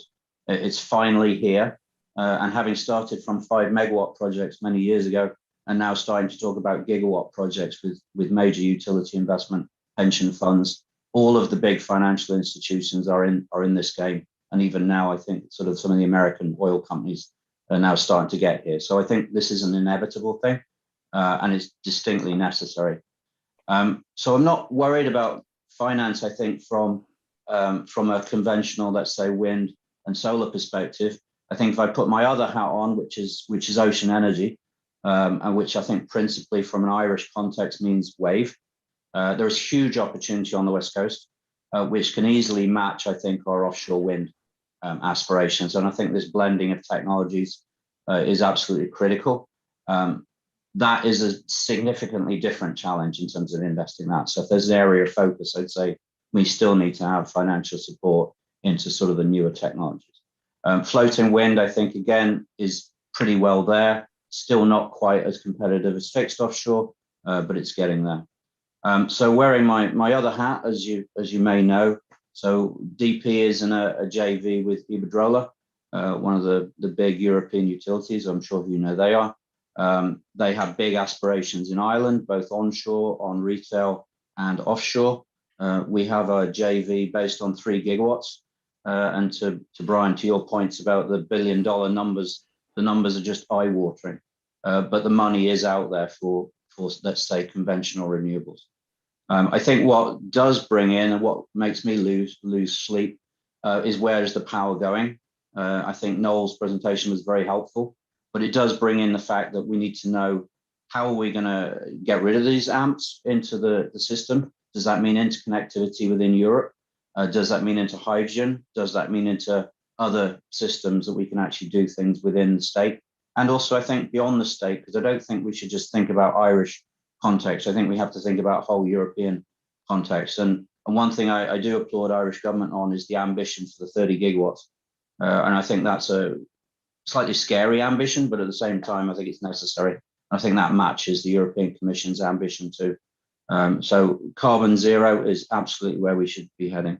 So from a finance perspective, I'd say that the main thing for me is who's going to build the infrastructure when these essentially privately funded wind farms come ashore. Who's going to do that? Who's going to build the port facilities? There's obviously a role there, I think, for states and the Commission to actually have a much more rounded view of wheels. And you can just think about, well, to get full value for Ireland or for any state, you really need to have all the bits of the supply chain joining this together. and that requires, I think, state involvement in some major way. So I think very positively about the ambition. I also should say that one other thing we are supporting in our local town is a community solar project, and it's much easier to think about community projects on an onshore basis at scale because people can recognize them. Offshore, I think that's a little bit more of a challenge, but it'd be interesting to see what mechanisms could be brought in to bring communities on board. Because ultimately, if we are talking about 5 gigawatts plus 8 gigawatts onshore, plus an ambition for 30 gigawatts, that's a lot of wind and a lot of other renewables, which people are going to start going, is all of Ireland going to be covered in wind turbines? And we obviously need to recognize that social element of it. So I think finance-wise, conventional renewables, great, needs the state support for infrastructure, particularly grid and ports. And I think also this whole bit about new technologies and wave, I think it's going to be a very exciting one, and that needs EU and state support. So I'll stop there and thank you for the 2 minutes. Thanks, Simon. I think we have just the perfect match now, having Liam Ryan now talking about how to build that infrastructure, how to finance it and so on. Please, Liam, you're the Chief Innovation and Planning Officer of EirGrid, so you know about this. Yeah, thanks, Jan, and good afternoon, everybody.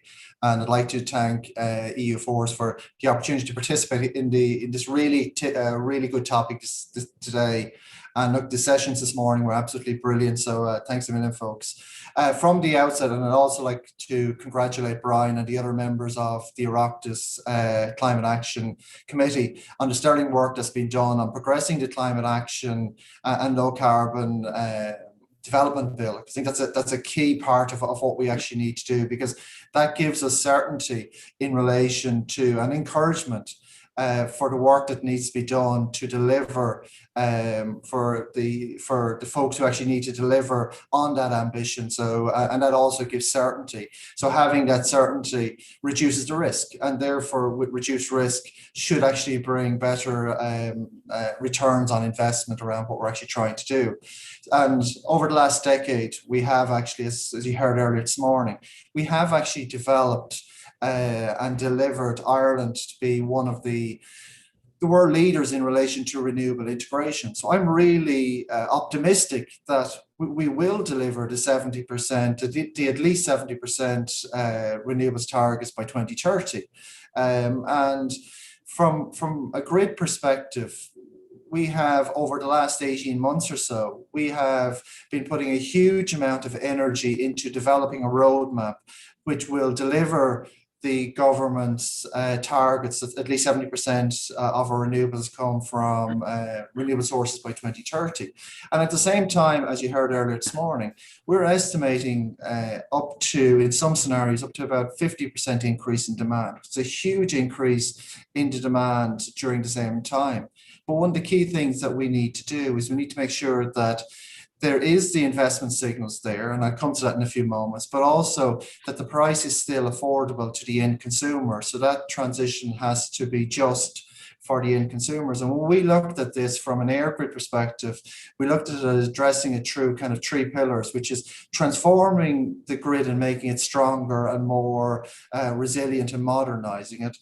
Evolving the electricity market. So what should that market look like into the future to give that investment certainty, and at the same time make sure it's affordable to the end consumers and not have unintended consequences, as Brian had said earlier. And then also, how do we change how we operate the system? So we've done a huge amount of change to get us to having 43% of our electricity coming from renewable sources. But what's the next inflection point that we need to do?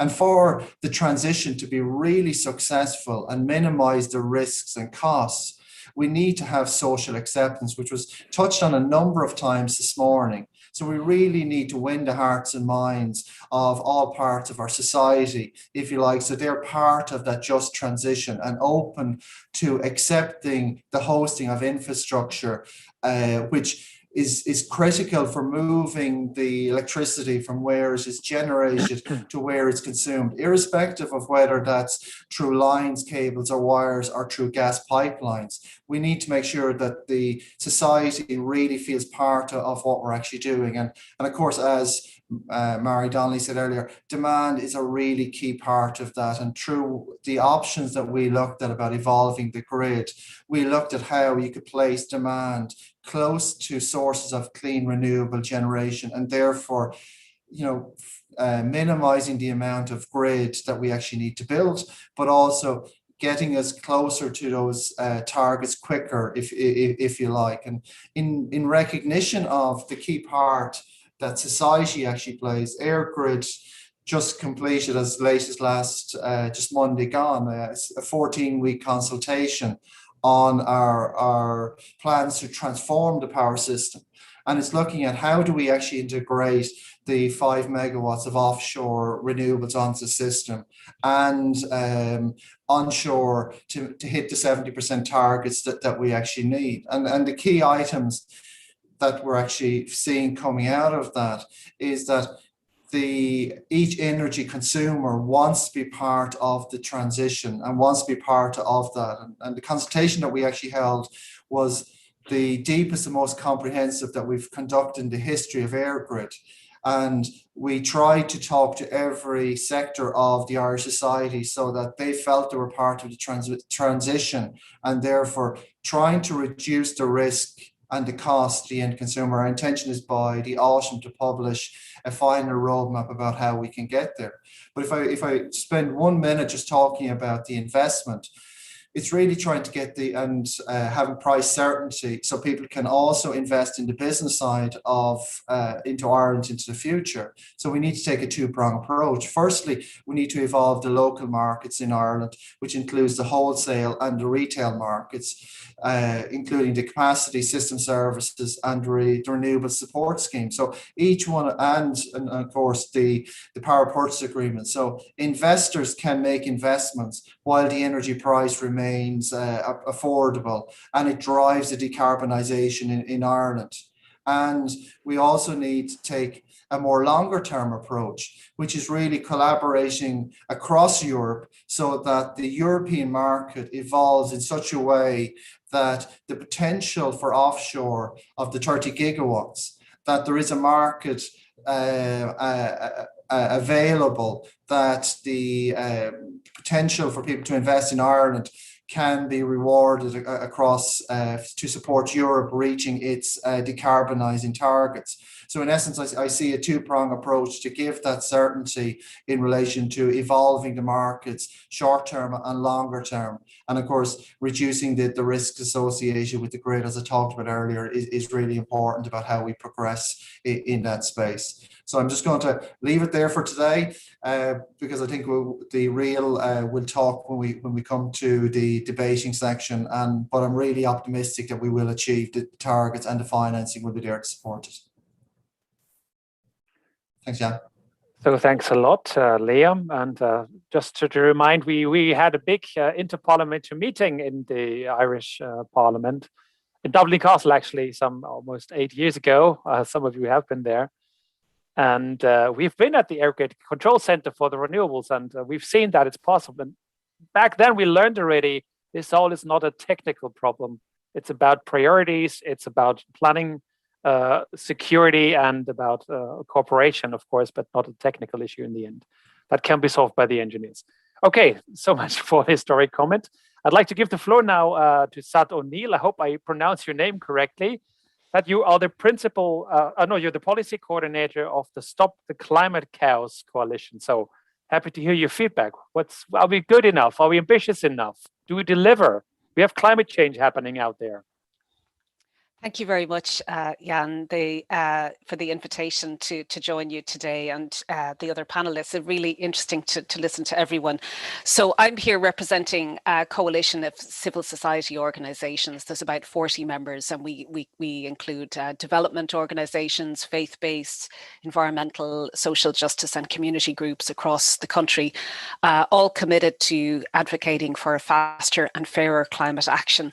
And so just in relation to the topic that we're discussing today, because there's so much that we could say really. In Ireland, we have indeed been leading on the integration of renewables into the electricity grid, which has been a notable achievement of EirGrid, and congratulations for leading on that when other parts of the state were somewhat reluctant to embrace renewable energy. EirGrid took it on with gusto and has managed to integrate renewables into the electricity system very successfully.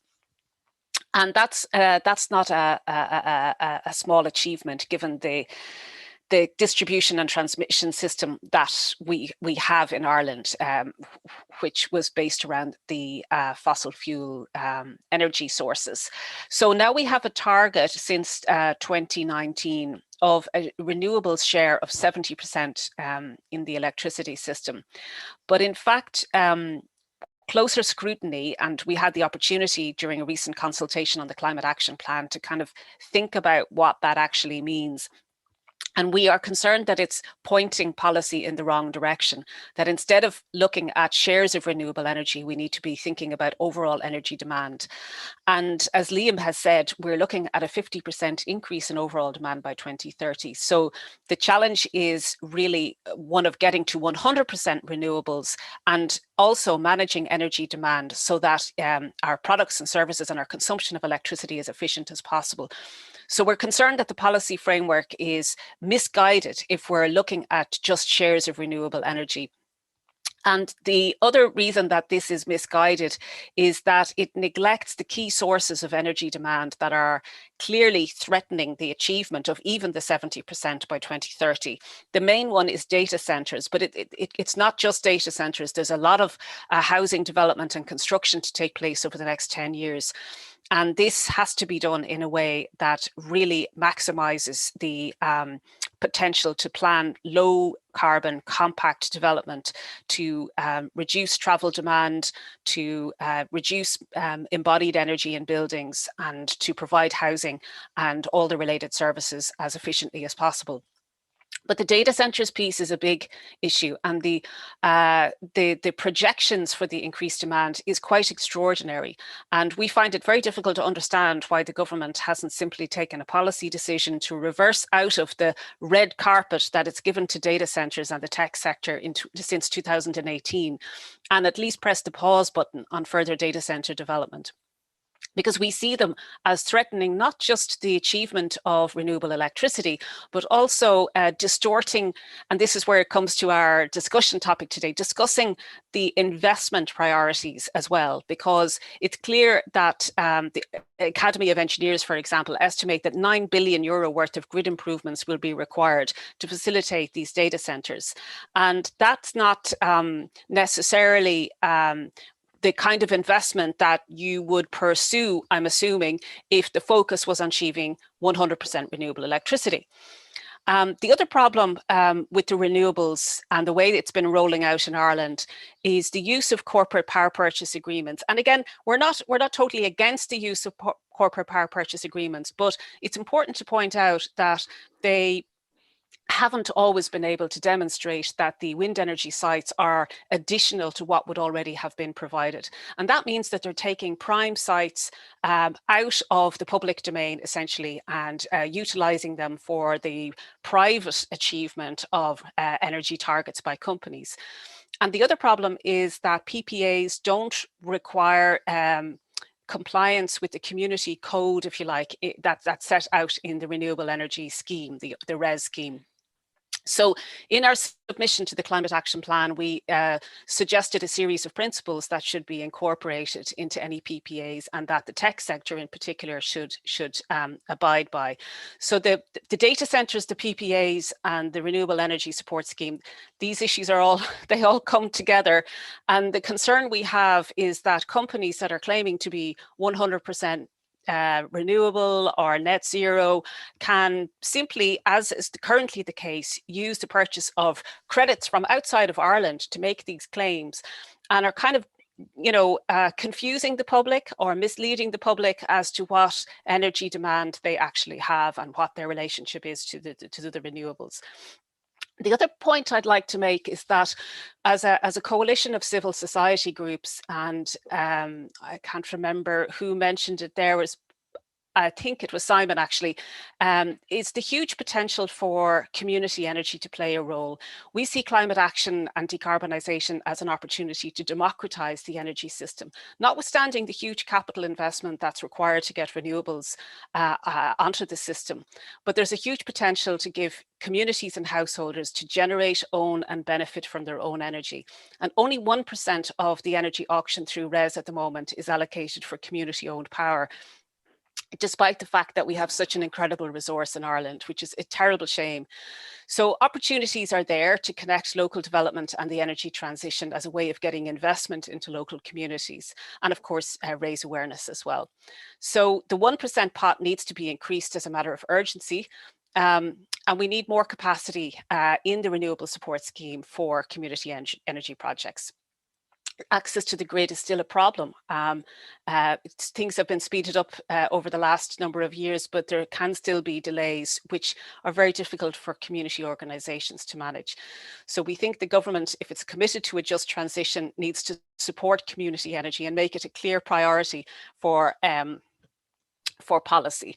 And just wanted to highlight the achievements of countries like Scotland and Germany in that respect. I think Germany, for example, 34% of installed renewable energy capacity is in the form of community energy projects. So, you know, there's huge potential there to follow that. And in relation to microgen, while we've seen some important policy shifts in the past couple of years, it's still the case that a school that wants to put solar panels on its roof has to apply for planning permission, which is extraordinary. And that would cost each school about €3,000 just for the planning alone. So there are still major obstacles to what are very feasible, practical, community-oriented and huge opportunities for people to participate in the energy transition. And there's blocks all the way in the system that haven't been removed.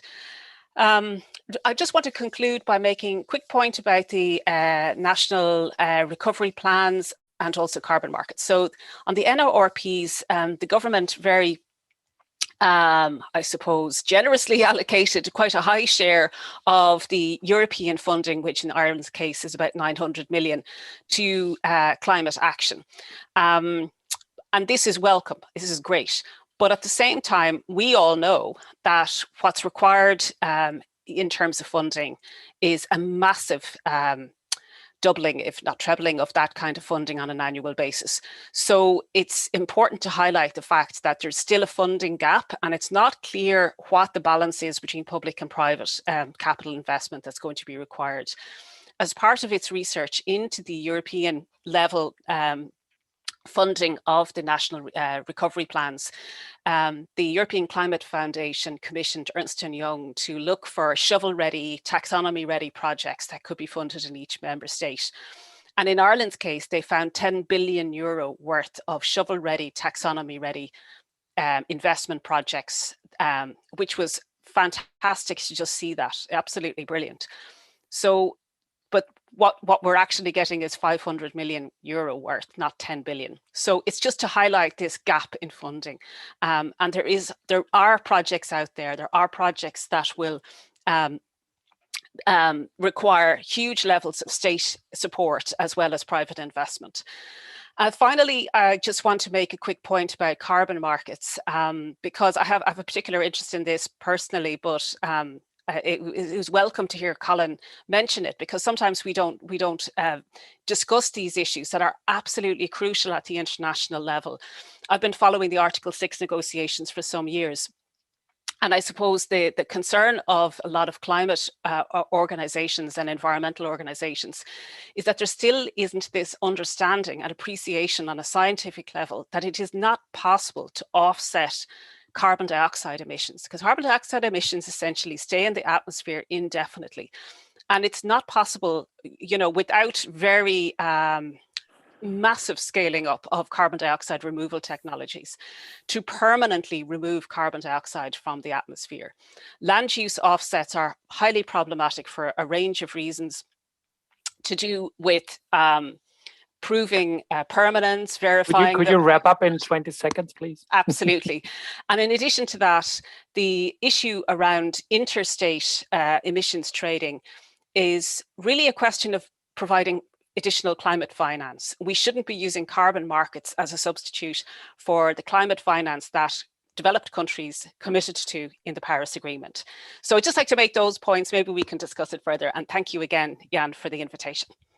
No, thanks a lot for your contribution. Now our last speaker, we go now to Martin Finnecane. Martin, you're principal officer in the strategy and energy policy in the Decarbonization Policy Division of the Department of Communications, Climate Action, Environment.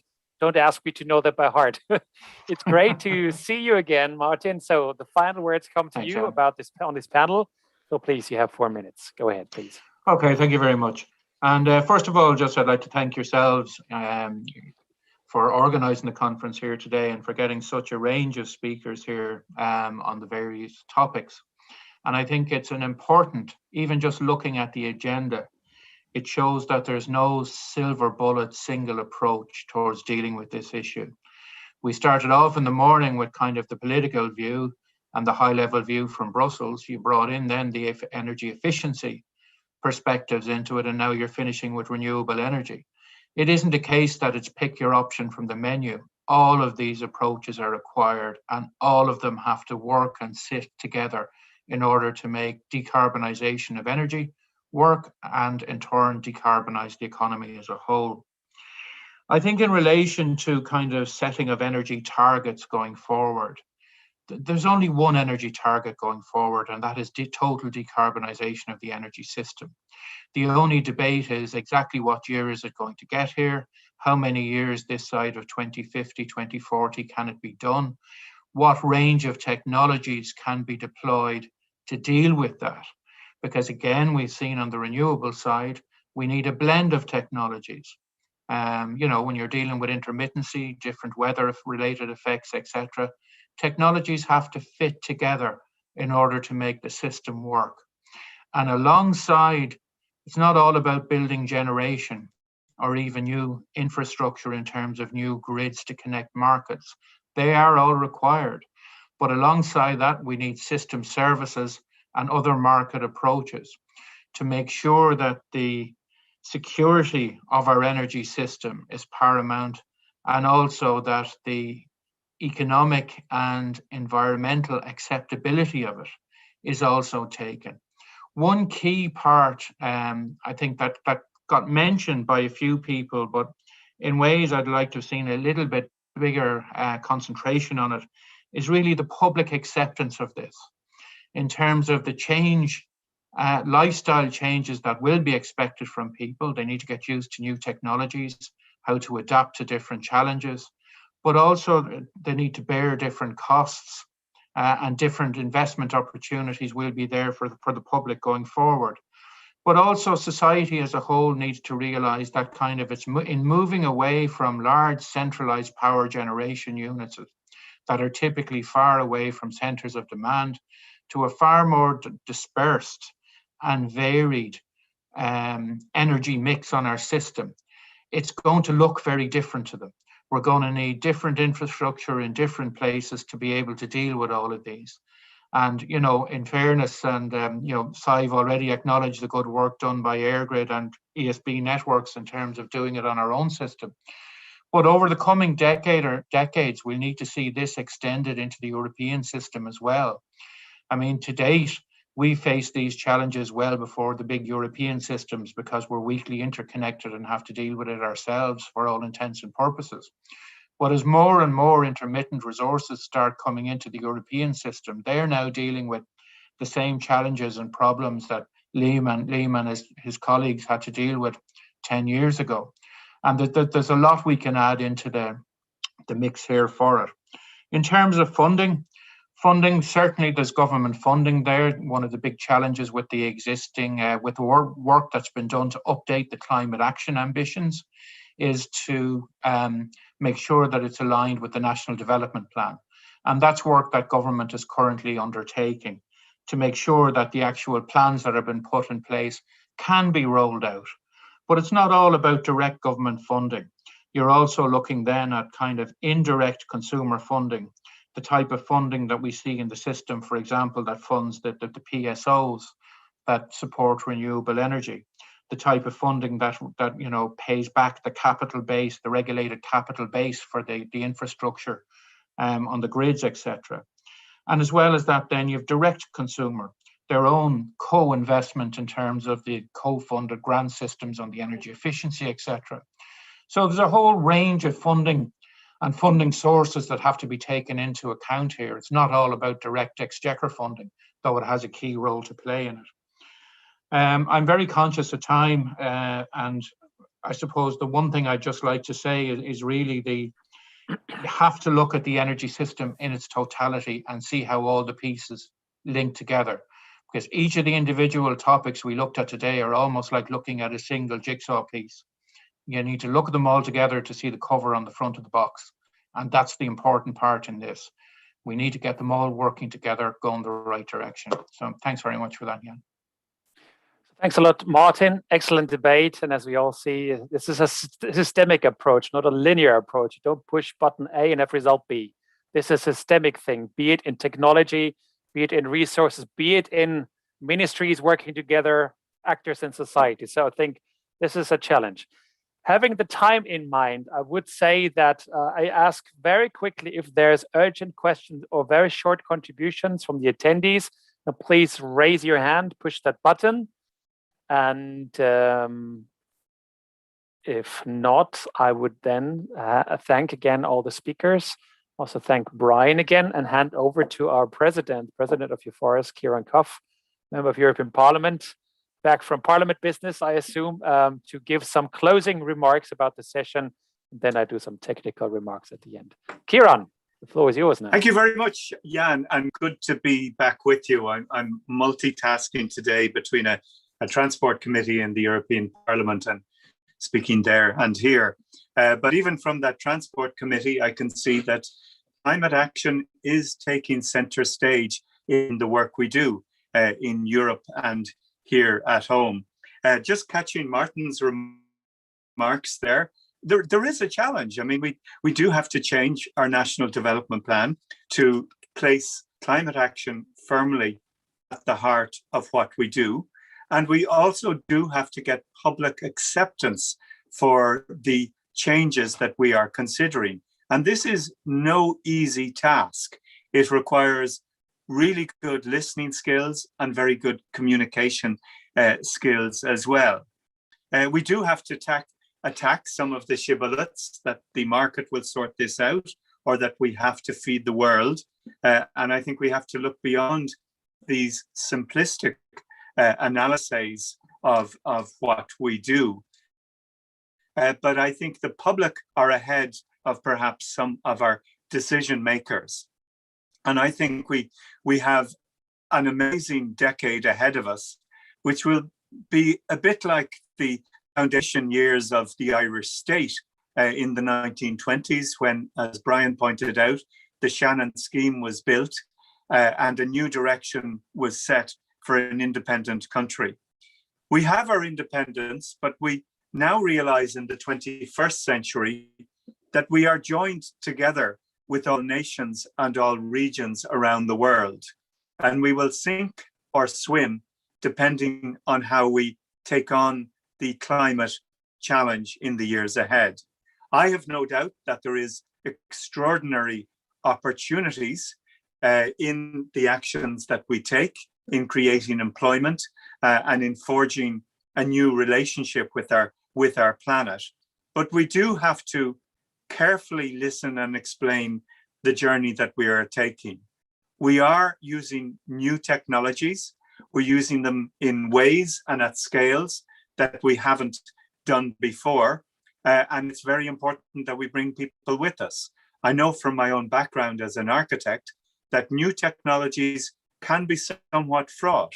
As we insulate our homes, we have to deal with the challenge of interstitial condensation, with the operations of heat pumps, with explaining to people how these technologies work.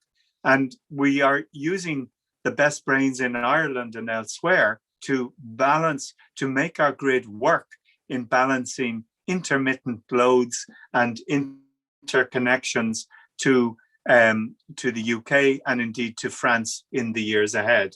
So in the midst of all of this huge range of challenges, I think it is important, as the poet Omar Bradley said, that we steer our ship not by the lights of the passing boats, but by the skies in the firmament above. And I think by that, I mean that if we take the longer term view of where we want to be in 2050, 2040, and 2030, it will give us the motivation and the ability to bring people with us on our journey. And I'm delighted that many of the really important players in Ireland have been in the virtual room with us this afternoon. We've had the policymakers, we've had the financial institutions, we've had the voices from the ENGOs like Oisín and Said. So I do feel confident. I do feel Europe is finally taking climate action seriously. I think we're moving towards that in Ireland. It does require significant changes in the way we do things, and people like Martin and bodies like SEAI are helping us on this journey. But I do feel a sense of confidence coming from the EUFORES meeting today. And I want to thank you, all the speakers and participants, for being with us. And I also want to finally thank Jan as our Secretary General and his team in making today possible. Thank you all, and good luck on the fascinating journey that we have ahead of us.